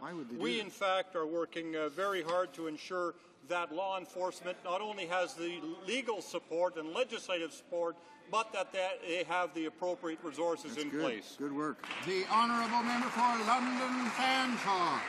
Mr. Speaker, the Auditor General has raised concerns about the fact that the Privy Council Office, Finance and Treasury Board will not commit to using gender-based policy analysis.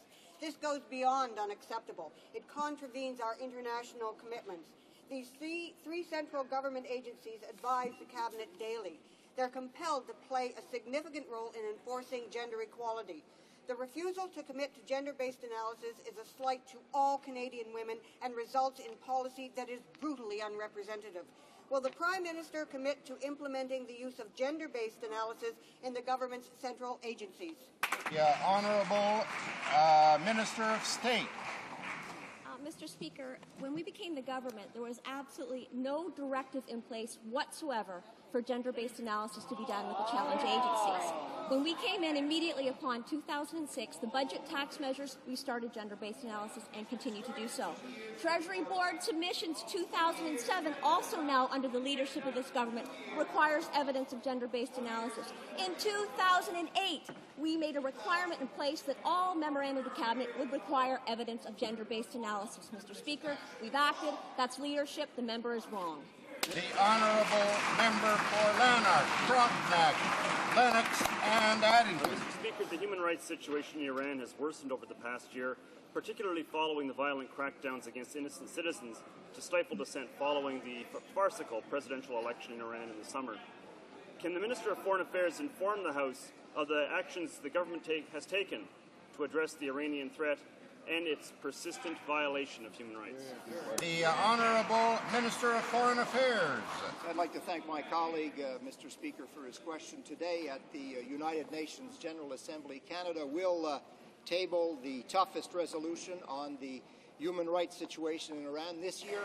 Mr. Speaker, we are calling on the investigators to focus on Iran's appalling human rights record. Through our leadership, Mr. Speaker, on the world stage, the government is addressing the egregious and systematic violations of human rights the Iranian regime carries out against its own citizens. Mr. Speaker, we take this responsibility very seriously at this time. Order the Honourable Member for Random, Buren St. George's. Mr. Speaker, my question is for the Chair of the Standing Committee on Government Operations and Estimates. For months, the committee has been asking the government for the exact amount of dollars spent on infrastructure. The Parliamentary Budget Officer was not able to provide the committee with specific dollars because the government hasn't given him the information. And now we understand that the government is muzzling public servants. I ask the committee chair if today's agenda will finally allow us to get this information, or will the government stonewalling continue to obstruct the committee from doing the work on behalf of Canadians? Honourable Member for Don Valley East. Mr. Speaker, I thank the member for her question. The committee agenda is focused on the impact of infrastructure spending on the economy. Numerous witnesses have stated that the minister is not providing concrete information. It is very hard for the committee to do its work. The Parliamentary Budget Officer has also been denied the information he needs to do his job. On the agenda today in committee, we will be hearing from the minister responsible, and we trust the minister will provide the exact and complete amount of dollars that have flowed to projects so that the committee can conclude its study. Thank you.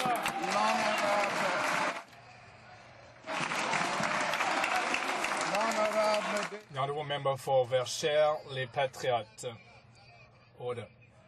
Mr. Speaker, Quebec has an industrial policy for high-tech that includes an innovative pharmaceutical sector. The Prime Minister met investors, and during this meeting, apparently innovative pharmaceutical companies don't have right to appeal in order to protect their patents. This affects companies in Quebec and Ontario. When will Canada have a right to appeal, enabling innovative companies to deal with these competition matters so they continue to invest to protect jobs in the high-tech sector?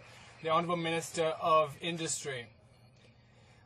Now I'd like to inform the House that there was a meeting in May with representatives from that sector. We have an action plan to address and improve the situation. there's a lot of cooperation now with that sector on that particular matter, and in other areas we're supporting that sector, which is crucial for Canada. And this government, with the Prime Minister, is doing well. Everything's going very well in the industrial sector of Canada. Yep. Mr. Speaker, 15,000 Canadian flax farmers are facing a crisis of potentially staggering proportions. The entire European market has been closed to their crop because it has been widely contaminated by genetically modified flax that has been illegal to sell as seed in Canada.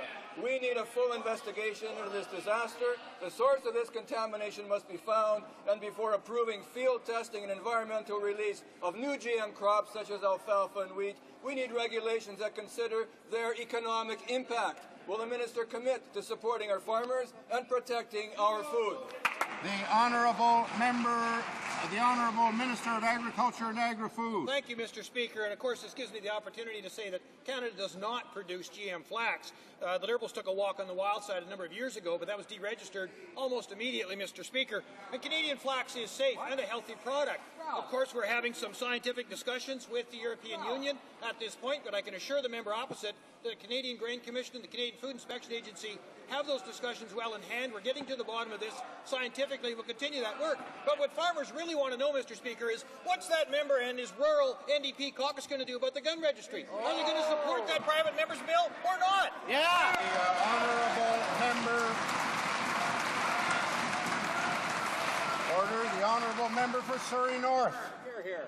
Mr. Speaker, this government has made victims of crime a priority, and we have committed to making our streets and communities safer. For Surrey North, this is great news, as our streets have been plagued with crime and violence for many years. During the reign of the previous Liberal government, they sat back and watched organized crime prosper, while they did nothing to protect Canadians. Can the Parliamentary Secretary to the Minister of Justice update the House on what this government is doing for victims of crime and law-abiding citizens? Good question. The Honourable Parliamentary Secretary. Thank the Honourable Member for Surrey North for her tireless work on behalf of victims of crime. After 13 years of Liberal inaction, Canadians have a government that is standing up for victims and law-abiding Canadians. We are tackling organized crime, cracking down on identity theft, auto theft, and white-collar crime. We're ending house arrest for serious crimes. We're ending sentencing discounts for multiple murderers. When it comes to standing up for the rights of victims and law-abiding citizens, Canadians can count on this government. Order, it being Thursday, I believe the Honourable Member for Wascana may have a question. Mr. Speaker, I wonder if the Government House Leader could inform the House of his work program for the balance of this week and next until the House adjournment for Veterans Week. Could he also indicate to the House when he would expect the House to acknowledge the importance of Veterans Week? Which day or which occasion will that happen prior to Veterans Week itself? There also will need to be the designation of one more opposition day before Veterans Week, and I wonder if the minister could do that today as well. And I'm sure he would want to confirm that with respect to Bill C-26, which was referred to during the course of question period having to do with auto theft, that in fact that bill sat on the order paper of the Senate since the 22nd of June, was called once, was given second reading, and is now in committee in the Senate. The Honourable Government House Leader. Thank you very much, Mr. Speaker. I thank my honourable colleague from the official opposition for his Thursday question. First of all, Mr. Speaker, in relationship to what day the House will be doing its annual tributes to the sacrifices of our veterans and those in the Canadian Forces currently serving, that will be under negotiation. I suspect something that will be discussed between all House leaders in the days ahead, and we'll decide obviously collectively and cooperatively on the appropriate time to make that important tribute. Mr. Speaker, in regards to our ongoing justice program, obviously we're going to continue along as we have last week and this week for the remainder of the week with our justice legislation. I would note, Mr. Speaker, that since my last statement, we introduced Bill C-53, Protecting Canadians by Ending Early Release for Criminals Act, and Bill C-54, Protecting Canadians by Ending Sentence Discounts for Multiple Murders Act. Both of those additional bills, Mr. Speaker, a key part of our ongoing efforts to reform the justice system in our country. We sent to committee this week C-42, Ending Conditional Sentences for Property and Other Serious Crimes Act, C-52, Retribution on Behalf of Victims of White-Collar Crime Act, C-46, Investigative Powers for the 21st Century Act, and C-47, Technical Assistance for Law Enforcement in the 21st Century Act. By the day's end, we hope to conclude debate on C-43, Strengthening Canada's Correction Systems Act. If we do that, Mr. Speaker, I intend to call C-31 the Modernizing Criminal Procedure Act and C-19 the Anti-Terrorism Bill. Tomorrow we will continue with yet another Justice Bill, C-35, Victims of Terrorism Act, followed by the remainder of the Justice Bills that I noted if they haven't been completed, Mr. Speaker. Next week, I intend to call C-50, Employment Insurance Long Tenured Workers Bill, which is at report stage, having had it returned from committee, Mr. Speaker. Following C-50, we will call for debate the report and third reading stage of C-27, Electronic Commerce Protection Act, and second reading of C-44, an act to amend the Canada Post Corporation Act. And, Mr. Speaker, finally, on Wednesday, November 4th, will be an allotted day. Thank you. Order. Yesterday, the honourable member for Mount Royal called the attention of the House to what he considered to be inaccuracies in the debates of Tuesday, October 27, 2009. As all honourable members know, the debates are not a verbatim ad literam transcription of what is said in this House. When producing the debates, House of Commons editors routinely edit interventions for clarity and clean up our grammatical and syntactical lapses. They also, of course, consider corrections and minor alterations to the blues submitted by the member to which words are attributed. Upon verification, I want to first indicate to the House that in the situation before me, all editorial changes were initiated solely by the editors, and I should add that both the question of the member for Mount Royal and the answer of the Minister of Foreign Affairs were edited in this case. For greater certainty, I've also reviewed the audio of the proceedings in question, and I agree with the member for Mount Royal that the omission of the word finally from the edited version of the answer of the Minister of Foreign Affairs is significant. Accordingly, I've instructed our editorial staff to restore that word to the final transcript so that it may be a more faithful rendering of what was said last Tuesday. And I thank the honourable member for Mount Royal for bringing this matter to the attention of the House. No. Et maintenant, je suis prêt à rendre. And now I am prepared to rule on the point of order raised on October 8th by the Parliamentary Secretary to the Government House Leader regarding the admissibility of the motion of instruction to committee moved by the member for Vancouver East. The Honourable Member for Vancouver East and the Honourable Member for Skeena-Bulkley Valley for their interventions on this matter. The Parliamentary Secretary argued that the motion of instruction listed on the order paper as Government Business Number 6 is out of order because, in his view, it attempts to time-allocate a bill and, as such, is no longer permissive. He added that the inclusion of a deadline in the motion of instruction had the effect of overriding existing reporting requirements for private members' bills already contained in the standing orders. He also asserted that the motion contains two separate proposals and should therefore require two separate motions. In speaking to the Parliamentary Secretary's point of order, the Honourable Member for Vancouver East pointed out that the committee may decide whether or not to exercise the powers given to it by the House, thus rendering the motion permissive. For his part, the Honourable Member for Skeena-Bulkley Valley pointed out that there was a precedent for such a motion of instruction, referring to a motion that was debated on May the 30th, 2005.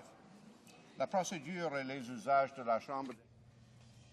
As stated on page 641 of House of Commons Procedure and Practice, motions of instruction respecting bills are permissive rather than mandatory. It is left to the committee to decide whether or not to exercise the powers given to it by the House. And to continue, once a bill has been referred to a committee, the House may give the committee an instruction by way of a motion which authorizes it to do what it otherwise could not do, such as, for example, examining a portion of a bill and reporting it separately, examining certain items in particular, dividing a bill into more than one bill, consolidating two or more bills into one bill, or expanding or narrowing the scope or application of a bill. End of quote. Raised by the Parliamentary Secretary, the Chair must determine whether the wording of the motion of instruction is permissive or mandatory. The first and main part of the motion is to give the committee the power to divide the bill. This is recognized as permissive by past practice and procedural authorities. I can see nothing in the motion of instruction that orders the committee to do anything specific with Bill C-311. The deadline and other procedural actions contained in the motion apply only if the committee takes the step to create Bill C-311A in the full knowledge of the consequences that would ensue. As I read the motion, the committee can still choose to report Bill C-311 in the same way as it would any other private member's bill. Members are aware that the standing orders stipulate that a private member's bill must be reported back to the House before the end of 60 sitting days, or, with the approval of the House, following an extension of 30 sitting days. Otherwise, the bill is deemed reported back without amendment. In this case, that the inclusion of a deadline in the motion of instruction comes into conflict with the provisions of Standing Order 97-1-1, thus rendering the motion out of order. However, in the view of the Chair, it is not unreasonable to envisage a scenario where the House, for whatever reason, would want a committee to report a bill back prior to the reporting deadline set out in Standing Order 97-1-1. So there is nothing in my understanding of that standing order or in the procedural authorities that would preclude the House from adopting a motion of instruction that included a reporting deadline. L'exemple cité par l'honorable député. The example referred to by the Honourable Member for Skeena-Bulkley Valley is particularly instructive on this point. That motion of instruction, debated in the House on May 30th, 2005, Journals, page 800, stated in part, I quote, that Bill C-43A be reported back to the House no later than 2 sitting days after the adoption of this motion, end of quote. It provided a deadline remarkably similar to that contained in the motion of instruction moved by the member for Vancouver East. In the 2005 example, the inclusion of a deadline in the motion of instruction for Bills C-311 does not infringe on the committee's discretion to exercise the power to divide the bill, nor with its discretion to amend the bill. And finally, the Chair is not persuaded by the Parliamentary Secretary's argument that the motion contains more than one proposal and that it should be divided into 2 separate motions. A close reading of the motion shows that the portion regarding the reporting deadline is contingent on the main proposition, namely the permissive instruction to divide the bill. Accordingly, for all the reasons outlined, the Chair must conclude that the motion is in order. Je remercie les honorables. I thank honourable members for their interventions on this matter. Okay. Orders of the day, ordre du jour.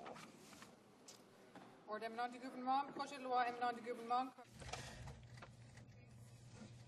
43, Strengthening Canada's Correction System Act.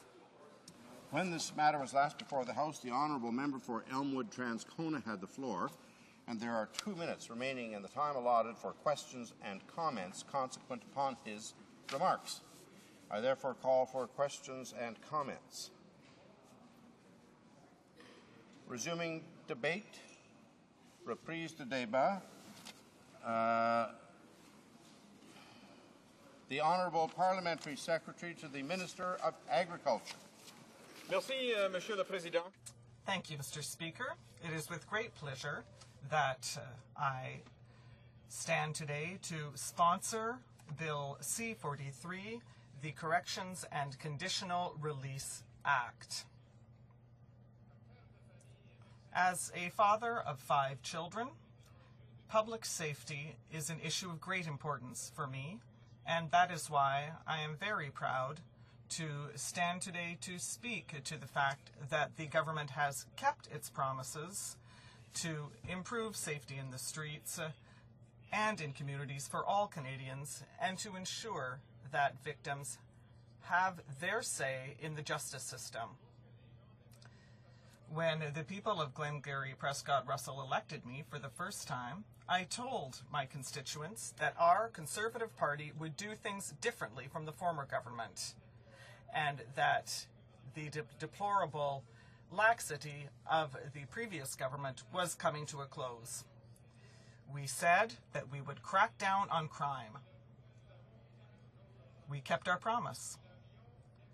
We said that we would ensure that people found guilty of serious crimes committed with firearms would receive sentences commensurate with the heinous nature of their acts, and we kept our promise. Unlike the opposition party, which wanted to continue to pretend that they were protecting Canadians with a useless and costly firearms register, we took measures against criminals who use firearms. We said that we would give policemen the tools they need to do their work. And once again, we kept our promise.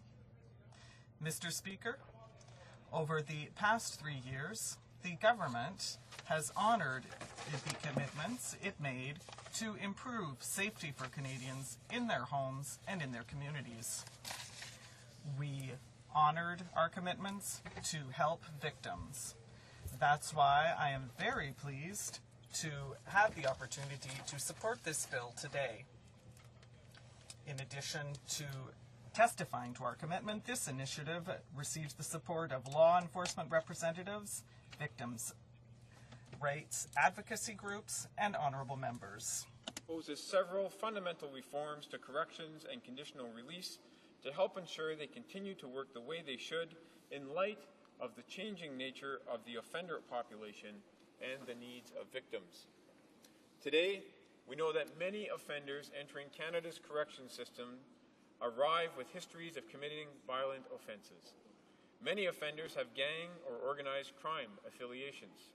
An increasing number of offenders have serious mental health illnesses, and nearly 4 out of 5 now arrive at a federal institution with a serious substance abuse problem. Many as well need to learn how to live as law-abiding citizens and might face the need to address their behaviors for the first time ever. All of this requires a new approach to corrections and conditional release, one that will ensure that offenders get the help they need to rejoin society as law-abiding citizens so that both our streets and our federal corrections facilities are safer places for everyone. These amendments proposed in Bill C-43 will achieve this by enhancing offender responsibility and accountability, as well as by strengthening the management of offenders during their incarceration and parole. They will also achieve this by giving victims access to more information and by modernizing disciplinary actions. All in all, they reinforce and build on the work already underway to strengthen corrections and conditional release, while also laying the foundation for a move toward a system of earned parole. They're also long overdue. Certains députés de cette Chambre. Some members of this House may already know that in 1998, the Standing Committee on Justice and Human Rights had struck a subcommittee to look at the Corrections and Conditional Release Act and to make recommendations to improve it. In its report, the subcommittee formulated 53 recommendations suggesting, among other things, that the protection of society be the fundamental principle for all the decision-making processes related to the corrections system and the conditional release system, and that all measures be taken to ensure that offenders actively participate in their rehabilitation and social reintegration. These are intelligent recommendations that require immediate adoption, and that is what our government is doing. In 2007, Mr. Speaker, our Conservative government implemented an independent review panel to assess the operational priorities, strategies, and business plans of Correctional Services Canada with regards to our framework to protect families and Canadian communities. This committee formulated 109 recommendations. Many of them are in the midst of being implemented thanks to the $478 million that the government allocated in Budget 2008. But we can do more, and that is what we are doing. The government is determined to achieve its objective, and that is why we are moving forward today. Bill C-43 will allow us to implement a key recommendation set out in the report by the Standing Committee on Justice and Human Rights, a report published in 1998, and in the report of the Independent Review Panel, its report published in 2007. This recommendation amends the Corrections and Conditional Release Act to clarify that the protection of Canadian society is the primary objective of the correctional system and the parole system. Pursuant to the recommendations set out in both reports, Bill C-43 also proposes ensuring that the rehabilitation of offenders be a shared responsibility. For us, Mr. Speaker, will require offenders to conduct themselves in a way that demonstrates respect for other people and property. As well, they will require all offenders to obey all penitentiary rules and conditions governing their release, while also actively participating in the setting and achieving of objectives in their correctional plans. Since rehabilitation is a two-way commitment, Bill C-43 proposes amendments to ensure that a correctional plan is completed for each offender that sets out objectives for behavior, program participation, and the meeting of their court-ordered obligations, such as restitution to victims. Amendments will also introduce new incentive measures to help promote offender participation in their correctional plan. As the 2007 Independent Panel report notes, quote, "If rehabilitation is to occur and truly be sustained, it must be a shared responsibility of Corrections Services Canada and the offender," unquote. That is what the amendments before us today will do. As well, Mr. Speaker, Bill C-43 will modernize the system of discipline in federal penitentiaries by, for example, addressing disrespectful, intimidating, and assaultive behavior by inmates, including the throwing of bodily substances. Anyone who's been a prison guard will tell you that the job is not easy, and they will be pleased to learn that our Conservative government is standing up for them. Bill C-43, Mr. Speaker, also proposes to strengthen the management of offenders and their reintegration into society by allowing police officers to arrest an offender who appears to be in violation of their parole without a warrant, and by excluding from accelerated parole offenders who are convicted of crimes such as street racing or luring a child over the internet. Police and other criminal justice partners have asked for these changes, and our Conservative government is delivering on them. As a husband and father, Mr. Speaker, I cannot emphasize enough how important this is to me and to families all across Canada. The victims, of course, have long been asking for access to more information on offenders and to play a more active role in the Canadian justice system. Bill C-43 responds to the demands of victims in various ways. For example, it will allow victims to obtain information on the reasons for offenders' temporary unsupported absences and transfers, their participation in programs, and convictions for serious disciplinary offenses. The families want to feel safe at home, Mr. Speaker. It's unacceptable that they have to constantly live in the fear that the person who assaulted them might return. The rights of victims to take part in hearings by the National Parole Board and to make statements will be enshrined in the legislation.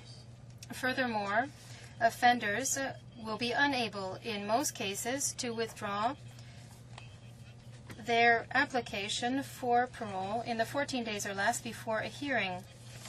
The government is also striking the National Advisory Committee on Victims' Issues in order to better inform victims of policies and procedures for them, and they will have better access to information and services as well.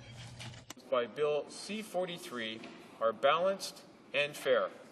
They respond to the needs of victims as well as those of offenders who want to rejoin society as law-abiding citizens to lead useful and productive lives. They respond to the needs of staff in correctional facilities, all of whom have a right to expect a safe and secure work environment. They also respond to the needs of all Canadians who have a fundamental right to expect that the corrections system will work the way that it should work and that their safety and security is paramount. I therefore urge all honourable members to give speedy passage to the bill before us today so that all of us can continue to transform the correction system into one that truly meets the needs of the 21st century. Merci beaucoup, Monsieur le Président. Thank you very much, Mr. Speaker.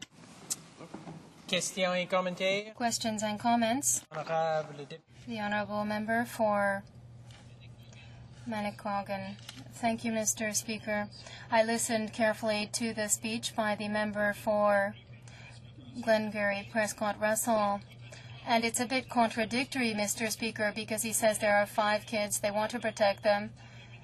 They said the Minister of Justice tabled legislation that will respect the commitments made by the Conservative government and give the tools to the police so that they can do their jobs and ensure that people can be safe. The word security or safety is often used or was often used in the speech, but it's a bit contradictory. When the Conservatives table such legislation in which they're not abolishing the 1/6 of a sentence, and they're taking away from police officers a tool that would have allowed them to act, and the Conservatives want to abolish the firearms registry. Is this not going to help criminals who will be able to use hunting guns or other weapons, and they'll be able to walk around with these weapons? They won't be registered weapons. I'd like the member opposite to respond. Can we protect individuals and yet let criminals walk around with guns that aren't registered? The Honourable Parliamentary Secretary to the Minister of Agriculture. Thank you, Mr. Speaker. I must say that the member who has just asked the question mixed everything up with regard to the firearms registry. We need to understand that this is a completely useless registry. There's a lot of problems and mistakes, and the police are not confident in the information that's available on the firearms registry. As well, this is costing us $2 billion. Why? Because the firearm registry targets Canadians who are respecting and obeying the law. We're talking about farmers and hunters. Mr. Speaker, I hope that the member who has just asked the question is not a member for rural riding, because I can tell you that in my region, I represent a rural riding, and my constituents completely oppose having this firearm registry. Thank you very much, Mr. Speaker. Questions et commentaires. Questions and comments. Elmo Transcona. Mr. Speaker, mine is more of a comment than a question, and deals with the previous heckler during my speech on Bill 43. member for Edmonton St. Albert was asking me about some statistics that I used in the speech on Bill 43 that we're dealing with right now, and I did want to tell him, by the way, I saw him last night on a CPAC show. He did a great job on there. My information came from Statistics Canada, as I said, to him and his heckling partners. And the Statistics Canada study found that adult offenders who spent their sentence under supervision in the community are far less likely to become re-involved in correctional authorities within 12 months of their release than those who are in a correctional institution. The study found that in 4 provinces, 11% of the people who are under community supervision became re-involved with correctional authorities within 12 months of their release in 2003-2004. But among the study where people were in the community, only 30% were involved in crime. So the fact of the matter is that people that were involved in the correctional institutions and came out were twice as likely to reoffend as people who were involved under community supervision. And I certainly can provide him a copy of this if he would like. The Honourable Parliamentary Secretary. Thank you very much, Mr. Speaker. I would ask the member to table his documentation. It's hard to follow numbers and statistics when they're just presented verbally, so please do so. One thing I do want to say, Mr. Speaker, is that the types of changes that we are proposing here in Bill C-43 are the types of changes that Canadians have asked for. Canadians feel unsafe, they feel victimized by criminals, and the types of measures that we're proposing in Bill C-43 address some of the very fundamental concerns that they have expressed. And Mr. Speaker, if I may list just one, their presence at parole hearings. Victims have asked to be present at parole hearings and to have a say, to be able to tell their story and to express their concerns about the decision that's about to be made regarding parole. Bill C-43 will put that into law so that victims have a right to participate in these parole hearings. This is fundamental, Mr. Speaker. There are many other excellent changes that we're bringing about, and I do encourage members from the opposition parties to support Bill C-43. Questions and comments? The Honourable Member for Manawagan. Thank you, Mr. Speaker. Hunters on the North Shore, Mr. Speaker, have clearly understood that in order to be a hunter, they have to register their truck, all their equipment. So they are part of the system. Perhaps initially it wasn't a complete system, but in order to use a firearm, they had to register it. We are living in the past. It's been resolved. This is the system that exists today. So if you want to use equipment, it has to be registered. Police forces in Quebec, like in the rest of Canada, support the firearms registry, and the crime rate has dropped, and it's been attributed to the firearms registry. The Honourable Parliamentary Secretary. Thank you very much, Mr. Speaker. This member clearly does not understand the firearm registry or what its implications are on Canadians. He's speaking from a position of ignorance, Mr. Speaker. When a Canadian buys a firearm, of course he registers it. The problem with the firearm registry is that it must be registered year after year after year, and if it's not registered in time, Mr. Speaker, then the gun owner, the law-abiding gun owner, is treated as a criminal. He's just broken the criminal law, and he is treated as such. This member should also know, Mr. Speaker, that criminals do not register their weapons. They say that the whole intent of the firearm registry is to better enforce weapons and their use within society, particularly to fight crime. But, Mr. Speaker, we know that criminals do not line up to register their weapons, and they do not maintain the registry. As I mentioned before, the registry is riddled with errors, and there are all sorts of privacy issues, Mr. Speaker. We learned of one where the RCMP released to a consulting firm the names of gun owners, or private information concerning gun owners. That was wrong, and the gun registry facilitates that. Any further comments or questions regarding Bill C-43? Resuming debate, the Honourable Member for Newton North Delta. Thank you, Mr. rise today in favor of this Bill C-43 and in honor of the victims of violent crime from across Canada. My riding has felt the full force of such crimes over the past year, and much of what I will share in remarks today comes from the input I have received from the families of these victims. I have spoken several times in this House about the terrible events that occurred on October 19, 2007 in the city of Surrey. That fateful evening is marked by the most brutal gangland slaying in British Columbia's history. Sometime between 3 and 4:30 p.m. that day, members of a criminal gang executed 6 people with gunshots to their heads, execution style. 4 were young men with established links to the drug trade, but 2 of them, 55-year-old Ed Sherrilberg and 22-year-old Chris Mohan, were uninvolved victims, innocent bystanders that were at the wrong place at the wrong time. Mr. Speaker, although the perpetrators of this terrible crime have been apprehended and are now in the justice system, for the families of the victims, there is little consolation to be had. And that is why I believe that any measure that will provide the family members with some measure of peace of mind is entirely appropriate.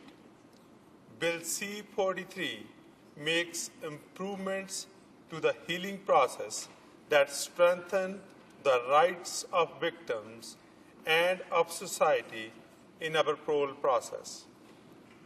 As recognized by a Correctional Service Canada independent review panel, the Corrections and Conditional Release Act leaves a substantial amount of room to better include victims and their families into the process. Under the revised Act, a victim's right to attend and make statements at National Parole Board hearings will be enshrined in law. This is a sensible idea. There must be no discretion that resides with the board members to prevent victims' statements. The only determining factor should be the will of the victims and their families to be heard, either in person or by a statement. The movement of convicted criminals by transfers is something that has in the past happened in virtual isolation, with little or no notice of such decisions passed on to victims and their families in advance. This isolation is unacceptable, as the residual effects of crime never fully disappear. Therefore, corrections services have an obligation to mitigate the stress caused by such prisoner transfers by providing as much information as possible to prepare those impacted by the crime. The name and location of the institution to which the offender is transferred, the reason for transfer, information about the offender's participation in programs and convictions for serious disciplinary offenses should be freely shared. Now, while I keep referring to the victims and their family, everyone in these type of situations are the victims. The pain caused to individuals who have had a family member pass away as a result of violent crime is immeasurable. Thus, I am very pleased to see that guardians, caregivers, or victims who are diseased, ill, or otherwise incapacitated are being given an equal level of rights with regards to receiving information. Mr. Speaker, perhaps the most significant part of Bill C-43, however, will be creation of a National Advisory Committee on Victims' Issues co-chaired by the Department of Justice and Public Safety with the intention of giving victims the opportunity to provide input into policies and procedures that impact victims and the victim services. This is a revolution in the way that victims' rights are considered. For many years, groups like the Canadian Crime Victim Foundation have advocated from outside of the system. They have fought to educate service providers like police officers, justice system personnel, victim service providers, and frontline staff on victims' needs, both immediate and long-term. They have tried to provide a clear understanding of protections needed and services required. At public and private hearings by those victimized by violent crime, they have created broad public awareness in support of proactive, positive changes for victims of violent crime. They have conducted research to provide reliable, competent data on the status of crime victims, their needs, long-term viability of government programs. And while the contributions of such groups will continue to be vital with the creation of National Advisory Committee, this newly established body must be considered a huge success and a grand endorsement for their efforts over many years. Mr. Speaker, consideration for victims will hopefully never again take the form of tokenism. The changes that I have just described within Bill C-43 represent a new paradigm for our justice system.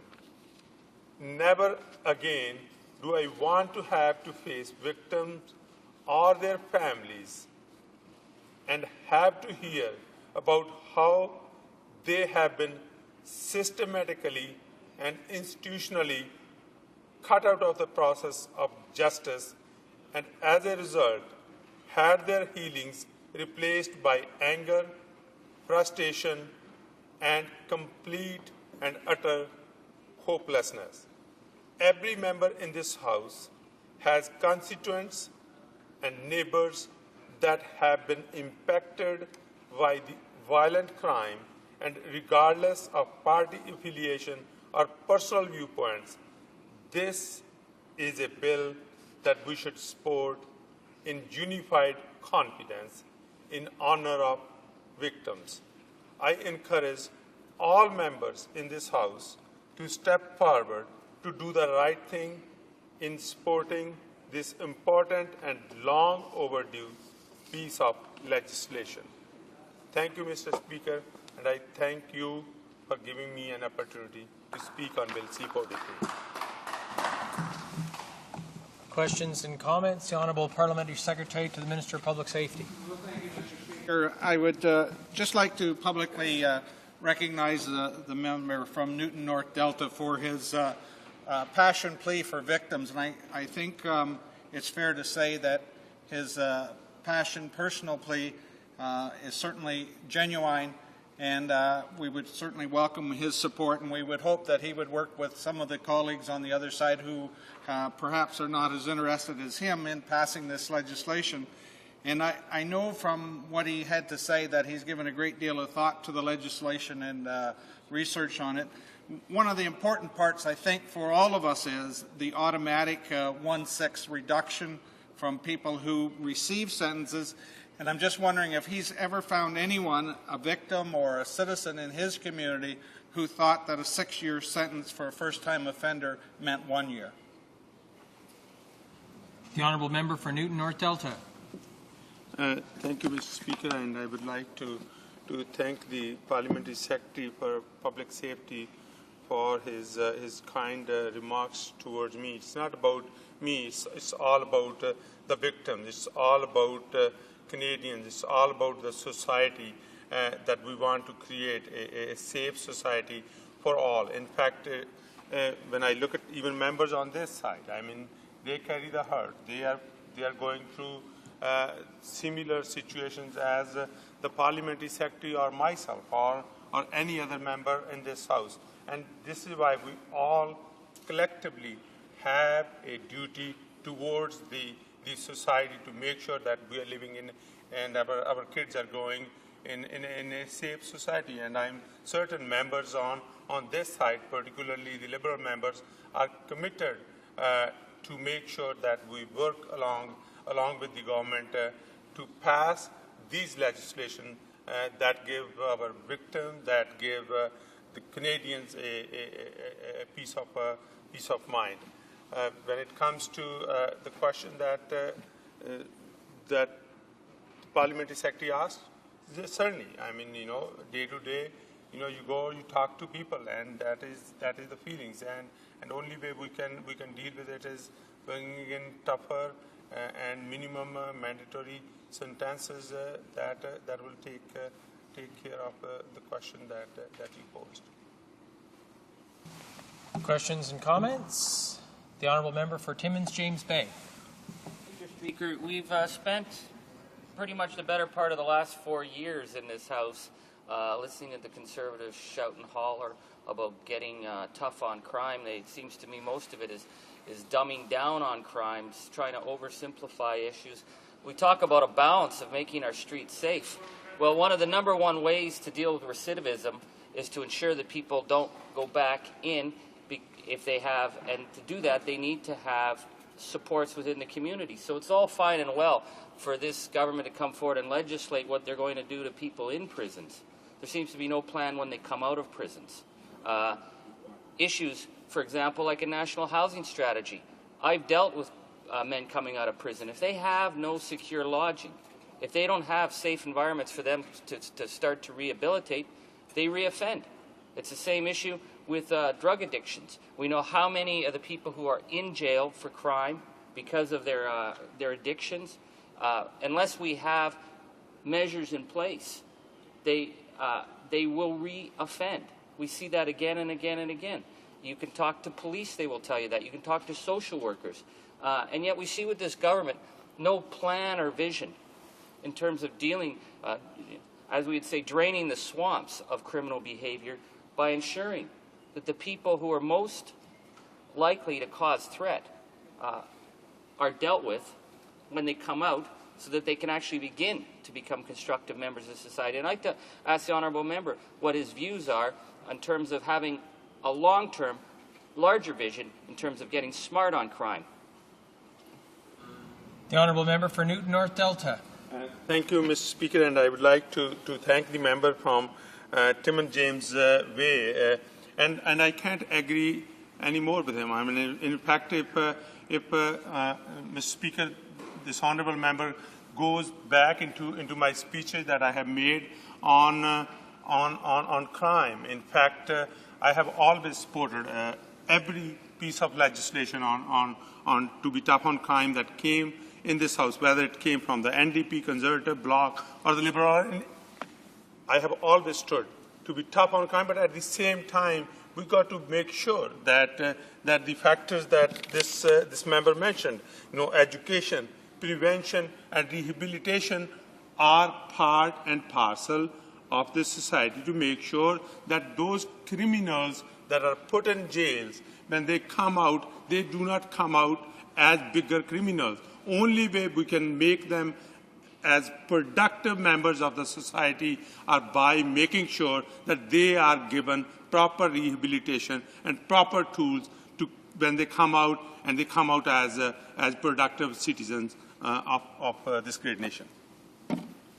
Questions and comments? The Honourable Parliamentary Secretary to the Minister of Agriculture. Thank you very much, Mr. Speaker. I listened carefully to my colleague as he was speaking, and I support, or I appreciate his support for Bill C-43. It's my hope, of course, that he's speaking also for his Liberal colleagues. But I'm wondering, Mr. Speaker, what assurance my colleague can give me that when this passes through the House, that it will not be delayed or obstructed or gutted by Liberal senators in the other place. It's a very real concern I have, Mr. Speaker, because of what we've seen, for example, on Bill C-25, where it passed through the House. When it reached the Liberal senators in the other place, Mr. Speaker, it was gutted. And actually, they defied their leader in doing so, and they did so without any repercussion. Now, fortunately, Mr. Speaker, Bill C-25, due to public pressure, passed ungutted, let's say, in its original form, and Canadians were well served. But we see it again when the Minister of the Treasury Board today brought up Bill C-26 on auto theft. Again, Mr. Speaker, being obstructed and delayed by the Liberal senators in the other place. So, Mr. Speaker, I hear my colleague speaking, but I'd like to know what assurance he can give, not just me and my colleagues in the House, but all Canadians, that this, in fact, will make it through the Liberal senator blockade in the other place. Thank you very much, Mr. Speaker. The Honourable Member for Newton North Delta. Thank you, Mr. Speaker. I would like to thank the Parliamentary Secretary for Agriculture. In fact, before I even go to the Senate, Mr. Speaker, I would like to talk about this House. In fact, it is the Conservative member, it is the Conservative House leader, it is the Conservative Prime Minister that has delayed the legislation on the crime. And I would ask this honourable member, through you, Speaker, that go back in history, look at it. The House leader for Liberals stood in this House and he clearly said it to the House leader of the Conservative Party that we are willing to support the legislation to be tough on crime. And you know who denied? They did. They did it. And Mr. Speaker, I can tell you, when there were legislation to do with crime were on the agenda, you know who broke this Parliament? Is this Conservative Prime Minister that delayed those victims and those people that were waiting for this crime agenda to pass 3 years ago are still waiting. And it's not about the Senate, it is about this Conservative Party. Questions and comments? The Honourable Member for Timmins James Bay. Short question, please.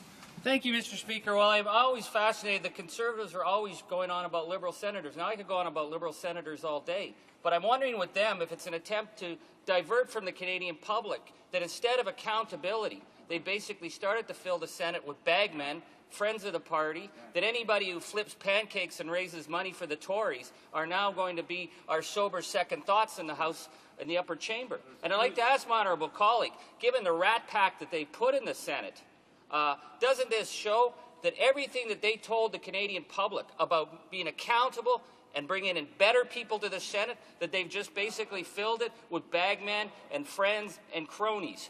Yeah, I put Merv in there. The Honourable Member for Newton North Delta. Short answer, please. Very short answer. Mr. Speaker, I would like to even table this document that it is not the Liberal senator. It is the Conservative Senate that has to table the legislation. And first reading was given on June the 16th, 2009, and the second reading was June the 22nd, 2009. And since then, they have not even put up for debate to push this through. So I would like to pass it on here, Mr. Speaker. Resuming debate, the Honourable Member for Northumberland, Quinte West. Well, thank you very much, Mr. Speaker. Law-abiding Canadians expect their government to do something to keep their streets safe. For this reason, I am proud to rise today and speak on behalf of Bill C-43, an act to amend the Corrections and Conditional Release Act. This bill proposes much-needed reforms to existing legislation that will indeed keep our communities safer. But before I address specifics, let me put this bill into a larger context. As you know, Mr. Speaker, since coming into office in 2006, this government has pledged to make the safety and security of Canadians one of its top priorities. That's why we created an independent panel to review all aspects of Correctional Services Canada. And when the panel released its report in December of 2007, which contained 109 recommendations, the government was quick to respond. Indeed, Budget 2008 invested over $478 million over the next 5 years to implement a new vision of federal corrections, which included addressing some of the panel's key recommendations.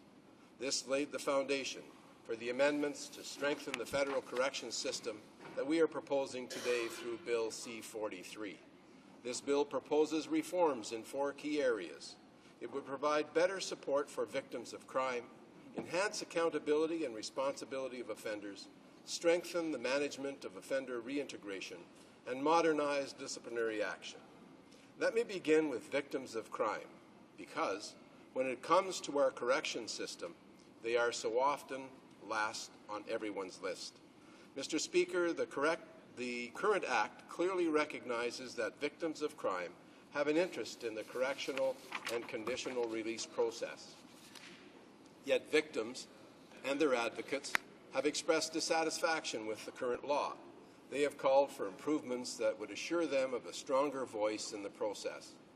This government has heard their concerns. We've listened, and we're acting. As it stands now, victims sometimes travel long distances to attend a parole hearing.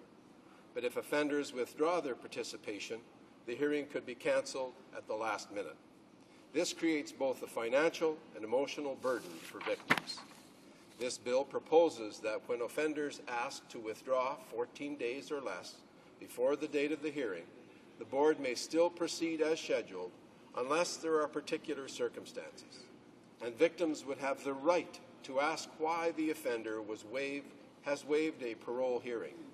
These measures would go a long way to preserving the peace of mind of victims. Bill C-43 would also enshrine in law a victim's right to attend and make statements at National Parole Board hearings. In addition, it would enable victims to access relevant information about an offender, including reasons for transfer or temporary absence and participation in program activities. Finally, to ensure the voice of victims continues to be heard, the government proposes to create a National Victims of Crime Advisory Committee.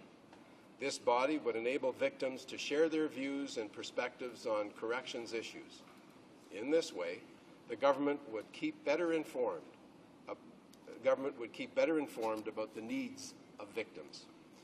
The second major area of reform relates to the responsibility and accountability of offenders. Mr. Speaker, a successful transition into the community doesn't happen by accident or through wishful thinking. It takes good planning, targeted interventions, and appropriate correctional programs, followed by supervision in a supportive community. And it demands that offenders play an active role in their rehabilitation. That's why the bill before the House stresses that rehabilitation is a shared responsibility between offenders and the Correctional Service of Canada. Offenders would be expected to respect others, obey the rules, and actively participate in fulfilling the goals of their correctional plan. To that end, each correctional plan would set out expectations for behavior, participation in any programs, and the fulfillment of any court-ordered financial obligations. Mr. Speaker, the third area of reform relates to the management of offenders and their reintegration into the community. In short, we need to do better so that we better protect law-abiding Canadians in all conditional release decisions. For example, the legislation proposes to give police the power to arrest without warrant any offender who appears to be in breach of parole. In the final area of reform, Bill C-43 would modernize the system of discipline in federal penitentiaries. Specifically, it would impart stronger penalties for breaking rules such as disrespectful, intimidating, or assaultive behavior, including throwing bodily substances. Mr. Speaker, the 4 reforms I have outlined are overdue. They are in keeping with recommendations made by an independent review panel, and they would go a long way toward keeping Canadians safe. The protection of society, Mr. Speaker, is our first priority. For too long, the rights of offenders have taken priority over law-abiding citizens and even over victims of crime. It's time to swing the pendulum back to where it belongs. Canadians deserve to feel safe in their homes. Victims deserve to be treated with more respect, as do staff and correctional officers in our institutions. And offenders must be prepared to take more responsibility for their conduct and pay the price if they break the rules. These are the objectives of Bill C-43, Mr. Speaker. It would provide the government with the authority to make changes to the Act that would better promote greater safety and security for all Canadians. And I so urge all members of this House to give their unconditional support of this bill. Thank you. Questions and comments?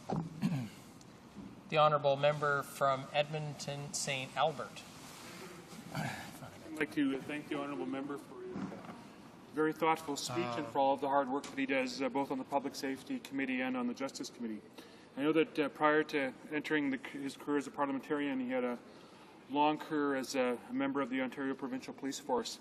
And I was wondering if he might be able to rely on some of that experience to tell this House as to how this bill will help in the government's overall agenda to provide safe streets and safe communities. The Honourable Member for Northumberland Quinte West. Well, I'd like to thank my honourable friend for that question, and it brings to mind something that occurred about a year ago. I received a communication from some of my former brothers in uniform, and it related to a specific offence where an officer had been brutally murdered by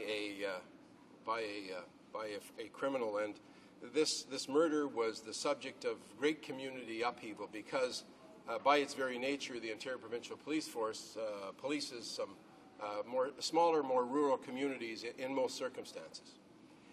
And this, in ordering the accused incarcerated, there was a recommendation by the court and a request by the Crown through the victims, and as a result of the community involvement, because this particular officer had been well respected in the community, that the offender in question not be placed in a prison close to the community, as is the custom for Corrections Canada. So that was complied with.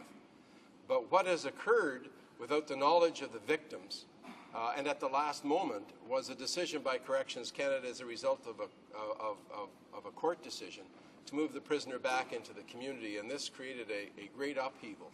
I guess, Mr. Speaker, and I know in this particular circumstance, victims would be, and in this particular case, for my learned friend's edification, in this particular case, it wasn't just the victims. The whole community was victimized. And so I believe Bill C-43 would allow that input by the victims into decisions that Corrections Canada and others may make, including the courts. It will assist their voice being heard as to why and where prisoners should be housed. Thank you. Questions and comments? The Honourable Member for Manicouagan. Thank you very much, Mr. Speaker. Mr. Speaker, I listened attentively to the member's speech, and I know that he sits on both the committee, the Justice Committee, and on the Public Safety Committee. Now, there are several bills that have come before this House over the past weeks, Mr. Speaker, but there is also the fact of wanting to strengthen justice and giving tools besides putting people in prison and building more penitentiaries. We're talking about giving more the tools that are required, because the member who just spoke, before he was a member, he was a policeman in Ontario. And the question I have for him is the registry of firearms. Is that an indispensable tool that Ontario policemen use every once in a while? Do they use it regularly? the member, when he was a policeman, did he use the firearms registry? The Canadian Police Federation supports the government's procedure of maintaining did they use the firearms registry? Honourable members that were debating Bill C-43. The Honourable Member for Northumberland, Quinte West. Well, thank you, Mr. Speaker, and I thank the member for his question. And I can say this, that I retired in the year 2000, so that was slightly before the, I believe the registry was brought in. But let me say this, that I personally believe that there are better ways in which to protect the people of Canada from the misuse of firearms. And some of those ways are proper education, making sure that people who are licensed or permitted to possess firearms are properly trained in their use and in the knowledge of the tremendous power they possess.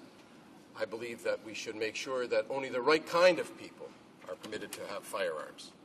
So I do believe in the proper, but I don't believe that a long-arm registry is the right way to go. I think the $1 billion that has been so far, over $1 billion, that has been used so far for that particular enterprise has been woefully wasted. But I can say this to my honourable friend, that what we as a government have done is increase the number of police officers in Canada, increase the number of police officers in the RCMP, increase the capacity for Depot to train additional police officers. We provided the provinces with extra money to hire more police officers in both the municipal and provincial duties that they have. And I worked alongside and was very proud to stand beside my brothers from the Sûreté du Québec who do a wonderful job in policing that fair province.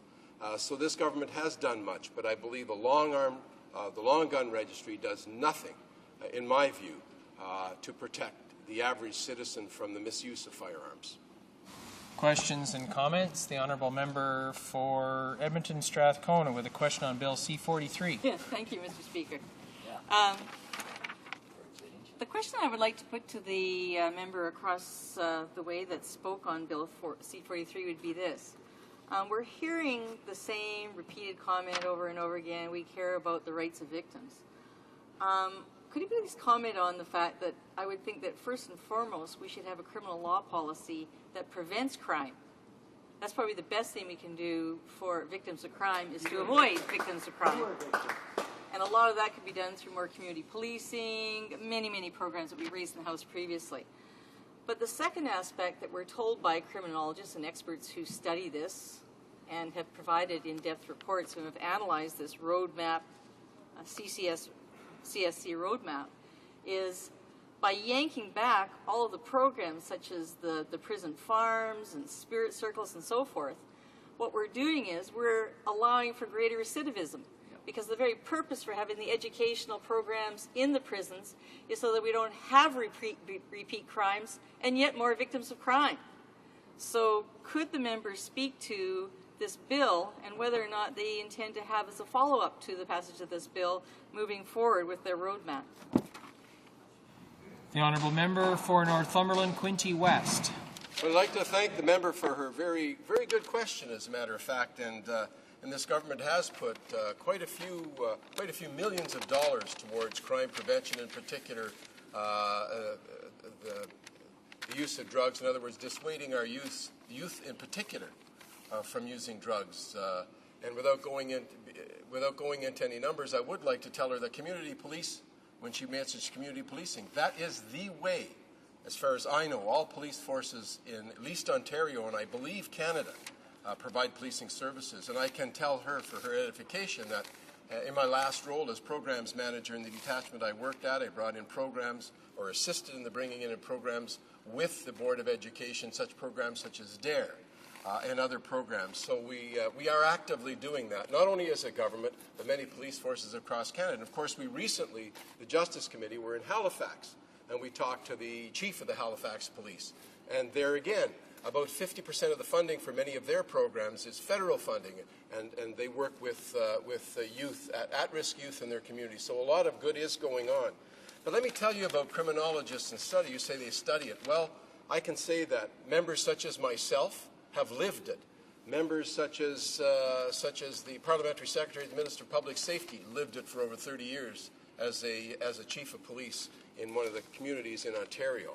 And I can tell you that we do listen to victims of crime, and we do listen to the needs and care about the needs of those who are in our correctional services. And I can tell you that I am the Member of Parliament for Northumberland Quinte West, in which is one of Canada's largest prisons, a medium prison, and we just recently constructed there a separate place for First Nations people to go about in a cultural way.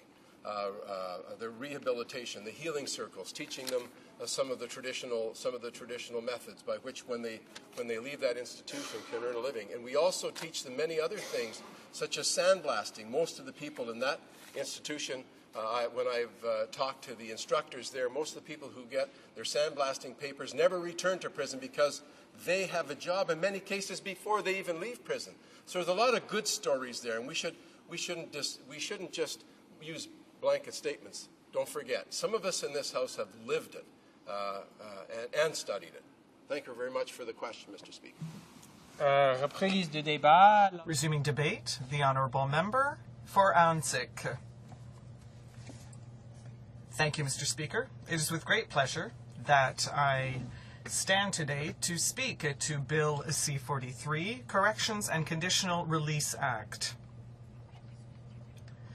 In order for B to studied in committee, the Bloc Québécois will be supporting the bill in principle, but we do have certain reservations with regard to the bill.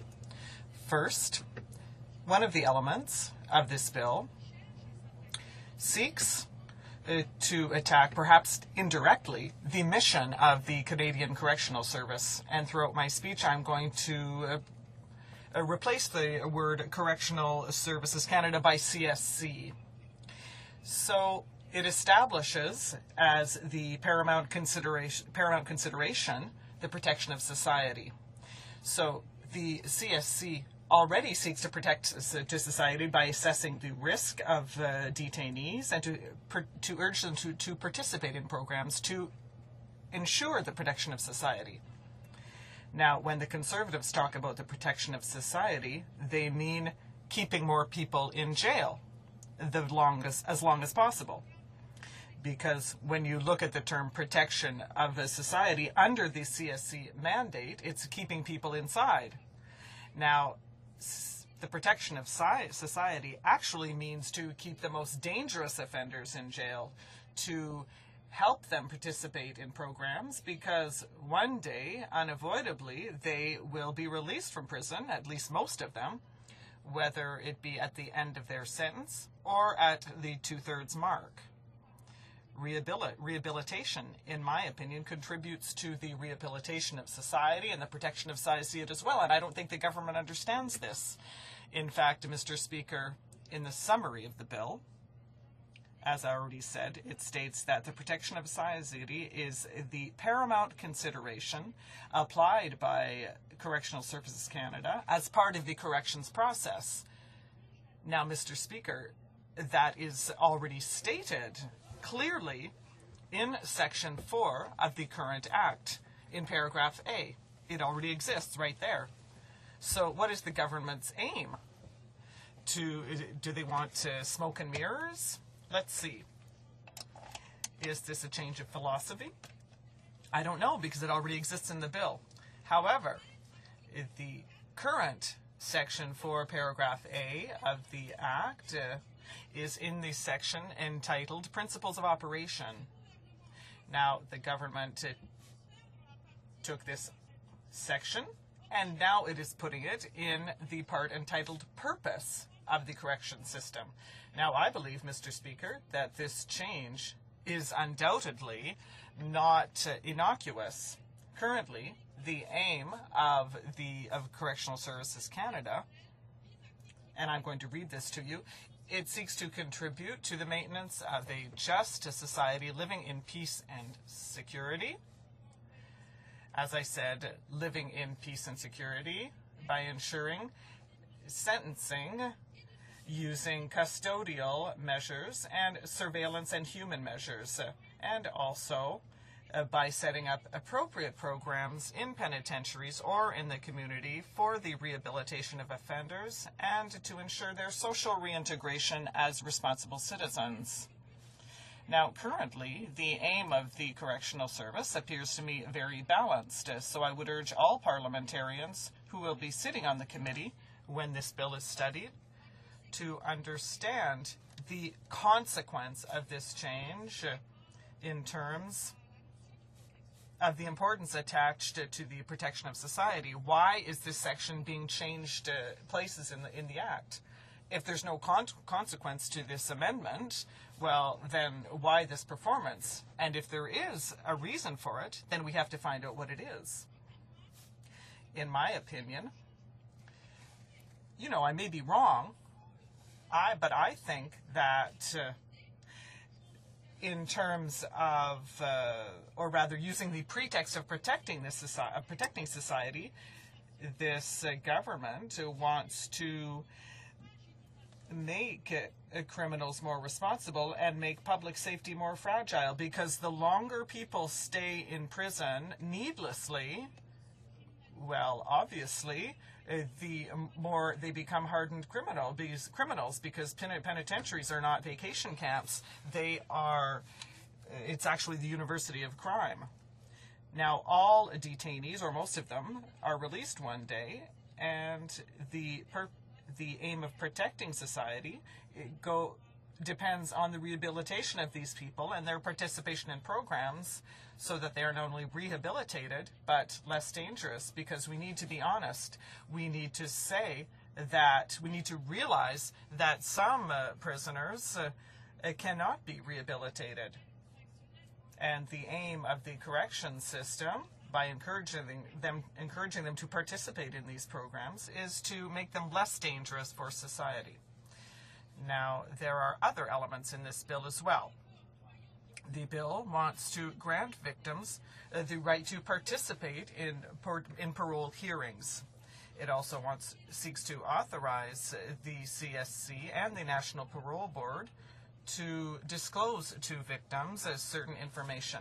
Now, I believe, of course, that this is fundamental.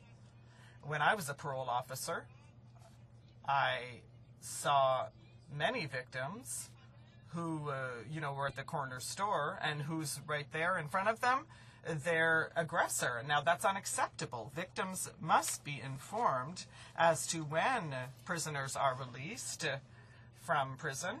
They need to know where that person is going, what address they'll be living at, and if there is a possibility that person might be living near them.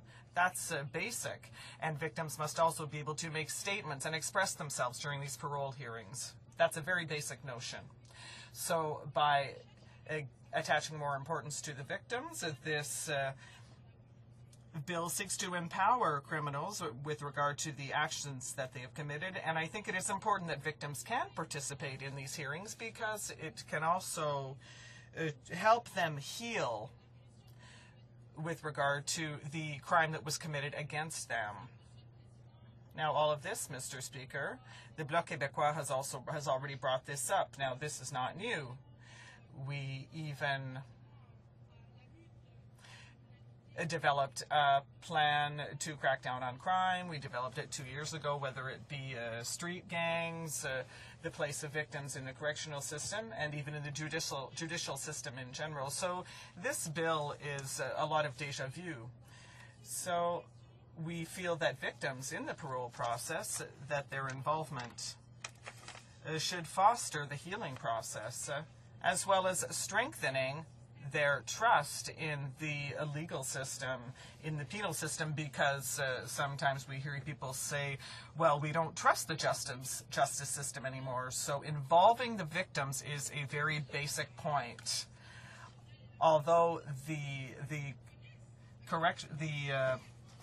Corrections and Conditional Release Act recognizes the role that victims can play in the corrections process and to the conditional release process, victims advocacy groups told us that they were extremely dissatisfied with the way the process currently functions, and I think that those improvements will, or rather are, a positive thing in terms of victims' access to this type of process. Also, Mr. Speaker, this bill also expands the information available that can be provided by Corrections Canada or the National Parole Board. And we have a list of information, such as, for example, on the transfer of offenders, that is telling them in advance that the offender is located in the region, also advising victims when the offender will be in a minimum security institution, talk about their participation in corrections programs, disciplinary offenses, and so forth. And I would say that this is interesting, but I think that we will need to look at this closely in committee so as to decide or determine what is the relevant information to give victims, relevant in terms of their healing, but also in terms of their safety and security. A question that I have that I can't answer, and I think in the committee we will develop it further, is the fact of knowing that this person is taking part in a program on drug abuse or in another program. Was this going to help the victim? I don't know. I think that we will have to meet with those individuals in the context of this bill and see their relevancy. I think personally that it might not be relevant. It's much more relevant to know that there is a hearing that is going to take place. The victim will be able to come and testify, or rather that this person has been released on this day and could be in my neighborhood. And so we'll have to see. We'll have to look at this issue.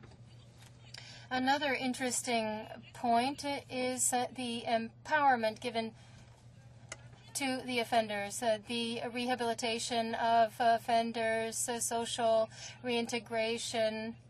These are shared responsibilities between the offender and correctional services, Mr. Speaker. This has existed for some time. It's nothing new. They haven't reinvented the wheel since, I don't know, the offenders corrections plan is put in place in order to encourage the offender to take part in programs. I tell you, I'm looking at this and I wonder what's new here. It already exists. Now, what is important to stress with regard to empowering the offenders, it's all fine and well to talk about programs and responsibility, but we have to have programs. When we say that 2% only of correctional services budget is spent on programs and all the rest is used for security, maintenance, management of prisons, we can ask ourselves the question, what is happening? 2%. There are offenders who are waiting months and months before they can take part in a program when they agree that they want to take part in a program. So there's a lot of work that needs to be done to ensure access to those programs. It's great to talk about programs, but there have to be programs, and this is important. Also, with regard to empowerment, what is very interesting is that we talk, well, it says that we're going to put in place incentives. I think it's important that we need to encourage offenders to take part in programs through incentives rather than as a punishment, imposing these on them. So I think it could be interesting and important. And the Bloc Québécois has said that 2/3, that is statutory release, should be earned instead of automatic, as it currently is. It's automatic. When an offender has finished 2/3 of their sentence, whether they've taken part in programs or not, they are released unless they're very dangerous, and therefore their release could lead to a review. So I think that it should be a 2/3 release that is earned. So another point that I think is also interesting is the whole issue of modernizing the disciplinary system. And here I'd like to bring a few points to your attention, Mr. Speaker. When they say to punish disrespectful, intimidating, and aggressive behavior by the offender against individuals and staff. This is already being done. The offenders who show such behavior are being punished, but punishing them more, what does that mean? Are we going to hang them? I don't understand. The punishment, there will be a list. There will be a list of violations. This will have an impact on their release. They'll be put in isolation. I don't know. I don't understand what more we are going to do here. The word disrespectful. What does this mean? A young 18-year-old who is sitting on his chair in the hearing and says, well, I don't care about the program. Is that disrespectful? Or is it somebody who is swearing at an officer, a corrections officer? What does disrespectful mean? When you're going to punish somebody, is it for swearing? All of this has to be clarified because there's a lot of questions. Also, imposing disciplinary punishment on offenders who throw a bodily substance, in my opinion, what I've seen in practice, spitting on someone, ejaculating on someone, lacerating your arm and bleeding on someone, an offender, an officer, this is already happening. This kind of behavior is not accepted by Correction Services Canada, and these people are already being punished. Another point that intrigues me, allowing the imposition of restrictions on visits. Most of the people who are currently in preventive isolation are in isolation for their own protection. Sometimes they even ask for it. Does this mean we're going to prevent people from seeing their families so they could no longer have visitors? Mr. Speaker, we'll have to look at this closely. We need to understand something. The prison system in and of itself is already a punishment. If you commit an offense, you wind up in a jail. You are being punished. You don't need to have more and more punishments added already. This exists within the corrections system, so I don't know why they want to add more. So, moving along, Mr. Speaker, I'd like to talk to you about disciplinary measures, and there's something that I'd like to address here.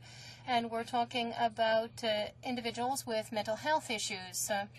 When you have an individual with a mental health issue, be it somebody who has a mental health disorder or somebody who has been diagnosed with autism or with a serious problem, and I've seen these in my practice, but there is a study that's being done by the committee. We have a lot of questions with regard to the correction system and mental health. With regard to discipline now, somebody who is suffering from a mental illness does not react in the same way as somebody who is not suffering from a mental illness. So how can we determine their level of discipline?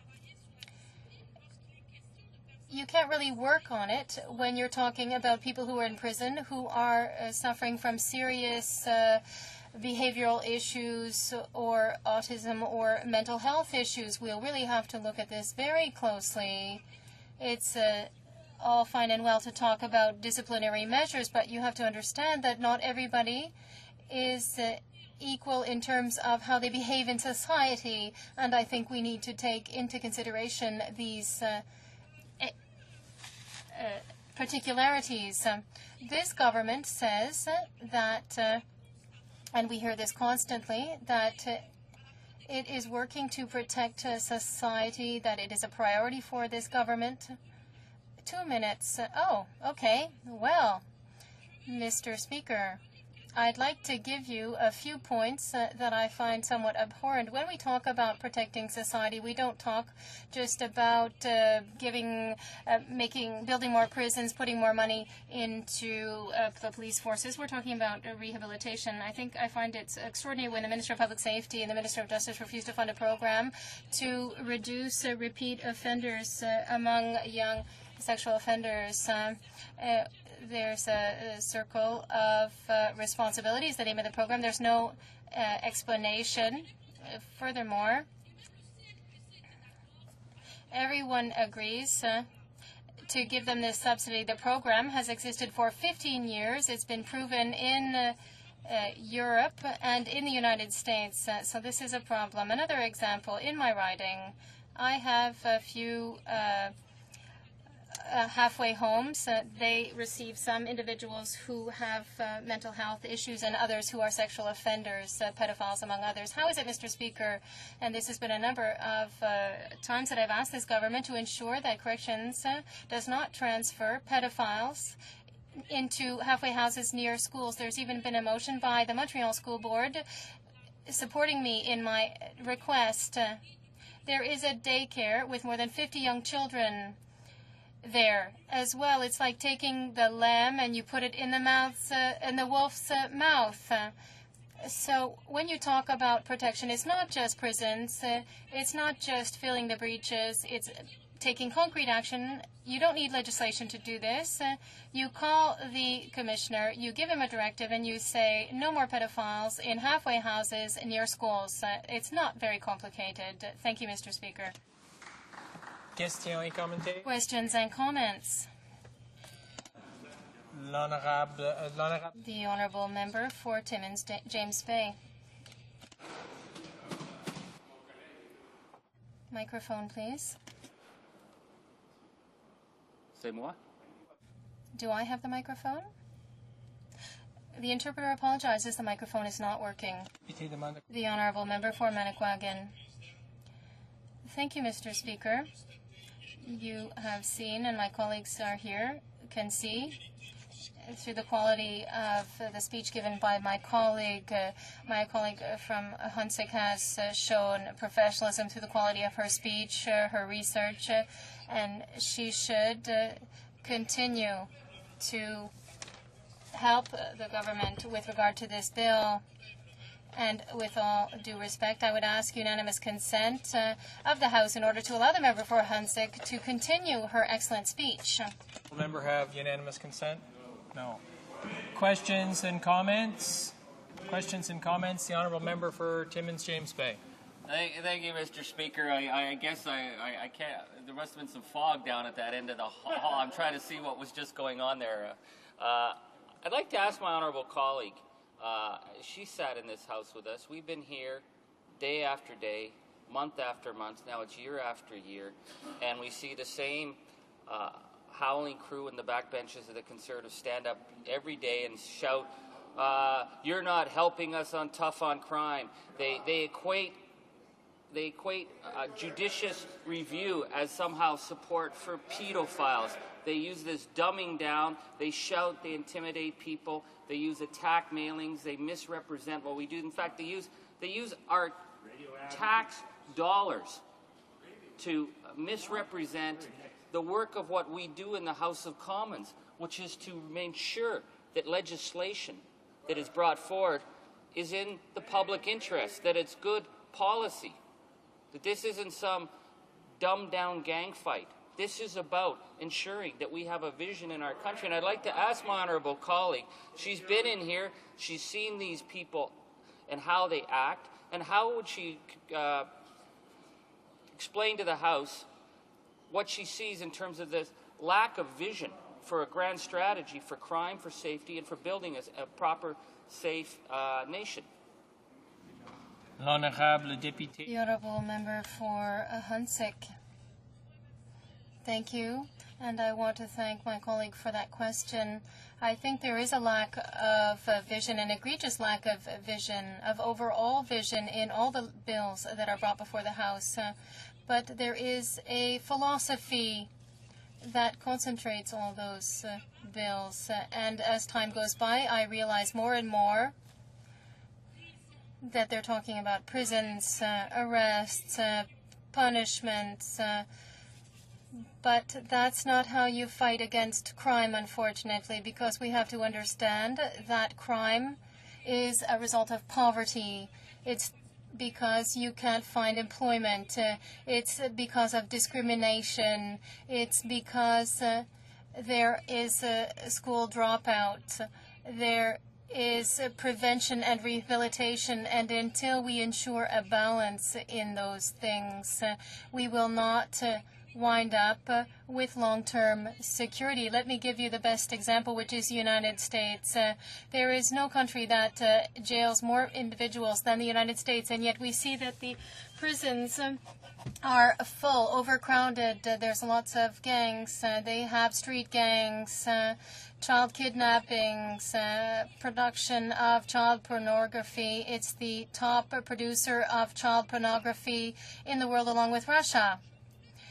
And I'm telling you, the current government does not have vision. It only thinks of punishment.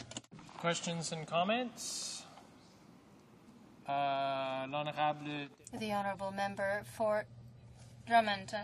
Thank you, Mr. Speaker. I listened with great interest to the speech given my colleague from HoC, who talked about the many problems with this bill, a bill that we will support, as she said, and we hope in committee that we will be able to look at it in depth and to address all those issues she addressed.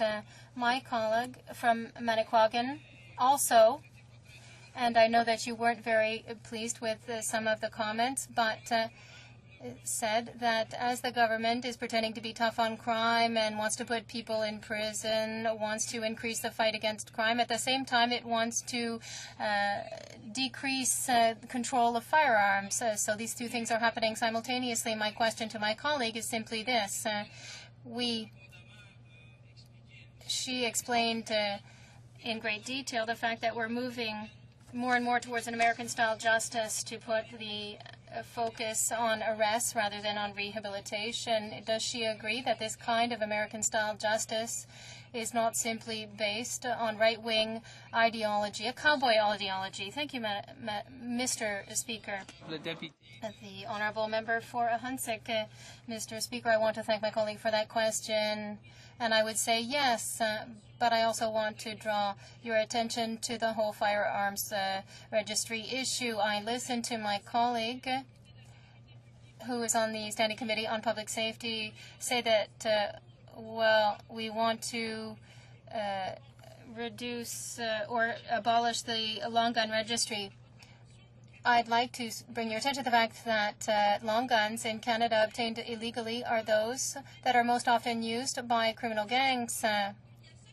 So in some regions, we're not talking about handguns that gangs use. We're talking about long guns in Nunavut, Northwest Territories, where there are street gangs. Another example, in Quebec. In Quebec, people use more handguns, but in some regions, no. They use long guns. It's the same thing in Ontario. Criminal gangs use handguns, yes, but they use just as many long guns. Also, in major centers, they use handguns, yes, but in the smaller regions, they use long guns. And it's not just used by Mr. and Mrs. Everyone. It's used by criminal gangs. So if we abolish the long gun registry, it's not true that we're going to resolve the issue of violence in our cities. It's not true. Any comments? Questions and comments? The Honourable Member for Burnaby, New Westminster. Thank you, Mr. Speaker. I listened with great interest to the speech given by my colleague from Hunsik.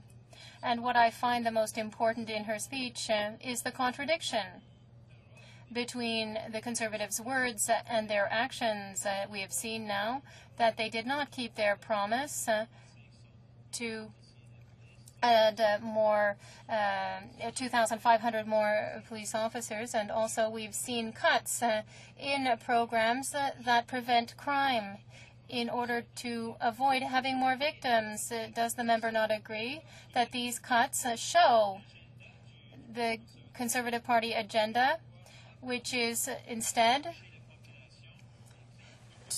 which will increase crime rather than reduce crime, because those programs make all the difference in terms of the results we see in our communities. The Honourable Member for Hunsik. I want to thank my colleague. In fact, there are two parts to his question. First, there is the issue of prevention, and we see that the government is cutting or even is not adding funding. For example, we see that youth crime has gotten less funding, 8 million just for Quebec. I met with people from the organization responsible, and they say we're not allowed to make any applications before 2011-2012. All this to say, Mr. Speaker, that in terms of prevention, this government is far behind.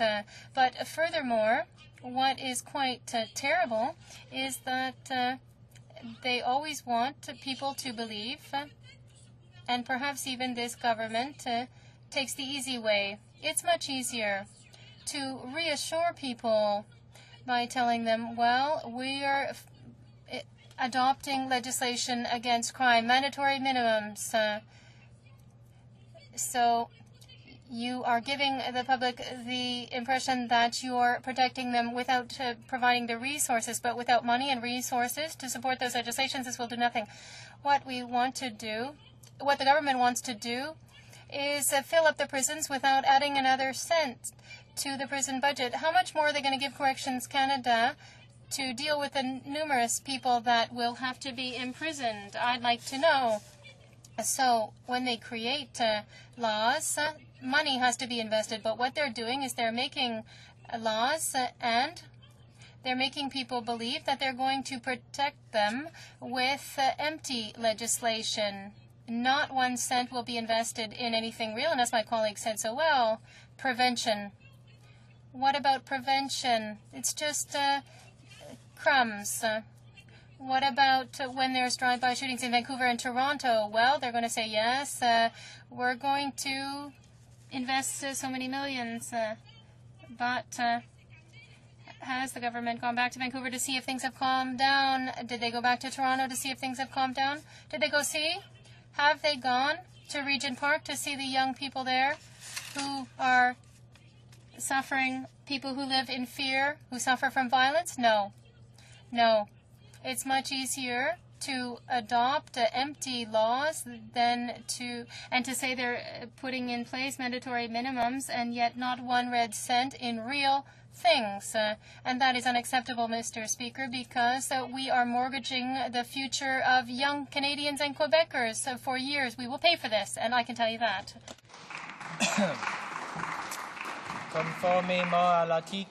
Pursuant to Standing Order 38, I must tell the House the questions that will be dealt with during adjournment tonight. The Honourable Member for Willowdale, Government Assets, the Honourable Member for Cape Breton-Canso, Employment Insurance.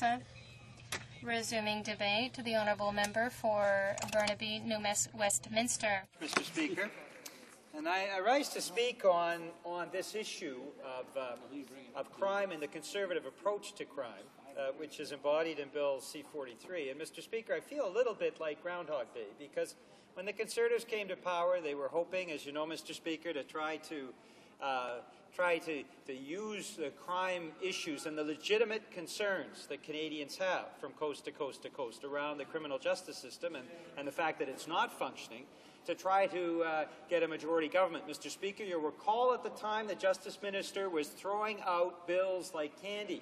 Mr. Speaker, they were writing up bills on the back of napkins.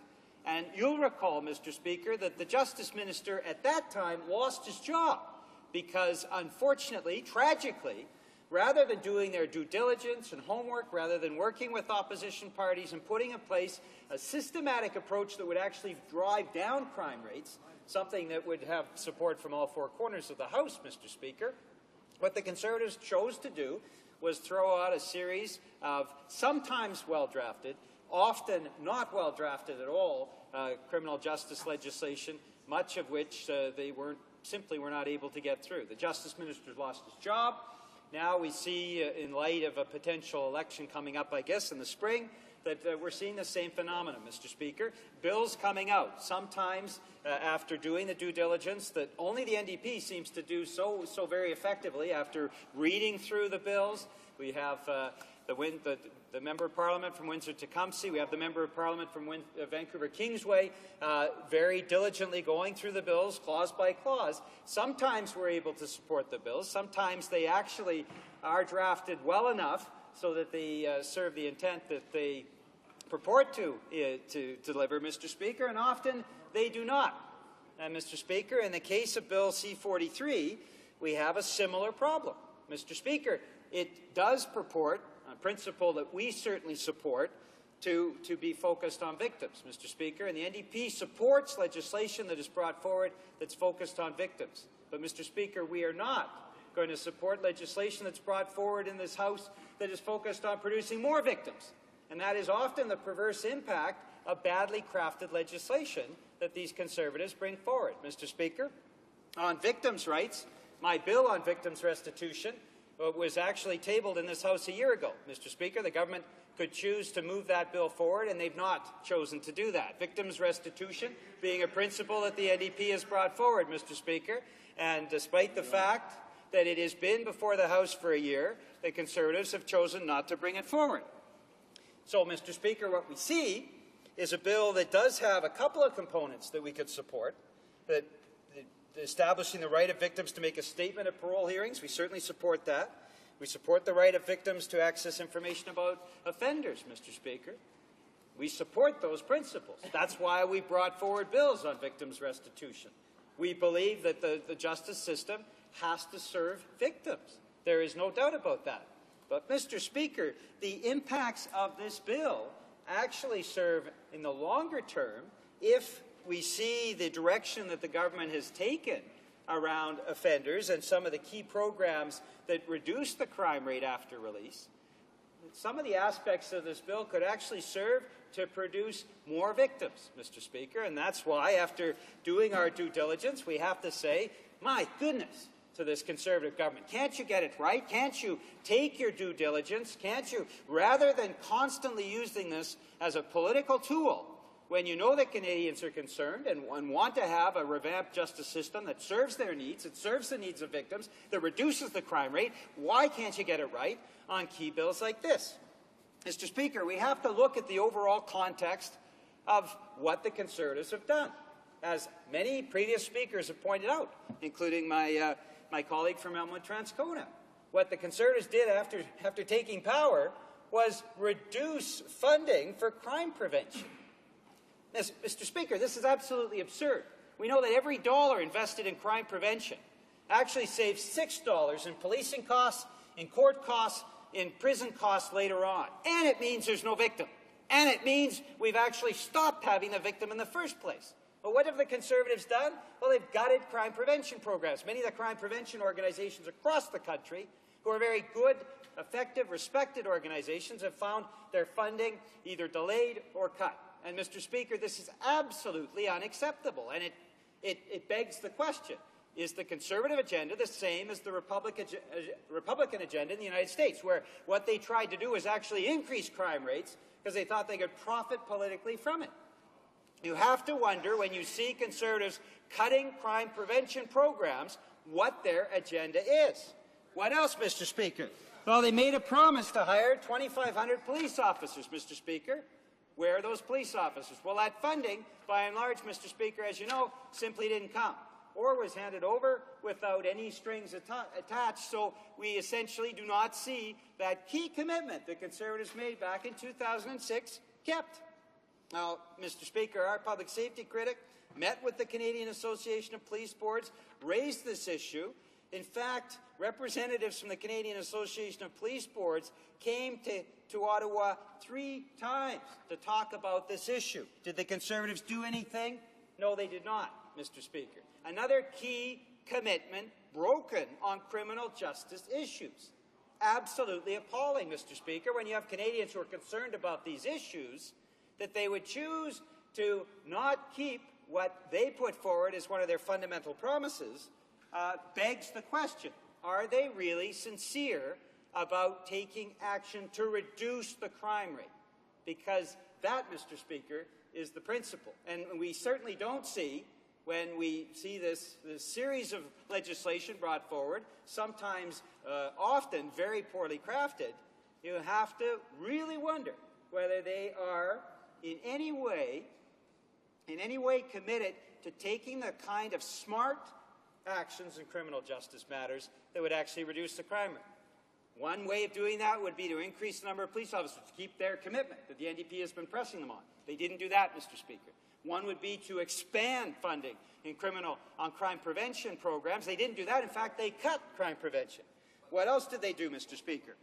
Well, we had a pay increase that was announced by Conservatives for RCMP officers. We know, Mr. Speaker, that RCMP officers play a key role across the country. In my communities of Burnaby, the Burnaby RCMP, one of the largest detachments in the country, second largest detachment in the country, does key work working with the local administration of the City of Burnaby, the Burnaby Citizens Association, to put in place innovative crime prevention programs to actually reduce the crime rate. Well, Mr. Speaker, Conservatives told their RCMP officers, who have been undercut in their salaries for years, finding it harder to make ends meet, particularly in high areas of high costs of living, Mr. Speaker, like the Lower Mainland of British Columbia. Well, what did they do? On the 12th of December, the Conservatives informed RCMP officers by email. Can you believe that, Mr. Speaker? That the pay increases that they had announced in June were being slashed for 2009 and 2010. Shame on them, Mr. Speaker. Here are hardworking RCMP officers dealing with high cost of living, all the sacrifices that they have to make for their families to serve the community, and these Conservatives broke again their commitment to the RCMP. All I can say is shame on them, Mr. Speaker. Shame on them for having, in such a clear way, disrespected the RCMP officers of this country. What else did they do, Mr. Speaker? Well, 3 years ago in this House, you'll recall, Mr. Speaker, a public safety officer compensation fund that was a bill pushed forward by the NDP, was adopted by this House with the support of Conservatives then in opposition. In fact, Mr. Speaker, it was a little bit longer than that. It was just before the election that brought the Conservatives to power. Conservatives voted for that motion that was brought to this House. And years later, Mr. Speaker, there is still no public safety officer compensation fund in this country, despite the fact that they committed by voting in this House to establish that, and they voted and supported the NDP bill. Mr. Speaker, what this means is that when there is no insurance put in place by the local policing organization, and it doesn't just impact police officers, Mr. Speaker, it impacts our hardworking firefighters who also work in very dangerous situations, Mr. Speaker. When police officers, when firefighters die in the line of duty, if the organization they work for, if the municipality hasn't put in place that funding for compensation for their family, they get nothing, Mr. Speaker. And we hear every day tragic stories of what has happened to the surviving families of these police officers and firefighters. In many cases, Mr. Speaker, they have to lose their home, they take a second job. These Conservatives have broken that commitment as well, Mr. Speaker. Here is just another case of the difference between the rhetoric that they bring forward in this House and the reality of their government, Mr. Speaker. And I could talk about their broken promise around unionization that has come through the courts as well, Mr. Speaker. But we see a systematic pattern, Mr. Speaker. Systematic pattern where on criminal justice systems, rather than standing up for those who advocate for public safety, rather than doing real work to enhance support for victims, rather than putting into place crime prevention programs that means that there are fewer victims, they do exactly the opposite, Mr. Speaker. Which brings us back to Bill C-43. Now, Mr. Speaker, what we've seen over the past few years, and Canadians, I don't think will be surprised to learn this. I know a number of other speakers have actually addressed this issue as well. What we've seen is some of the key programs that exist to make sure that offenders do not re-offend have been gradually over time, in a very real way, slashed by this Conservative government. Less funding provided each and every year.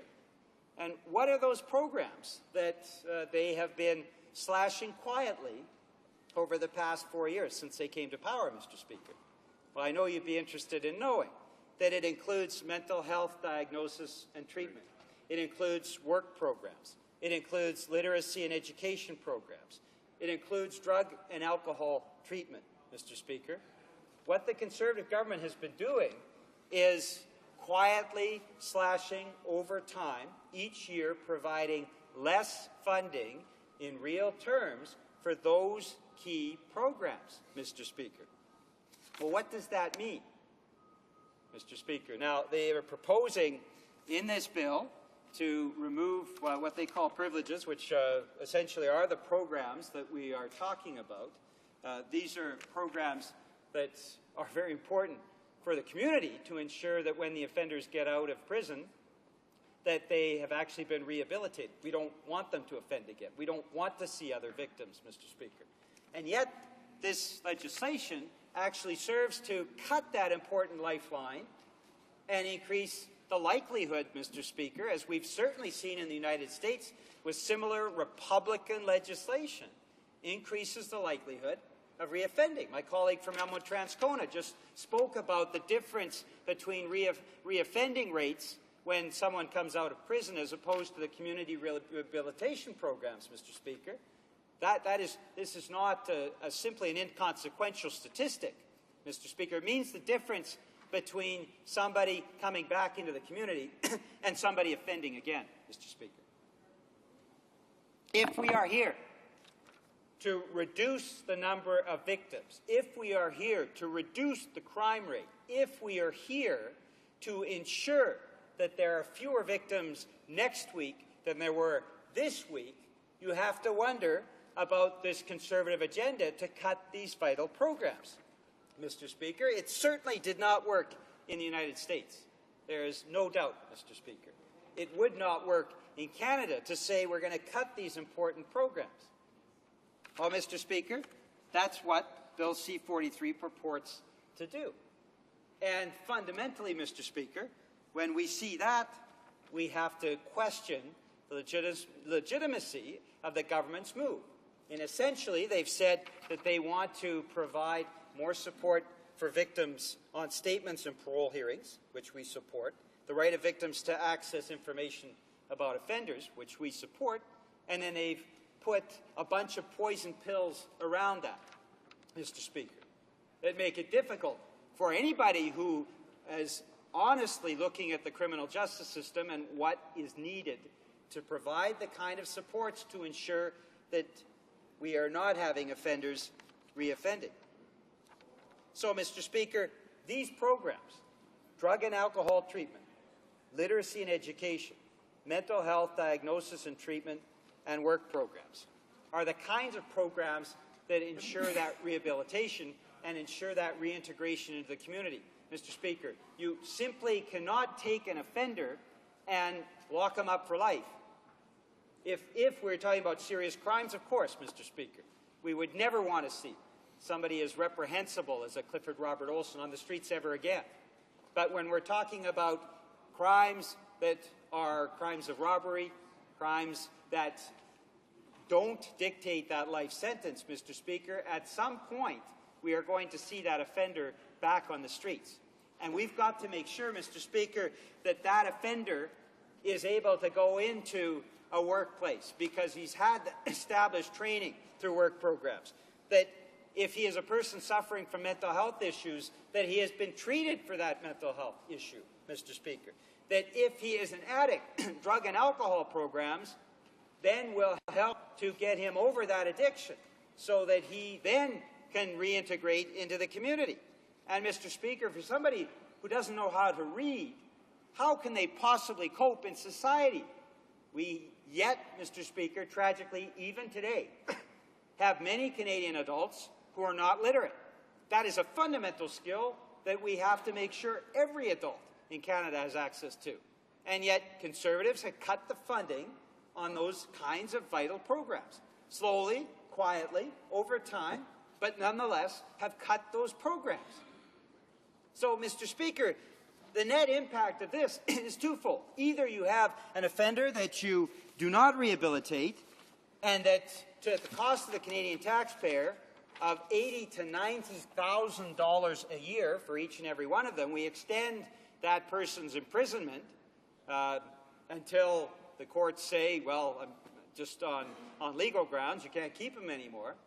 Or we spend less money than that to ensure that those programs are in place, so when that offender is released safely into the community, that offender can actually move on with a life that's productive and a life that creates no more victims. Mr. Speaker, that is a sensible, smart approach on criminal justice issues. Mais malheureusement, Monsieur le Président, c'est pas ça qu'on a. But unfortunately, Mr. Speaker, that's not what we've seen from the Conservatives. What we have seen from the Conservatives are cuts to programs that prevent crime and that prevent crimes from being committed.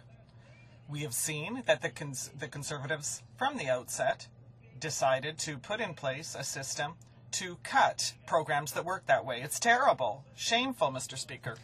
And not only that, they also cut, or rather they reneged on their promise that they made to all Canadians to increase the number of police officers throughout the country.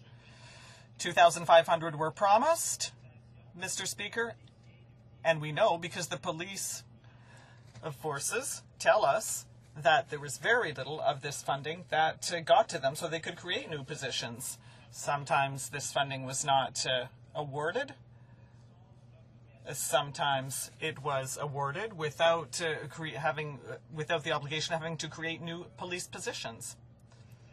We also saw cuts to the pay of our CMP officers. As you know full well, we find that that is unforgivable for Conservatives to have promised in June 2008 to finally provide an increase in pay for all our CMP officers throughout Canada who work very hard and often live in situations where they experience shortfalls. For example, the Lower Mainland of British Columbia, because housing costs are very high. And despite this, they don't receive enough money to provide for the needs of their family. And on December 12th, 2008, the Conservatives went back on their promise. It's shameful. Shameful, Mr. Speaker. That's not the approach that we condone. We want to reduce the crime rate. We want to reduce the number of victims, Mr. Speaker. Unfortunately, the Conservatives' approach is not successful in reducing the crime rate. And that's what they should be seeking to do. Because unfortunately, they spout bills one after another, but they're poorly drafted, and then committees have to solve the problems and clean them up. And that's why we have a great deal of difficulty with this bill, Mr. Speaker. Thank you. Questions and comments? The Honourable Member for Elmwood-Transcona. Thank you, Mr. Speaker, and I want to thank the member for a terrific speech on this Bill 43. I want to point out, Mr. Speaker, that there are components of this bill that we do support. For example, we support establishing the right of victims to make a statement at parole hearings. The NDP stands up for the marginalized, vulnerable, for victims in our society. Offenders need to hear from the victims. They need to know the impact of their crimes and the restorative justice. Victims need to have their voices heard, otherwise they're victimized a second time. We also support the right of victims to access information about offenders. For example, Mr. Speaker, the system must not leave victims in the dark, fighting for every scrap of information. There's certainly knowing that an offender is being rehabilitated is important as a step on the victim's road to healing and recovery. And I know the member supports this, but I'd ask him if he has any further comments or further explanations he'd like to give regarding the role of victims in terms of this bill. The Honourable Member for Burnaby, New Westminster.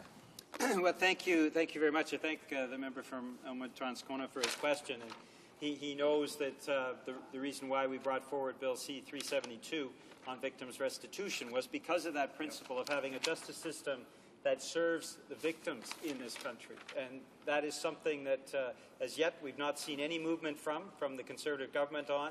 We've had the bill for a year. They have not acted on it. They have not moved forward on it, Mr. Speaker, and I find that regrettable. But there are components of this bill, as the member points out, that we do support, and that is for parole hearings, having the right of victims to make those statements at parole hearings. Their comments need to be incorporated in. There is absolutely no doubt, Mr. Speaker, and we certainly support that. And we support the right of victims to access information about offenders, Mr. Speaker. That is a fundamental principle as well that we support. We are, in this corner of the House, Mr. Speaker, very clear that our justice system has to serve victims, Mr. Speaker, and we're also very clear that there has to be fewer victims. And that's why we've been advocating a smart approach to crime, actually advocating for substantial increase in crime prevention programs, having the Conservatives keep their promise on police officers, and having a smarter court system and prison system so we have fewer victims. And that actually should be the focus of the Conservative government too. Questions and comments? The honourable member for Edmonton Strathcona. Thank you, Mr. Speaker. And I'd like to thank my honourable colleague for his very cogent comments. Indeed, our party stands up and the first to stand up in the House on behalf of victims, and particularly on behalf of preventing further victims of crime. As he very ably and thoroughly points out, the umbrella of preventing crime is a big one, and simply locking up every offender and throwing away the key is not necessarily the solution to preventing crime. I would look, for example, to what I saw on CBC television last night, the very sad story of an RCMP officer on the highway between Edmonton and Fort McMurray suffering post-traumatic syndrome because the RCMP don't have enough resources so they can relieve him, and then he's seeing gruesome accident after gruesome accident. There are many types of crime, right? I mean, there are the crimes on the highway. What about domestic abuse, where we don't have enough housing so that women who do not have an extra source of income can't leave a scene and then in fact become victims of crime? So could the honourable member speak to what he's talking about, the bigger umbrella of the tools that we need in our arsenal to address reduction of crime? The honourable member for Burnaby New Westminster. Well, thank you very much, Mr. Speaker, and I thank the member from Edmonton Strathcona for her question. She is by far the best MP from Alberta in this House of Commons and has been very effective in putting forward a very articulate view. I know she defends her constituency and Alberta very effectively in this House of Commons, Mr. Speaker, so I always appreciate getting comments from her. And she's absolutely right that there is a much bigger picture that we have been pushing the government to be focused on, and that is reducing the crime rate. Now, Mr. Speaker, we've seen the Republican approach in the United States. They like to profit from crime. They love to push an agenda. They built a lot of private prisons, and a lot of Republican cronies made a whole lot of money, Mr. Speaker, but the crime rate kept going up because what they were doing was eliminating the kind of safeguards that our communities need, Mr. Speaker, and those safeguards are ensuring that when offenders get out, that they're not going to reoffend. And we've been making the case very ably in this corner of the House, Mr. Speaker, that the kinds of programs that actually reduce the number of victims, reduce the possibility for offenders to reoffend, are the kind of programs that are needed. And we need supports, not just for literacy, but she's absolutely right. The kinds of supports and social safety nets that ensures that we bring our crime rate down. So she's right, and I agree with her once again. Questions and comments? The honourable member for Halifax. Thank you, Mr. Speaker, and I'd like to thank my colleague for his intervention and for his incredible representation both of his constituents as well as Canadians in this House. And he brought up programs that deal with crime prevention. He brought up some really simple programs like literacy programs. And earlier today I was telling someone about something that happened to me in my riding of Halifax where I was visiting this center, Leave Out Violence, Love, and I was visiting with youth who were in conflict with the law. And there was this young man, and he said, my dad sold rock on the street. My uncles sold rock on the street. Everybody I know, that's what they do. How am I supposed to understand what it is to have a job? And Mr. Speaker, he actually said, we need more programs like this so that I don't have to sell crack to keep my family fed. And what he was talking about was the smallest little program, the tiniest little program about how to show up to work on time, how to do up a resume. Very simple, basic things, but he had never learned them. So my question to the member is, would he agree with me that crime prevention programs don't have to be complicated? They can be quite simple. They can be quite grassroots, but have a profound effect on Canadians. The honourable member for Burnaby, New Westminster. Thanks, Mr. Speaker. Thank the member for Halifax for her question. She's always able and very effective in getting to the heart of the issue. Mr. Speaker, the issue of literacy is a fundamental one. I'm sorry, Mr. Speaker, one of the Albertans is still taking objection from my praise of the member from Edmonton Strathcona. I'm just saying what all members in this House already know, that she's the best member of Parliament from Alberta, and the member from Halifax is one of the best members in this House anywhere, Mr. Speaker. But literacy issues are fundamental. Life skills issues are fundamental. And, Mr. Speaker, when it costs $80,000 to $90,000 a year to keep offenders for another year in a prison, as opposed to putting that money into the kinds of programs that assure that they've got the life skills to actually live a productive, honest life, it's a no-brainer, Mr. Speaker. You have to be smart about these approaches. And yet, the youth at risk programs within the crime prevention strategy were one of the first programs cut by this Conservative government, Mr. Speaker. It's the youth at risk that were slashed the very first when the Conservatives took power, which is exactly the kind of program that the member refers to, whether we're talking about life skills or literacy or having the kinds of work experience in a crime prevention sense that reduces crime in our community. So, Mr. Speaker, this brings us back to the fundamental points. The Conservatives just don't seem to want to get it right. They seem to want to follow the failed Republican model on pushing up the crime rate and locking people away for a long, long time. If they have a soft drug offense, if they have a robbery offense, well, they're locked away for a long, long time at huge cost to the taxpayers, and then they're let out on the street with absolutely no rehabilitation at all, Mr. Speaker. That makes no sense. Most Canadians understand that makes no sense, and most Canadians would agree that what we actually need is a strategy on crime that includes crime prevention and includes reducing the crime rate. That's the kind of programs that the member from Halifax are mentioning. And she's right. Reprise de débat. Resuming debate, the honourable member for Jean Lebert. Thank you, Mr. Speaker. I'm very pleased to speak to Bill C-43 today. I apologize for my somewhat hoarse voice. I have a cold, but don't worry, it's not the seasonal flu or H1N1. It might have been when my son or my daughter who gave it to me. But I am taking this opportunity to speak about my children, because when we talk about a bill, a justice bill, we're also talking about our children and what kind of society we want to hand down to them. Do we want to hand down to them a progressive, modern society that focuses its crime strategies on prevention? Or shall we transmit to them a Republican-style, American, George Bush kind of society where we fill the prisons to the maximum and leave people in there as long as possible? So it's rather ironic to see this government that has been in place for close to 4 years, to see it boast that it is the government of law and order, that it is the government that is cracking down on crime, and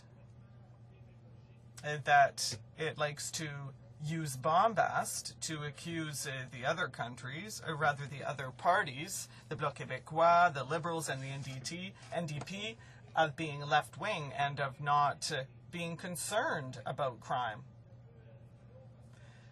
Indeed, it's rather comical because every time we ask a question on security or crime, the Minister of Justice always answers, "Oh, I'm very happy to see that the Bloc Québécois is all of a sudden has a renewed interest in justice." Now, Mr. Speaker, that kind of answer is not one that you can repeat over and over for 4 years. So the Minister of Justice should perhaps stop pretending that the Bloc Québécois has a renewed interest in justice, but he won't be able to use the same argument for the next 10 years. Now, the anti-gang legislation that this government adopted was further to a lengthy struggle on the part of Bloc Québécois that was led by former member Richard Marceau, and then it was taken up by the government. Now, more recently, on June 15th, 2007, the Bloc Québécois had put forward a series of measures. I hope I'll have time to get back to these later on. Measures to fight crime and to prevent it, first and foremost. So once again, in 2007, this government was already in power, and ever since then, when we tabled that plan, the Conservatives said, finally, the Bloc Québécois has a renewed interest in justice. Now, that was 2 years ago, and it's still playing the same record. So this is an extremely false argument. Now, in terms of a record with regard to public safety, well, the Bloc Québécois has one of the most eminent experts in that regard. And of course, that's the member for Marc-Aurèle-Fortin, who was the Minister of Public Safety in Quebec.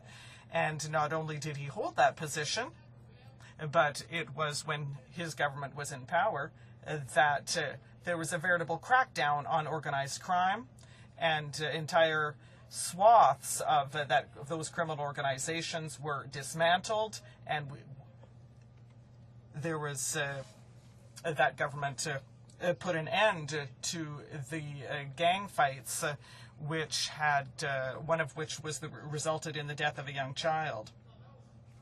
So I don't think that they can accuse us of not knowing how to fight crime, because we're very pleased to have the member for Marc-Aurèle-Fortin among us. Now, we had tabled our bill, which repeated the concern of 2007, which was the idea of abolishing parole at 1/6 of the sentence for white-collar criminals. Now, the government has not wanted us to adopt this bill, but of course, there is still the aspect of tax havens. Now, the Liberals, when they were in power, didn't want to deal with this issue, and now neither do the Conservatives. Now, tax havens, Mr. Speaker, that's an important issue with regard to fighting economic or white-collar crime, because people who commit crimes, aside from people who have mental health problems, they don't do it for fun or just to see people suffer. They do it because they're trying to make money. I mean, that's what economic crimes are. That's what white-collar criminals do. Now, if these people can invest money in tax havens and remove themselves from the control of legal authorities, then they do so, and then they spend the rest of their days in Barbados or Bermuda. And that, I might say, is not being called, we can't call that being tough on crime. Instead, it's being indulgent with regard to crime, Mr. Speaker. So instead of standing up and boasting, the government should get serious and tackle the problem of tax havens. Now, with regard to Bill C-43 before us, overall, we agree with a number of the proposals in the bill. At least we're going to support it at second reading so that it can be studied in committee. We think that it is good to give more rights to victims and to make the criminals more responsible and to reduce the automatic nature of parole. These are things that are already in the action plan I spoke about earlier in my speech. So this bill, well, we can be concerned with the government's overall strategy in fighting crime. Let's take the example of guns. We talked about the possibility that we will go back in time and with regard to the firearm registry, the arguments given by the government, by the Conservatives, are silly. They are saying that there's billions that billions were spent to establish the gun registry, and now they're going to say, well, it costs too much money, so let's just get rid of it. That doesn't make any sense. And now we have a registry, a firearm registry, and registering a gun is quite normal. There's nothing unusual. I don't know if you like hunting or fishing, Mr. Speaker. I see that you do. So I will say that if somebody goes hunting in the woods, they take their car, and their car is, of course, licensed. Perhaps they'll bring with them a boat, and the boat will be registered. The motor of the boat will also be registered and licensed. They'll have to have a fishing license, and so on. And be under some kind of principle to protect people's privacy, we won't have to register a gun. It's quite strange because there are more deaths as a result of guns than because of boats. So I think that in a free and democratic society, it's normal for people to have to register their cars, and it's also normal that they should have to register their guns. Also, this is a useful registry. I had the opportunity to meet with police chiefs in my riding, and they said that when we go somewhere because there is a reason, a call for us, if there's a hostage taking or whatever, we can check and see whether they have a gun. We can see also if somebody, for example, is involved in domestic violence. We're going to see if they have guns at home. This is an essential piece of information, and this is useful to police officers. The same things for mandatory minimums, and I could talk about this for a very long time, but this government is always giving as a magic solution the mandatory minimum sentences. It's going to resolve everything. And in fact, no criminal before committing a crime looks in the criminal code and goes through the pages and says, oh, well, let's see these offenses. So, no, this one, no, there's a mandatory minimum here. I won't do that. I won't commit that one. No, this one, it's not so bad. No mandatory minimum, so let me commit that crime. Come on, Mr. Speaker. In fact, criminals do not look at the mandatory minimum sentences. What really stops criminals from committing crimes is getting caught, and instead of telling them that they'll be in prison for hundreds of years, as they do in the United States, it just doesn't work. I'm going to stop here, Mr. Speaker, because I have really addressed the issues in the bill, and we cannot prevent it from being studied in committee, and I hope the government, despite everything, will listen to reason and change its approach to the justice system. Thank you, Mr. Speaker. Questions and comments? Transcona. Well, thank you, Mr. Speaker, and I'd like to congratulate the member for his speech. I'd like to comment that the Conservatives view as privileges that some of the privileges they're going to remove from prisoners are mental health treatment, literacy programs, and work programs. I'd like to ask the member, how does the removal of these programs help rehabilitate criminals and further reduce any crime? The Honourable Member for Jean-Lebert, I share the concerns of my colleague, In fact, I think these are things that the committee will need to look at very carefully and take out of the bill at some point. Questions et commentaires? Questions and comments? The Honourable Member for Elmwood Transcona. Well, thank you, Mr. Speaker. And it seems to me that this bill adopts a U.S.-style approach to prisons that's very expensive and ineffective. We saw what happened in California in the 1980s with the big expansion there of private prisons. And I'd like to ask the member whether he sees in any way, shape, or form shades of that American system reflected here in this bill, and perhaps could reflect on what the intentions are of this particular government. The Honourable Member for Jean Lebert.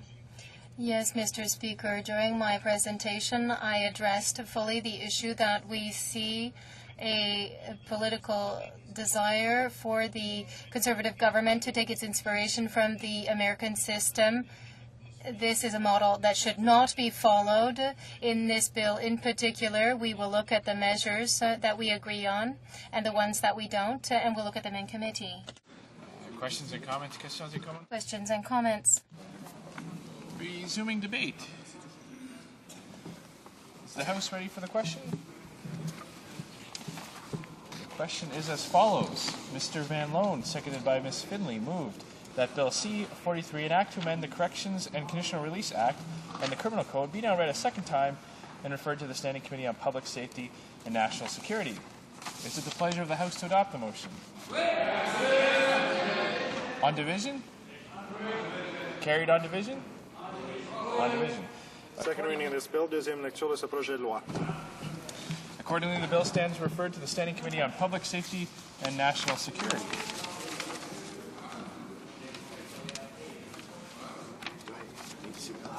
The Honourable Member for Crowfoot. Oh. Thank you. The Honourable Member for Crowfoot is not quite ready to be recognized.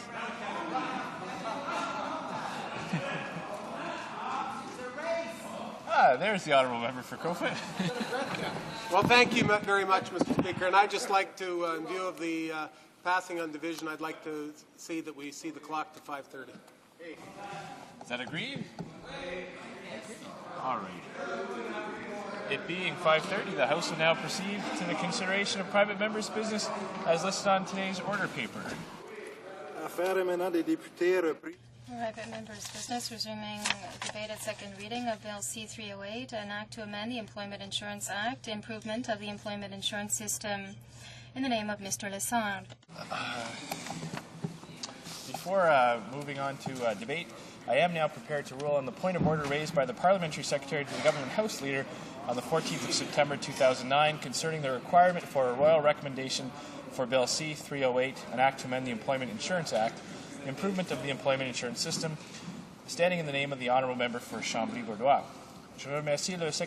I would like to thank the Parliamentary Secretary for having raised this important matter, as well as the Honourable Member for Chambly-Bourdois for his remarks concerning the bill. Concerns with respect to the bill, the Parliamentary Secretary noted a number of its provisions which, in his view, infringed upon the financial prerogative of the Crown. Specifically, the bill reduces the qualifying period for benefits, permanently increases the benefit period, increases the benefit replacement rate to 60%, alters the benefit calculation formula, and increases the level of maximum yearly insurable earnings, as well as introducing an indexing formula that would further increase benefits. Furthermore, he pointed out that the bill would expand the employment insurance system to provide benefits for the self-employed. In support of his contention that the bill requires a royal recommendation, the Parliamentary Secretary made reference to a Speaker's ruling concerning Bill C-269, an act to amend the Employment Insurance Act, improvement of the employment insurance system, presented during the 39th Parliament, found at page 4719 of the debates of November 6, 2006. That bill was found to require a royal recommendation. Dans son intervention, le député... In his intervention, the Honourable Member for Chambly-Bourdois put forth arguments very similar to those put forth in the debate regarding Bill C-269, mainly that the funds in the employment insurance account are paid by workers and employers and therefore do not constitute government funds. La présidence a soigneusement The Chair has carefully examined Bill C-308 and compared it with Bill C-269 from the 39th Parliament, and has also reviewed the reasoning in the earlier Speaker's ruling. The Chair notes that Bill C-269 contained a number of provisions either identical to or substantially the same as those in the bill in the present case. Clear that Bill C-308 alters the terms and conditions of the existing program under the Employment Insurance Act. As for whether the funds in question are government funds, I refer honourable members to the ruling of June 13, 2005 at page 6,990 of the debates, which states that Sections 71 to 77 of the Employment Insurance Act establish the operation of the Employment Insurance Account as part of the Consolidated Revenue Fund. Amounts are to be paid out of the Consolidated Revenue Fund and charged to the account. Le projet de loi vise... It is evident that the bill seeks to increase employment insurance benefits, thus increasing the expenditures under that act.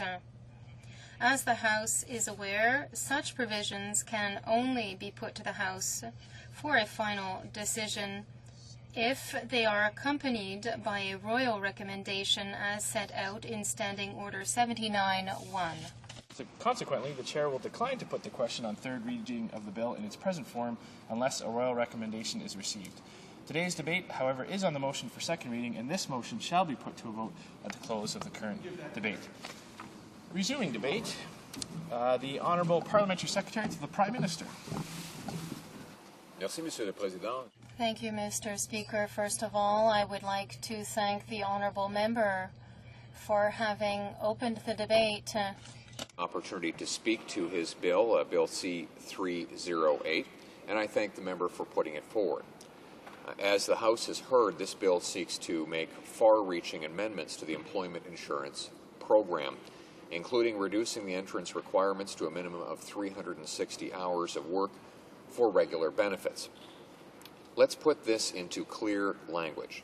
What the member and his party propose is a 45-day work year. Mr. Speaker, our government believes that the amendments proposed by this bill would be nothing short of a policy catastrophe. Jean J. Kirkpatrick once said, "History is a better guide than good intentions." While I have no doubt about the good intentions of this honourable member, history shows us that components of this bill are nothing more than a return to the liberal policies of the 1970s. These policies would have the same catastrophic effects as on our economy today as they did then. These aren't just my words, Mr. Speaker. I'm quoting, in using the term catastrophic effect, David Gray, who is an economist with the University of Ottawa, who clearly articulated these points in early August. This is when the Liberals were still espousing the 45-day work year as a panacea for the entire EI system. Mr. Speaker, this was before the Liberals walked out on the EI working group, abandoning Canada's unemployed. One of the primary objectives of the EI program is to provide temporary income to support to Canadians who are between jobs. In other words, the program is designed to help unemployed Canadians facing transition find employment and reintegrate into the workforce. Shortening the qualification period for EI would be tantamount to encouraging higher employment turnover of workers. The result of that kind of misguided policy would be a permanent rise in the unemployment rate. Allow me to quote the Canadian Chamber of Commerce from their July 23rd press release. They say, quote, "Moving to a national standard of 360 hours or 420 hours of work as the basis for qualifying for EI would have substantial adverse impact on Canada's labour market. It would discourage work, increase structural unemployment, exacerbate skills and labour shortages, and stifle productivity." On August 1st, the president of the Canadian Federation of Independent Business said, that the 360-hour proposal was, quote, just ludicrous. On the same day, Colin Busby, a policy analyst with C.D. Howe Institute, said that lowering the entrance requirement would, quote, could create seasonal unemployment where it didn't exist before. The consequence of lowering the minimum threshold in places like Alberta from 700 hours in most places to all of a sudden 360 hours, it's likely that you'll create more forms of seasonal unemployment over time. And on June the 3rd, in the National Post, Jack Mintz said that the flat 360-hour proposal, this 45-day work year proposal, is, quote, one of the worst ideas getting serious attention, end quote. The government is focused on taking prudent action to help Canadians and to help them get back to work as soon as possible. Our economic action plan is working on three fronts: by protecting jobs, providing income support, and helping families and Canadians get the training that they need so they can get back to work as quickly as possible and onto a new career path. The proposal put forward in Bill C-308 would truly hurt our ultimate goal of encouraging and supporting unemployed Canadians in their efforts to get back to work. The issue is not access, but rather duration of benefits, and ensuring that people can transition effectively into the workforce. First, let's look how this government has addressed the issue of access. According to the results of the Statistics Canada Employment Insurance Coverage Survey, among the unemployed who have paid premiums and then been laid off or quit with cause, 82% were eligible to receive EI benefits in 2008.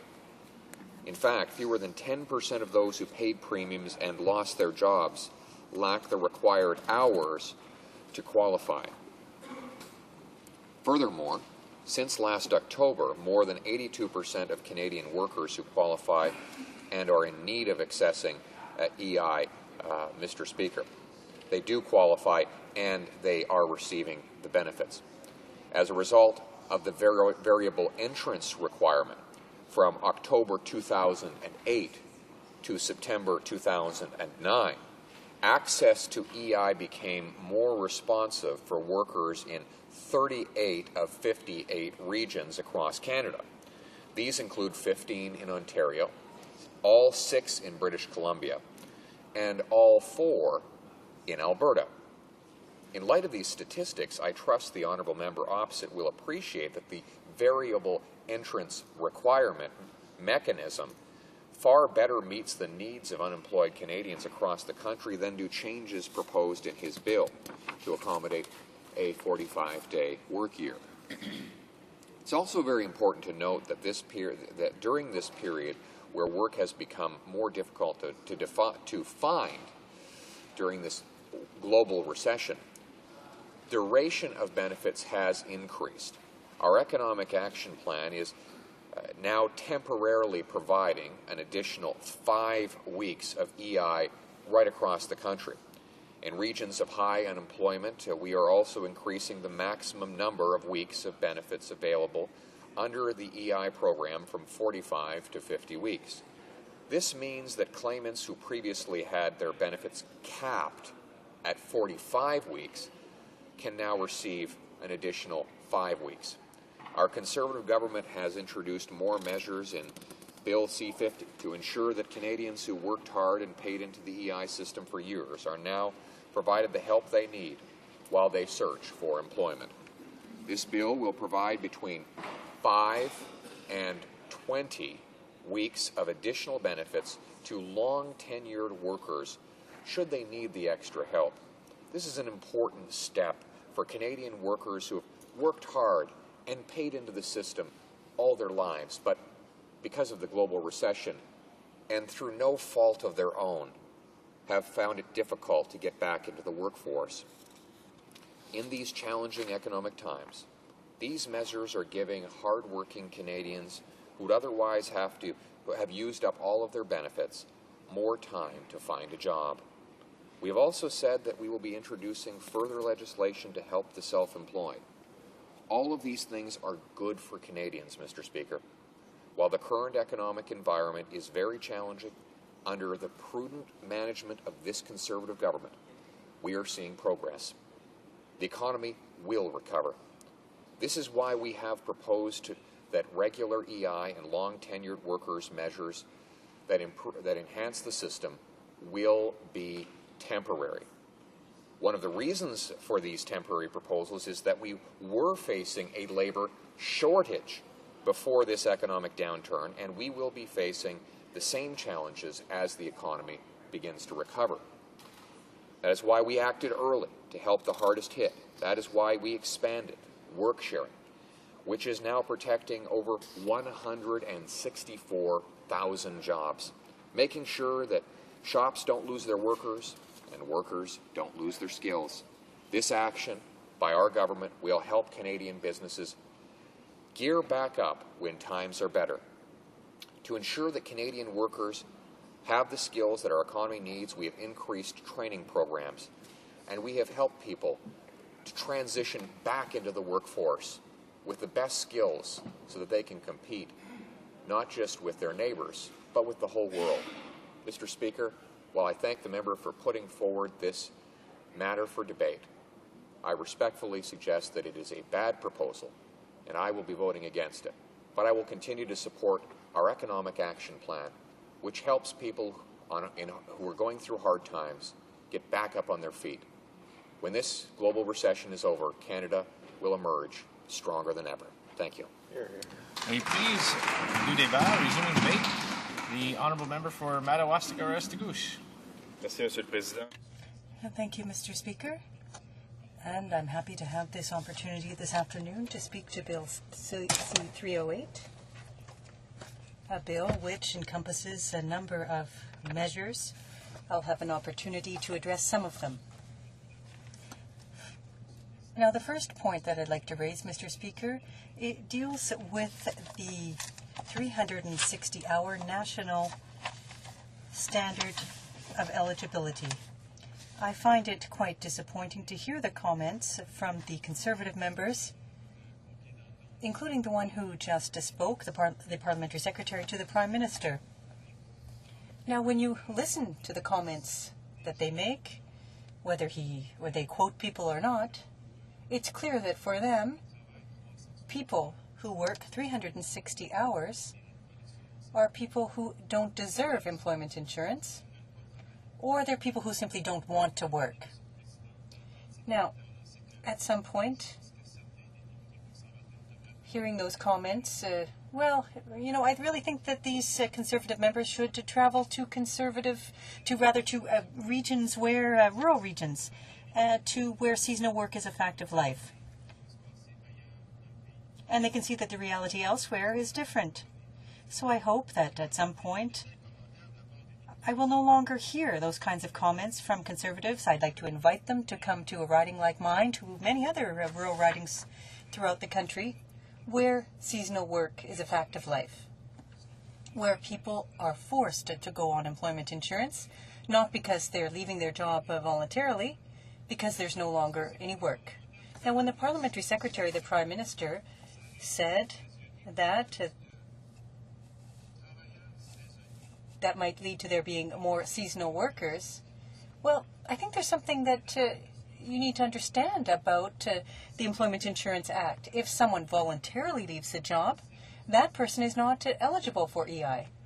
So how could there be more people either on employment insurance because of a 360-hour standard?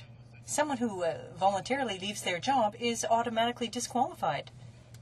So how, then, could that measure have a negative impact on the employment system today? But we need to take this a step farther. And now when we talk about 360 hours, we do so because we want to ensure that people are eligible for EI. There are people who don't qualify for EI because they need to work at too many hours. And this is due to the economic crisis. And Mr. Speaker, this takes me back to the comments made by the Parliamentary Secretary to the Prime Minister, who talked about the action plan. The action plan is something that will provide unemployed people with a revenue. Now, when I talk about a revenue, it's not a huge amount, and people who are on unemployment insurance don't earn a huge amount. Now, there are a number of people who lose their jobs, they don't qualify for EI, even if they paid into the system, and they're forced, and I reiterate, forced to turn to social assistance. Why is that? Because the program isn't tailored to the current economic crisis. Our position was very clear.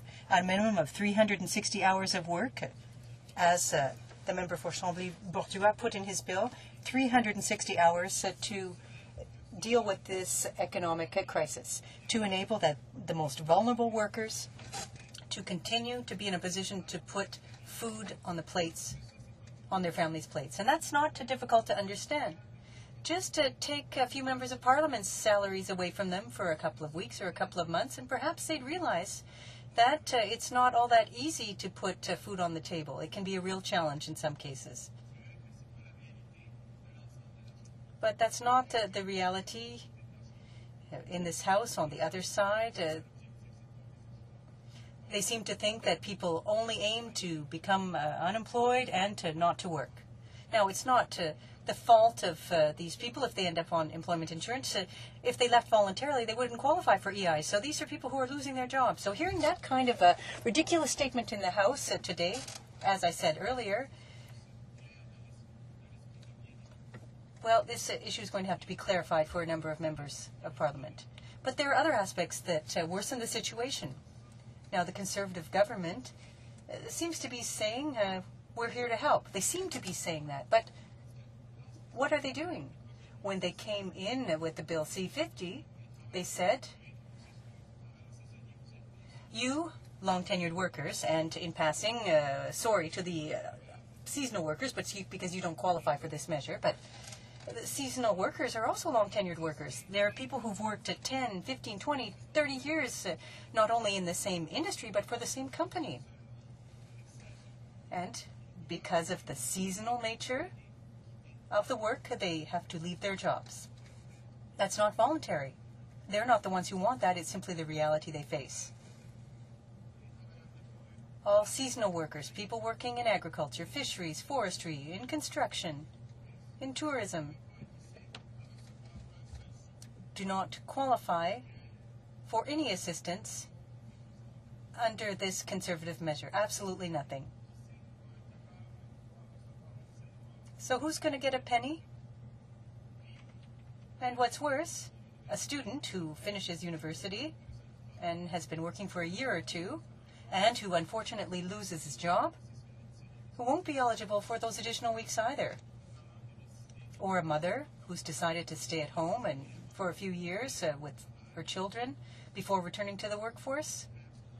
Well, if she goes back to the workforce and loses her job a couple of years later, she will not be eligible for additional weeks,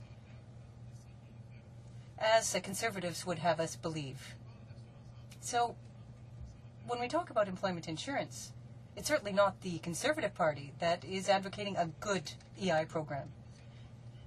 They simply give the impression that nobody wants to work. But what's worse, Mr. Speaker, what's worse than that is when they come in with the new tax, when they wanted to charge each worker an additional $600 per year.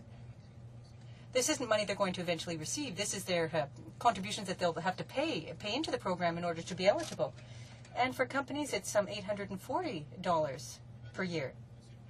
Now, Mr. Speaker, we're talking about employment insurance here.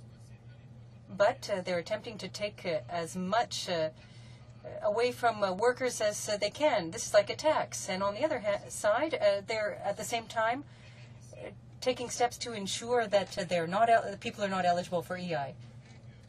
Now, we talked about 360 hours. And I'm convinced that our colleague for Chambly-Bourgeois is not limited to this 360-hour number. If people can work 450 hours or 750 hours, he would be happy, the member for Chambly-Bois-Droit, to see these people being able to work that long, as would I, to be able to work 700 hours. But the reality is not that way. It's not the same throughout the country. So why not take steps to ensure that during an economic crisis, people can be eligible for economic assistance? Now, we have to be realistic here, because if we're facing a crisis or not, if someone has some money in his pocket, he's going to spend it. He's going to pay for the basic necessities that he or she needs, a roof over his head, groceries, gas. It's simply the reality. And if that person doesn't have money, then that person won't spend it. If that person isn't eligible for EI and there's no money coming into the home, then there's no money there to spend. So an economic recovery or stimulus is such that putting money in people's pockets will get them to spend it. So by making people eligible for employment insurance, we'll put money in their pockets. It will, well, it won't enable them to invest that money. No, it's not like the Prime Minister said. Well, the stock market isn't doing well. People have lost considerable amounts of money. It's a time to invest. No, what I'm talking about here is people being able to afford to buy groceries if they've got a little bit of money in their pocket. If they have a little bit more, they could spend it on other additional necessities. But we need to have compassion.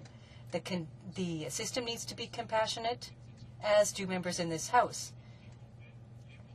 Members in this House need to understand the importance of the employment insurance system and the importance of improving eligibility and not abandoning people. Our job here is to work to ensure that no one's left behind and to give people the tools and incentives that they need, to people and their families, so that they are in a position to say they have a good government. We can't say that today. And Mr. Speaker, I'd like to thank you for this time here this afternoon. Please do debate. Resuming debate.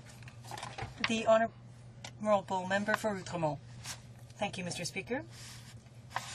I too am pleased to speak to Bill C-308, an act to amend employment insurance, improvement of the employment insurance system. To amend the Employment Insurance Act, improvement of the employment insurance system. Now, Mr. Speaker, I listened very carefully to the comments made by the member for Madawaska-Restigouche, and I think he's done a great job of describing the difference in situation for a seasonal worker who, because of the field he or she is working in, needs to go on employment insurance. Now, I also listened very carefully, despite the fact that he had a lot of trouble pronouncing the word exacerbate, and I'd like him to listen to the recording of his comments, because he'll see why everyone was reacting as they were behind him. But at any rate, the Parliamentary Secretary to the Prime Minister needs to listen to that and needs to acknowledge the reality that's out there. Now, there are people in our ridings who are deprived employment insurance, and I think that's very contemptuous when we see the way the member for Nepean-Carleton attacked the unemployed. As the member for Madawaska-Restigouche has just said, this is money that goes directly into the economy.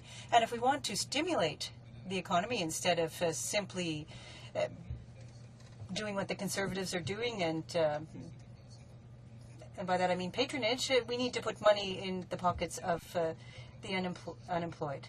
Now, because these issues have been covered, I'm going to give a concrete example and tell you why we've ended up in this disastrous situation and such a crisis in EI.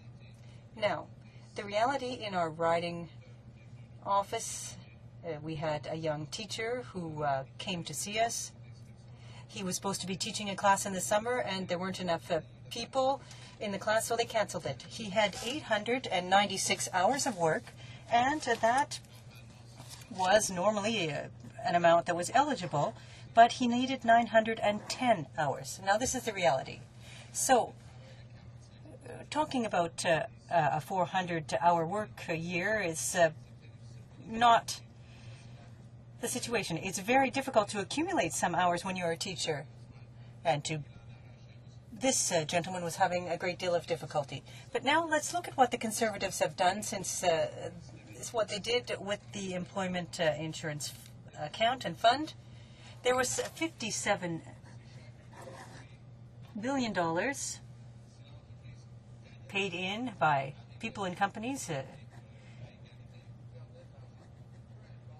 regardless of whether the company made money or lost money. All employees and employers had to contribute to the employment insurance fund. It was earmarked for those purposes in order to offset the cyclical nature of downturns in the economy and unemployment.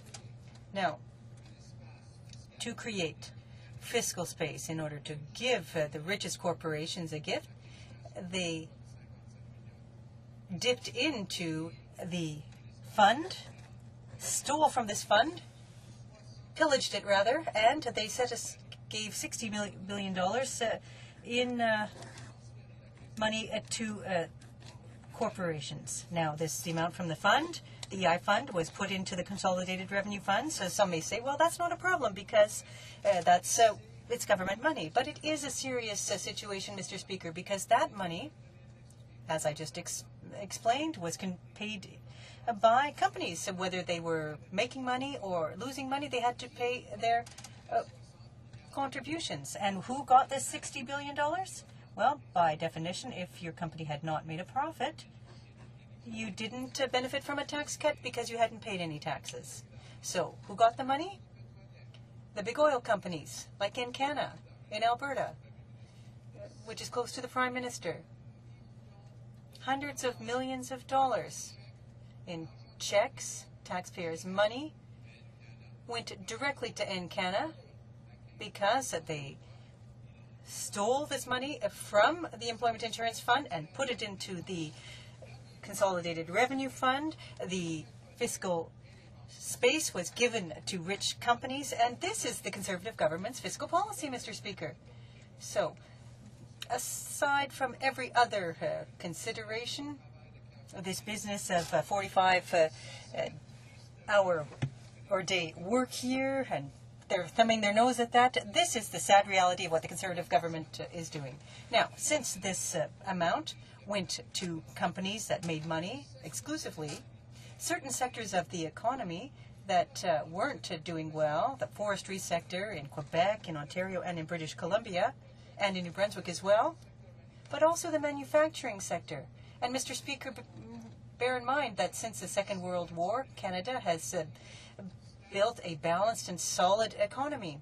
Canada has understood that in order to enhance the value of this territory, we're the second largest country in the world with some 30 million people. It took a bold approach, and it took some planning and some understanding in order to do that. We had the primary sector, the forest, the mines, the secondary sector, the processing sector, and the further processing sector and the service sector of our economy. Now, with their policies, they have completely destabilized the balanced economy that Canada had since the Second World War by investing all of that money or giving it to the West, to the banking sector and oil companies prior to the current crisis, because the current crisis started some 13 or 14 months ago. But prior to that, in the first 2.5 years of their minority government mandate, the Conservatives had already directly caused the loss of over 350,000 jobs in Quebec and Ontario in the forestry and manufacturing sector.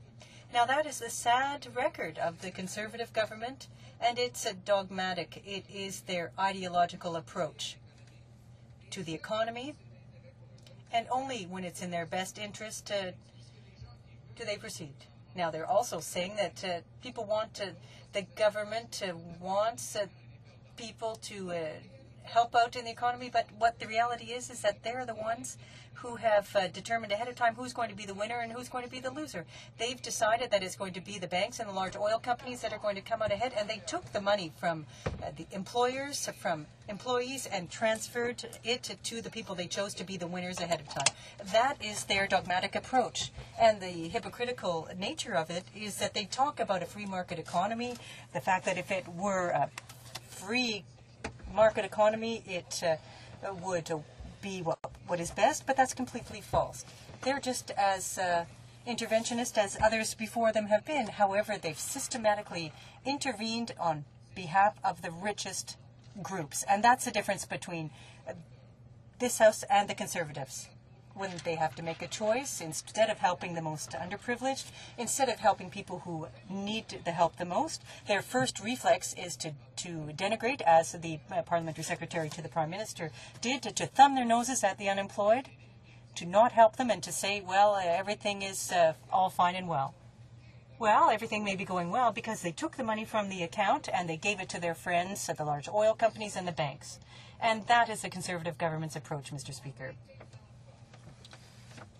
By not integrating the real ecological value, by not calculating the ecological costs of the oil sands, they are exacerbating the situation.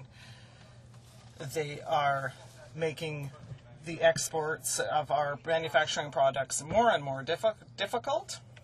And the reason our dollar is rising, I mean, all of a sudden we've become an oil power, and that's because of this petrodollar from the United States. Because we export crude oil from the oil sands, and we export jobs with it. $18,000 straight to the United States because we don't do any primary processing here. But even worse, we have a $60 billion deficit here, and we're spending the credit cards of future generations. Instead of using something like clean or renewable energies, we're running up their credit cards. And now that's the opposite of sustainable development that the Conservatives are imposing on future generations, and they will be judged severely. They dare to be taken to have photo ops with the next generations, but they won't work to help them. Thank you, Mr. Speaker. Please do debate. Resuming debate, the honourable member for Saint-Hyacinthe-Bagotte. Thank you, Mr. Speaker. I would first like to thank my colleague for Chambly-Bordua for having tabled Bill C-308, which is going to reform and improve the EI system, because it definitely, desperately needs it. It is essential to restore the EI program to its veritable nature and its veritable purpose. That is to give workers a supplementary income if they lose their jobs. Now, let's look back a little bit. Unemployment insurance was created in 1940, and it determined the eligibility of unemployment people by counting the number of weeks worked in a former job. Since 1996, the EI program takes into account the number of hours worked during a given period, regardless of the number of jobs occupied. Now, this increased in quantity the number, or rather the workers who paid into the system, including part-time workers, temporary and seasonal workers, and students, Mr. Speaker. Now, these part-time workers, in addition to having a vulnerable status, have trouble qualifying for benefits because the minimum number of hours worked has been increased. Now, coverage begins with the first hour worked, and the minimum eligibility conditions are based on hours and not weeks of insurable work. So eligibility conditions for new entrants to the labor force and re-entrants to the labor force have been stiffened and have gone from an hourly equivalent to 700 hours to 910 hours. So new entrants to the labor market are the first victims of this new gouge by the Chrétien government, because most of them were excluded. The government is now using a new measure, the rule of intensity.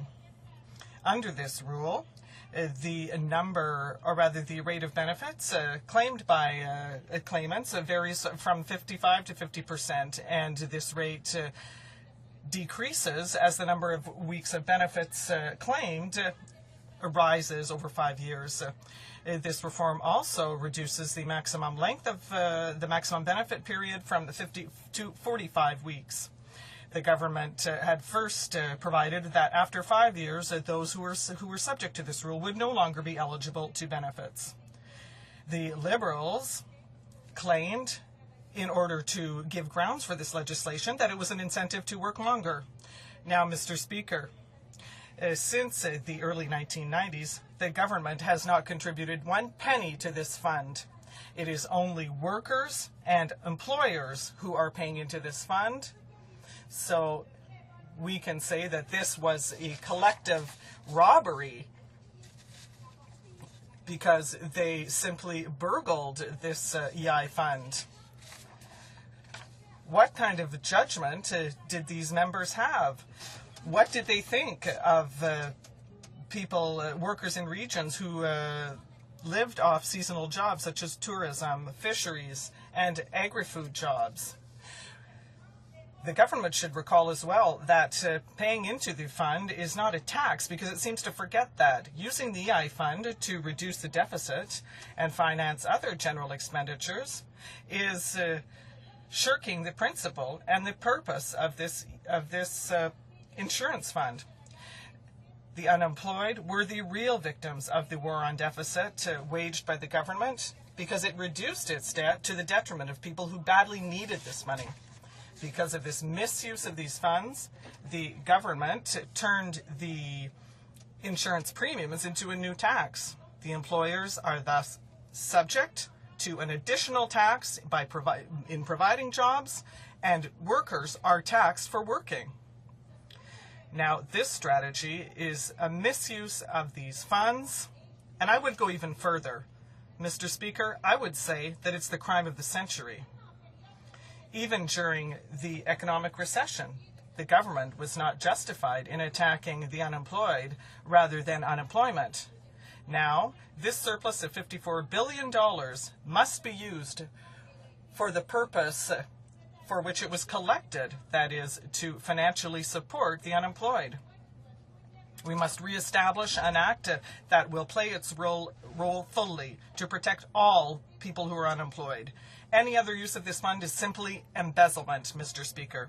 The Bloc Québécois feels that it is essential to clear up any misunderstanding and reinstate the veritable purpose of this EI fund, that is, to act as an insurance program for workers who lose their jobs, Mr. Speaker, and not a tax on work. By drastically modifying eligibility for employment insurance, the Liberal government at the time and the Conservative government today are contributing to impoverished workers and to increase unemployment, as well as a slower economic recovery. In addition, by getting its hands on the surpluses generated by this measure, the governments are acting like bandits. In the private sector, administrators who act in this way would, with an insurance fund, would be imprisoned, Mr. Speaker. The amendments to the EI program have changed the ratio of claimants to the unemployed, which went from 84.49% in 1989 to 46.10% in 2006 under the Liberals, whereas the surpluses in the EI fund reached their highest points. But yet the coverage of this regime had never been so restrictive. Access to EI went from 57% to 43.6%, 57% in 1993 to 43.6% in 2006. Today, with this bill, C-308, tabled by my colleague for Chambly-Bordua, we want to rectify the errors made in the past and reinstate the veritable purpose of this social plan. This is what the Bloc Québécois is proposing, Mr. Speaker, to reduce the eligibility threshold by 360 hours, to increase the benefit period, to increase the rate of weekly benefits to 60%, ensure that eliminate the presumption rather that persons related to each other do not deal with each other at arm's length, to increase the maximum yearly insurable in earnings to $41,500, and introduce an indexing formula. And this bill would also allow self-employed persons to have access to the EI program. I would say that the Conservative government has today a golden opportunity to help out victims of the economic crisis and contribute substantially to the economic recovery. And for the Liberal Party, it would be a way of reaching out to make amends for the mess that you made with your previous reforms. If the Conservative members vote once more against this reform of the EI program, they will have shown yet again that they are an anti-social and anti-Quebec political party, that they prefer to keep their reforms and use them for the benefit of rich people and for those in Ontario. They will show us once again that they are a pro-Labour party and a pro-oil sands party, Mr. Speaker. And who will suffer from this measure, Mr. Speaker? Once again, it will be the Quebec nation, because when one refuses assistance to people who have lost their job, well, that worker will have no other choice but to dip into his RRSP, use last resort welfare programs, and Quebec will once again have to help out people who need assistance, whereas this assistance should come from the federal government, Mr. Speaker, and it's important to say it once again. Once again, you are going to transfer your responsibility as a government. You're going to transfer this tax burden to the Quebec nation, and we will continue to decry this, Mr. Speaker. I'm going to close, Mr. Speaker, by saying that the money that belongs to the workers must be given to them. In addition, the government doesn't help out these workers, and in fact it's harming and slowing the economic recovery because it's not pumping funds into the businesses that need it. It's everything for Ontario and nothing for Quebec. We know that in the forestry sector, the majority of employees in Quebec are losing their jobs. Once again, the government has the chance to help the forestry companies to be sustainable, and it could reduce the number of people who are losing their jobs. But here again, the government prefers to help out the rich, to help out Alberta, to give tax breaks to the oil patch, instead of helping the unemployed people who have paid into this fund and who are seeing this money stolen. Please do débat. Resuming debate. Comme il y a aucun autre député. Since no other member wishes to speak at the moment, I will go to the honourable member for Chambly-Bolduc for 5 minutes. Thank you very much, Mr. Speaker. I am very pleased to be able to speak to this bill in this House. To speak to this bill that I tabled, I would like to thank my colleagues who spoke out in favor of this bill and who I hope will vote with their party for this bill. I would also like to thank my colleague from Saint-Hyacinthe-Bagotte for the accuracy of her speech with regard to the analysis of the situation of the unemployed and also the scope of this bill. The purpose of this bill is to restore this EI program to its veritable purpose, its primary vocation, that is to help the unemployed. People who have lost their jobs, who have been unlucky enough to have lost their jobs and their livelihood. Now, Mr. Speaker, you talked about a royal recommendation for this bill, but I don't agree with you. Although, with all due respect, because your decision is based on the fact that the EI fund has a direct link with the consolidated fund, whereas for the past 2 years, these have been two separate funds, and the only link that they have now is to be able to lend each other money when one or the other of these funds is in surplus and the other is in deficit. So that brings me to point out to you that the money in the EI fund belongs solely to employers and to workers, and for the sole purpose of supporting employees who lose their jobs. 54% of people who lose their jobs are excluded from this program. And that resulted in the phenomenon that my colleague referred to earlier, which is that when people who are excluded from this fund and who should normally receive benefits, well, whether it was under the Liberals or the Conservatives, the Conservative government has amassed $57 billion to use for other purposes. So this is the rectification that must be made now. Mr. Speaker, there is something that is extremely angering for people who are on EI. It is to see how easy it is, how quickly the government will authorize appropriations, for example, for military equipment, without even a word of debate here in the House. 2 years ago, in the space of a week, they handed out $17.5 billion for military equipment. Now, of course, we need this kind of thing, but you should have seen how easy it was. They simply, it was easy for them to give money to the war, but look how hard we have to fight to get money for people who are poor, because we're talking about people who are in very dire straits. Now, the door that slammed was our colleague, our Conservative colleague. I think he's annoyed at hearing this, so in his shoes, I would be ashamed as well of standing up for such a position. So, of course, it's normal that he would have slammed the door. Now, Mr. Speaker, Bill C-308 concerns measures that do not have a budgetary scope. They do not require the financial commitment that was referred to by the Conservative government. This is a favorite tactic of the Conservatives. They exaggerate things. You know, my colleague said that they were talking about amounts of like $4 billion and $7 billion.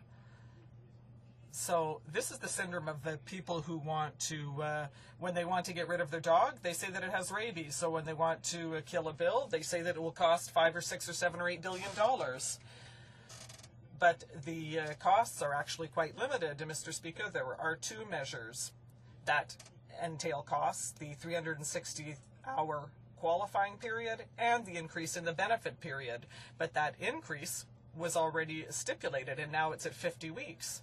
So all we have to do is keep it as such. Did you tell me that I have 1 minute left, Mr. Speaker? All right, I'm going to wrap up then, Mr. Speaker. I think that we are at a stage here, especially given the economic crisis, that we need to acknowledge the mess that has been made out of the CI program and the impact it has had on the unemployed. And I would urge all my colleagues here in the House of Commons to vote in support of this bill, because it's going to restore dignity to those people who lose their jobs, Mr. Speaker. Thank you. La question est la suivante. The question is as follows. Mr. Lessard, supported by Ms. Fay, proposes that Bill C-308 be read a second time and sent to the Committee on Human Resources. The motion. All those in favor will please say yay. Yay! All those opposed will please say nay. Yay! In my opinion, the yays have it. Pursuant to Standing Order 93, the division stands deferred until Wednesday, November 4th, 2009, immediately before the time provided for private members' business. The Honourable Parliamentary Secretary to the Minister of Finance is rising.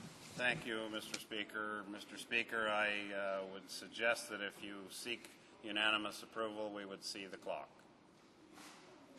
Is there unanimous consent to see the clock at 6:30? Agreed. Agreed. In accordance with Standing Order 38, a motion to adjourn the House is deemed to have been made and seconded at this time. Therefore, the question is that this House do now adjourn. The Honourable Member for Cape Breton-Canso. Thank you very much, Mr. Speaker, and I rise today in these adjournment proceedings. What we've tried to do, and I think what we continue to do as the official opposition, is to hold this government's feet to the fire and certainly make Canadians aware of promises made, promises not kept. And whether we refer to income trusts, where they promise not to tax income trusts, but then months down the road break that promise and go ahead and cost retirees in this country billions of dollars. We continue to try to remind Canadians of that, because there's a short-term memory problem on the government bench, Mr. Speaker. So what I'm going to do here with my adjournment proceedings tonight, this adjournment proceeding gives me an opportunity to look back to a question that was posed to the Minister of Human Resources back on May 27th when I had asked for support initiatives for fishermen that were facing, fishermen and helpers on boats in the Atlantic lobster fishery that were facing very hard times and are looking down the barrel of a very difficult winter because of the inaction on the part of this government.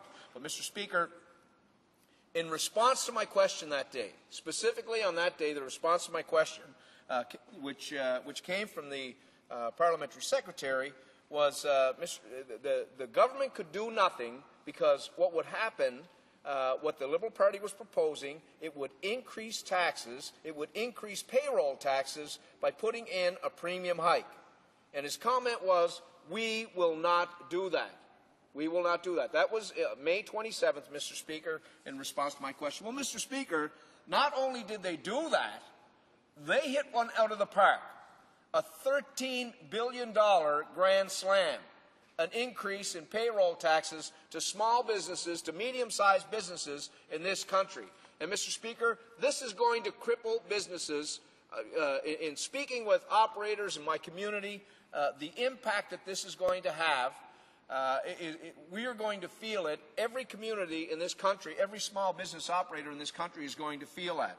EI premiums on the rise. It's estimated $900 per employee for the total increase of $13 billion. Mr. Speaker, small businesses that are operated in my community, Mike's Lunch, that's going to be about a $40,000 hit to Mike's Lunch. That's a small mom-and-pop operation restaurant that's going to feel the impact.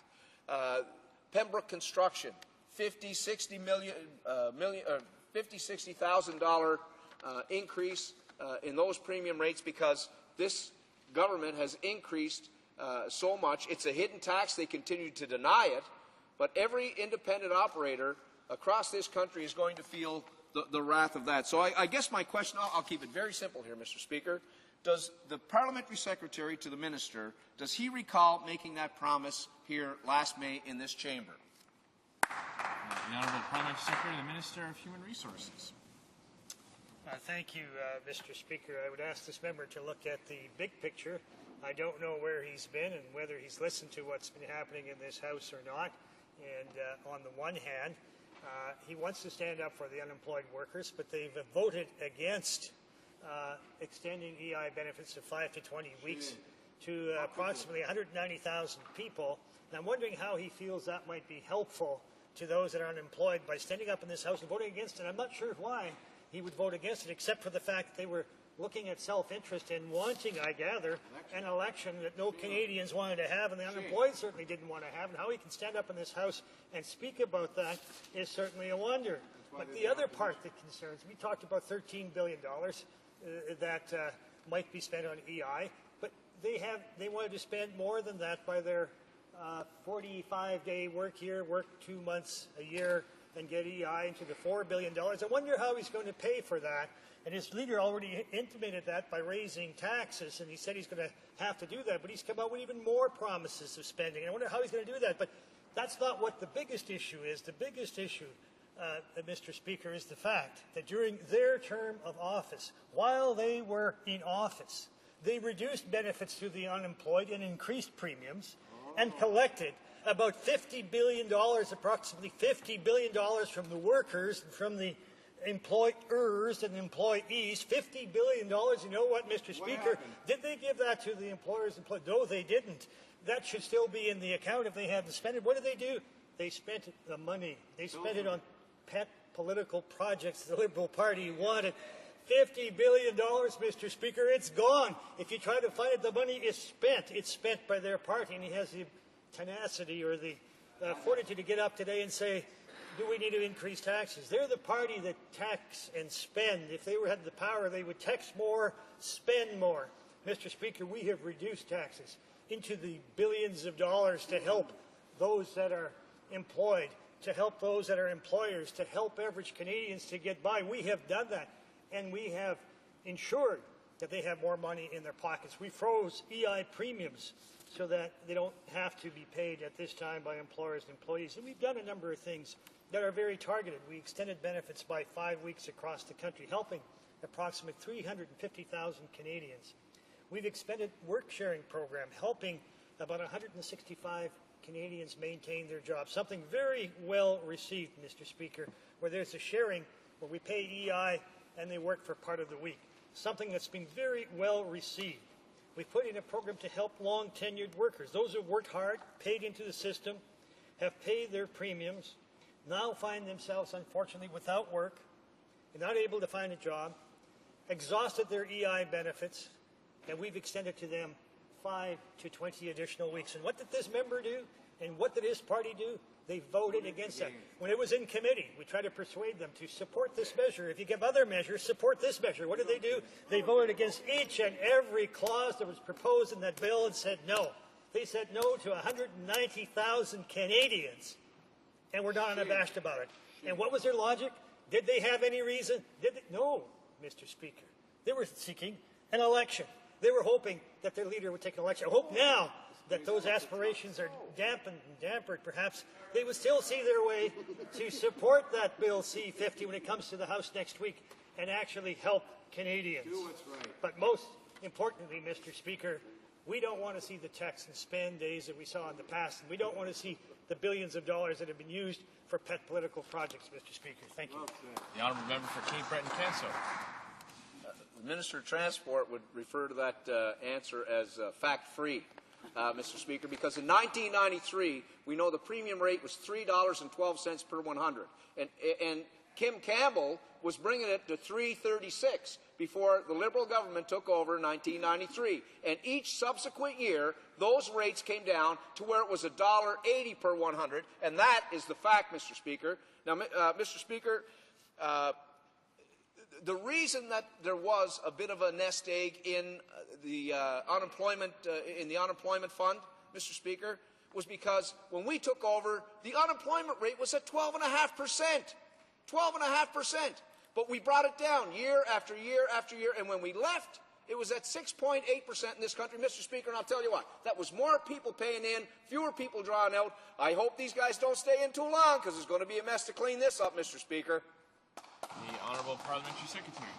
Well, it's good to see that this honourable member thinks $50 billion is a bit of a nest egg that he can use for pet political projects. I would say it's not. You've got to be careful. You've got to put them back in government. But the fact was that they reduced benefits to the unemployed when the unemployment rate was 8.7%, a high unemployment rate, and they tried to balance their books, if you can imagine, Mr. Speaker, balance their books on the backs of the unemployed by using the $50 billion. But worse than that, they cut transfer payments by $25 billion to provinces, to municipalities, to towns, to those that would need those funds to build infrastructure.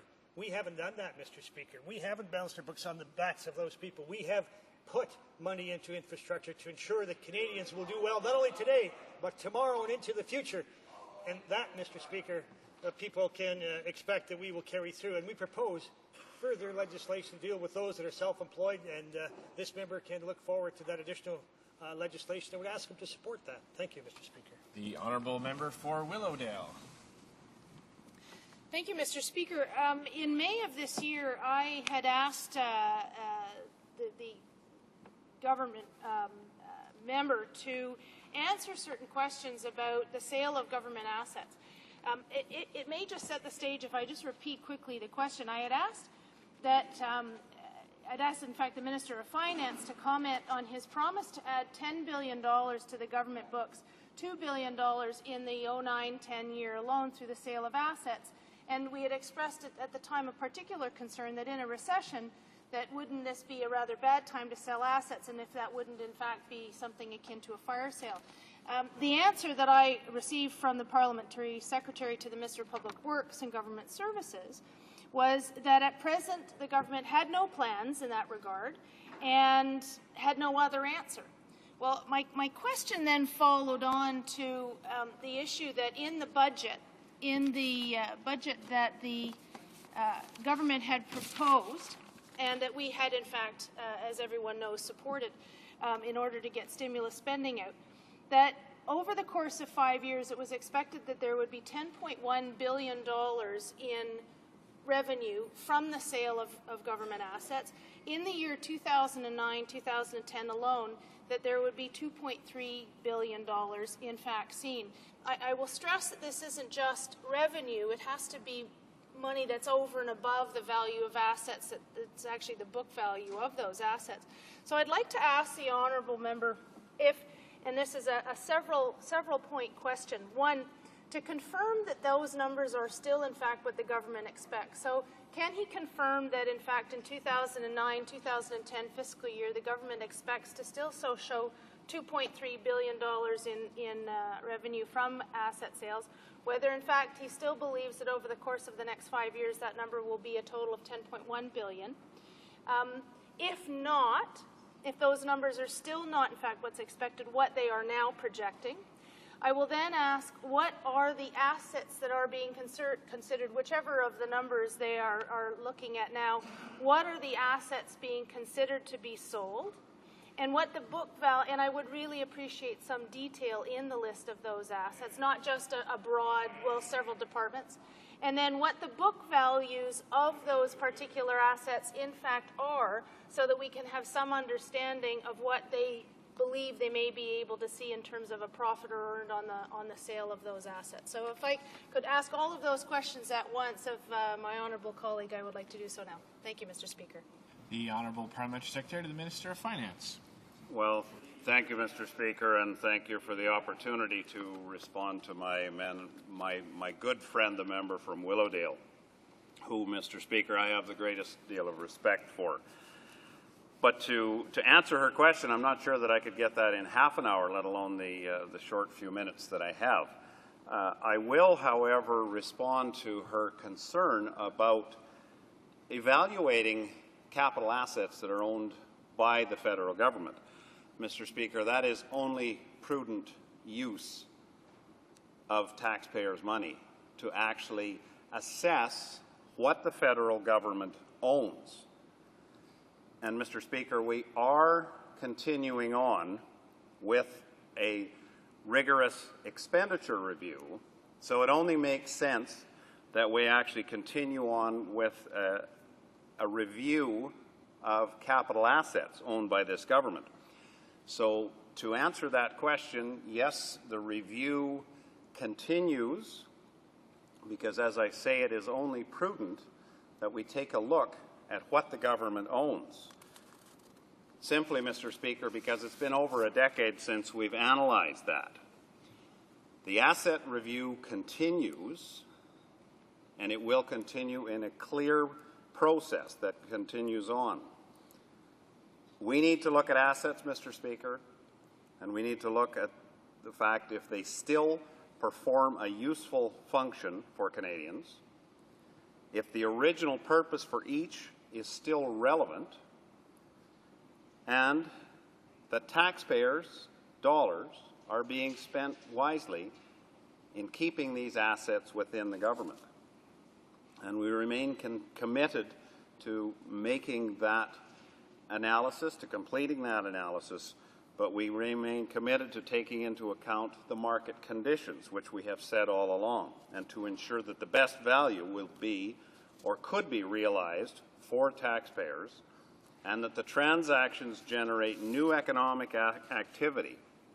But we have said all along, assets will not be sold if these tests are not met.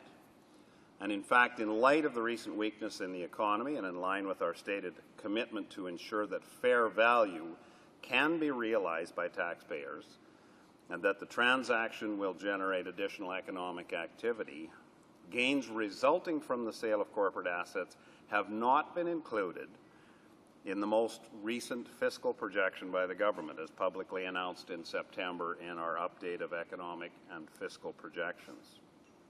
So the clear answer to that, Mr. Speaker, is the review continues, but the sale of assets is not on the horizon until we can realize good value for taxpayers' dollars.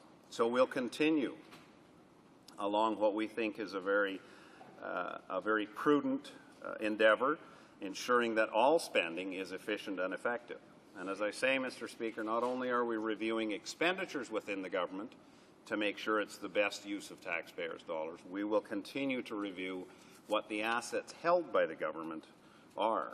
And I might remind the honourable member, and I would like to quote her if I could, that she must see the wisdom in this, because in Government Operations Committee on March 24th of this year, and I quote, "I support efforts by the government to achieve efficiencies and to focus on what it does best."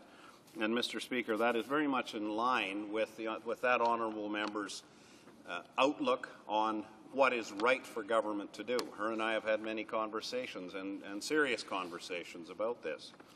But, Mr. Speaker, we can also look to other countries. They've dealt with this same situation. And many countries have done the same thing as us, analyzing, assessing what they actually own. Thank you, Mr. Speaker. The honourable member for Willowdale. Thank you, Mr. Speaker, and I'd like to thank my colleague for his kind words, and he knows well the high esteem that I have for him, and I appreciate his answer. I will concur with my earlier statement that I do support efficiencies in government, very much so. Although the comment about wanting the government to do what it does best, I'm increasingly concerned at trying to determine what it is, in fact, that this government does best. But it is a constant question. But I'm afraid I really didn't get an answer to my questions. I asked very specifically, is the $2.3 billion number that was expected for fiscal year 09-10 still expected? Was the $10.1 billion over 5 years still expected? What are they looking, if not, what is that number? And within that, what are the assets being looked at, and what are the book values of the assets in question? I mean, these were very specific numbers that were put in the budget.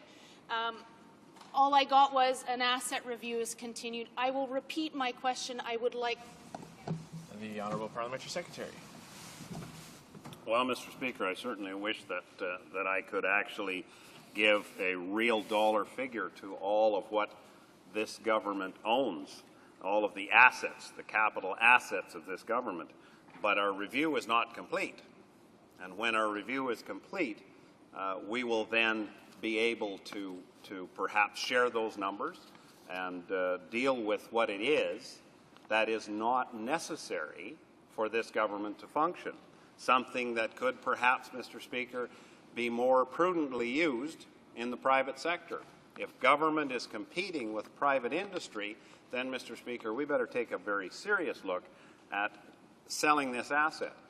But we would hope that as we see signs of recovery in this economy, that the value of those assets that we're appraising will actually gain in value. But I do repeat that in our fall economic fiscal update, we said we will not be selling assets if they are below market value. The motion to adjourn the House is now deemed to have been adopted. Accordingly, this House stands adjourned until tomorrow at 10 a.m. pursuant to Standing Order 24.1.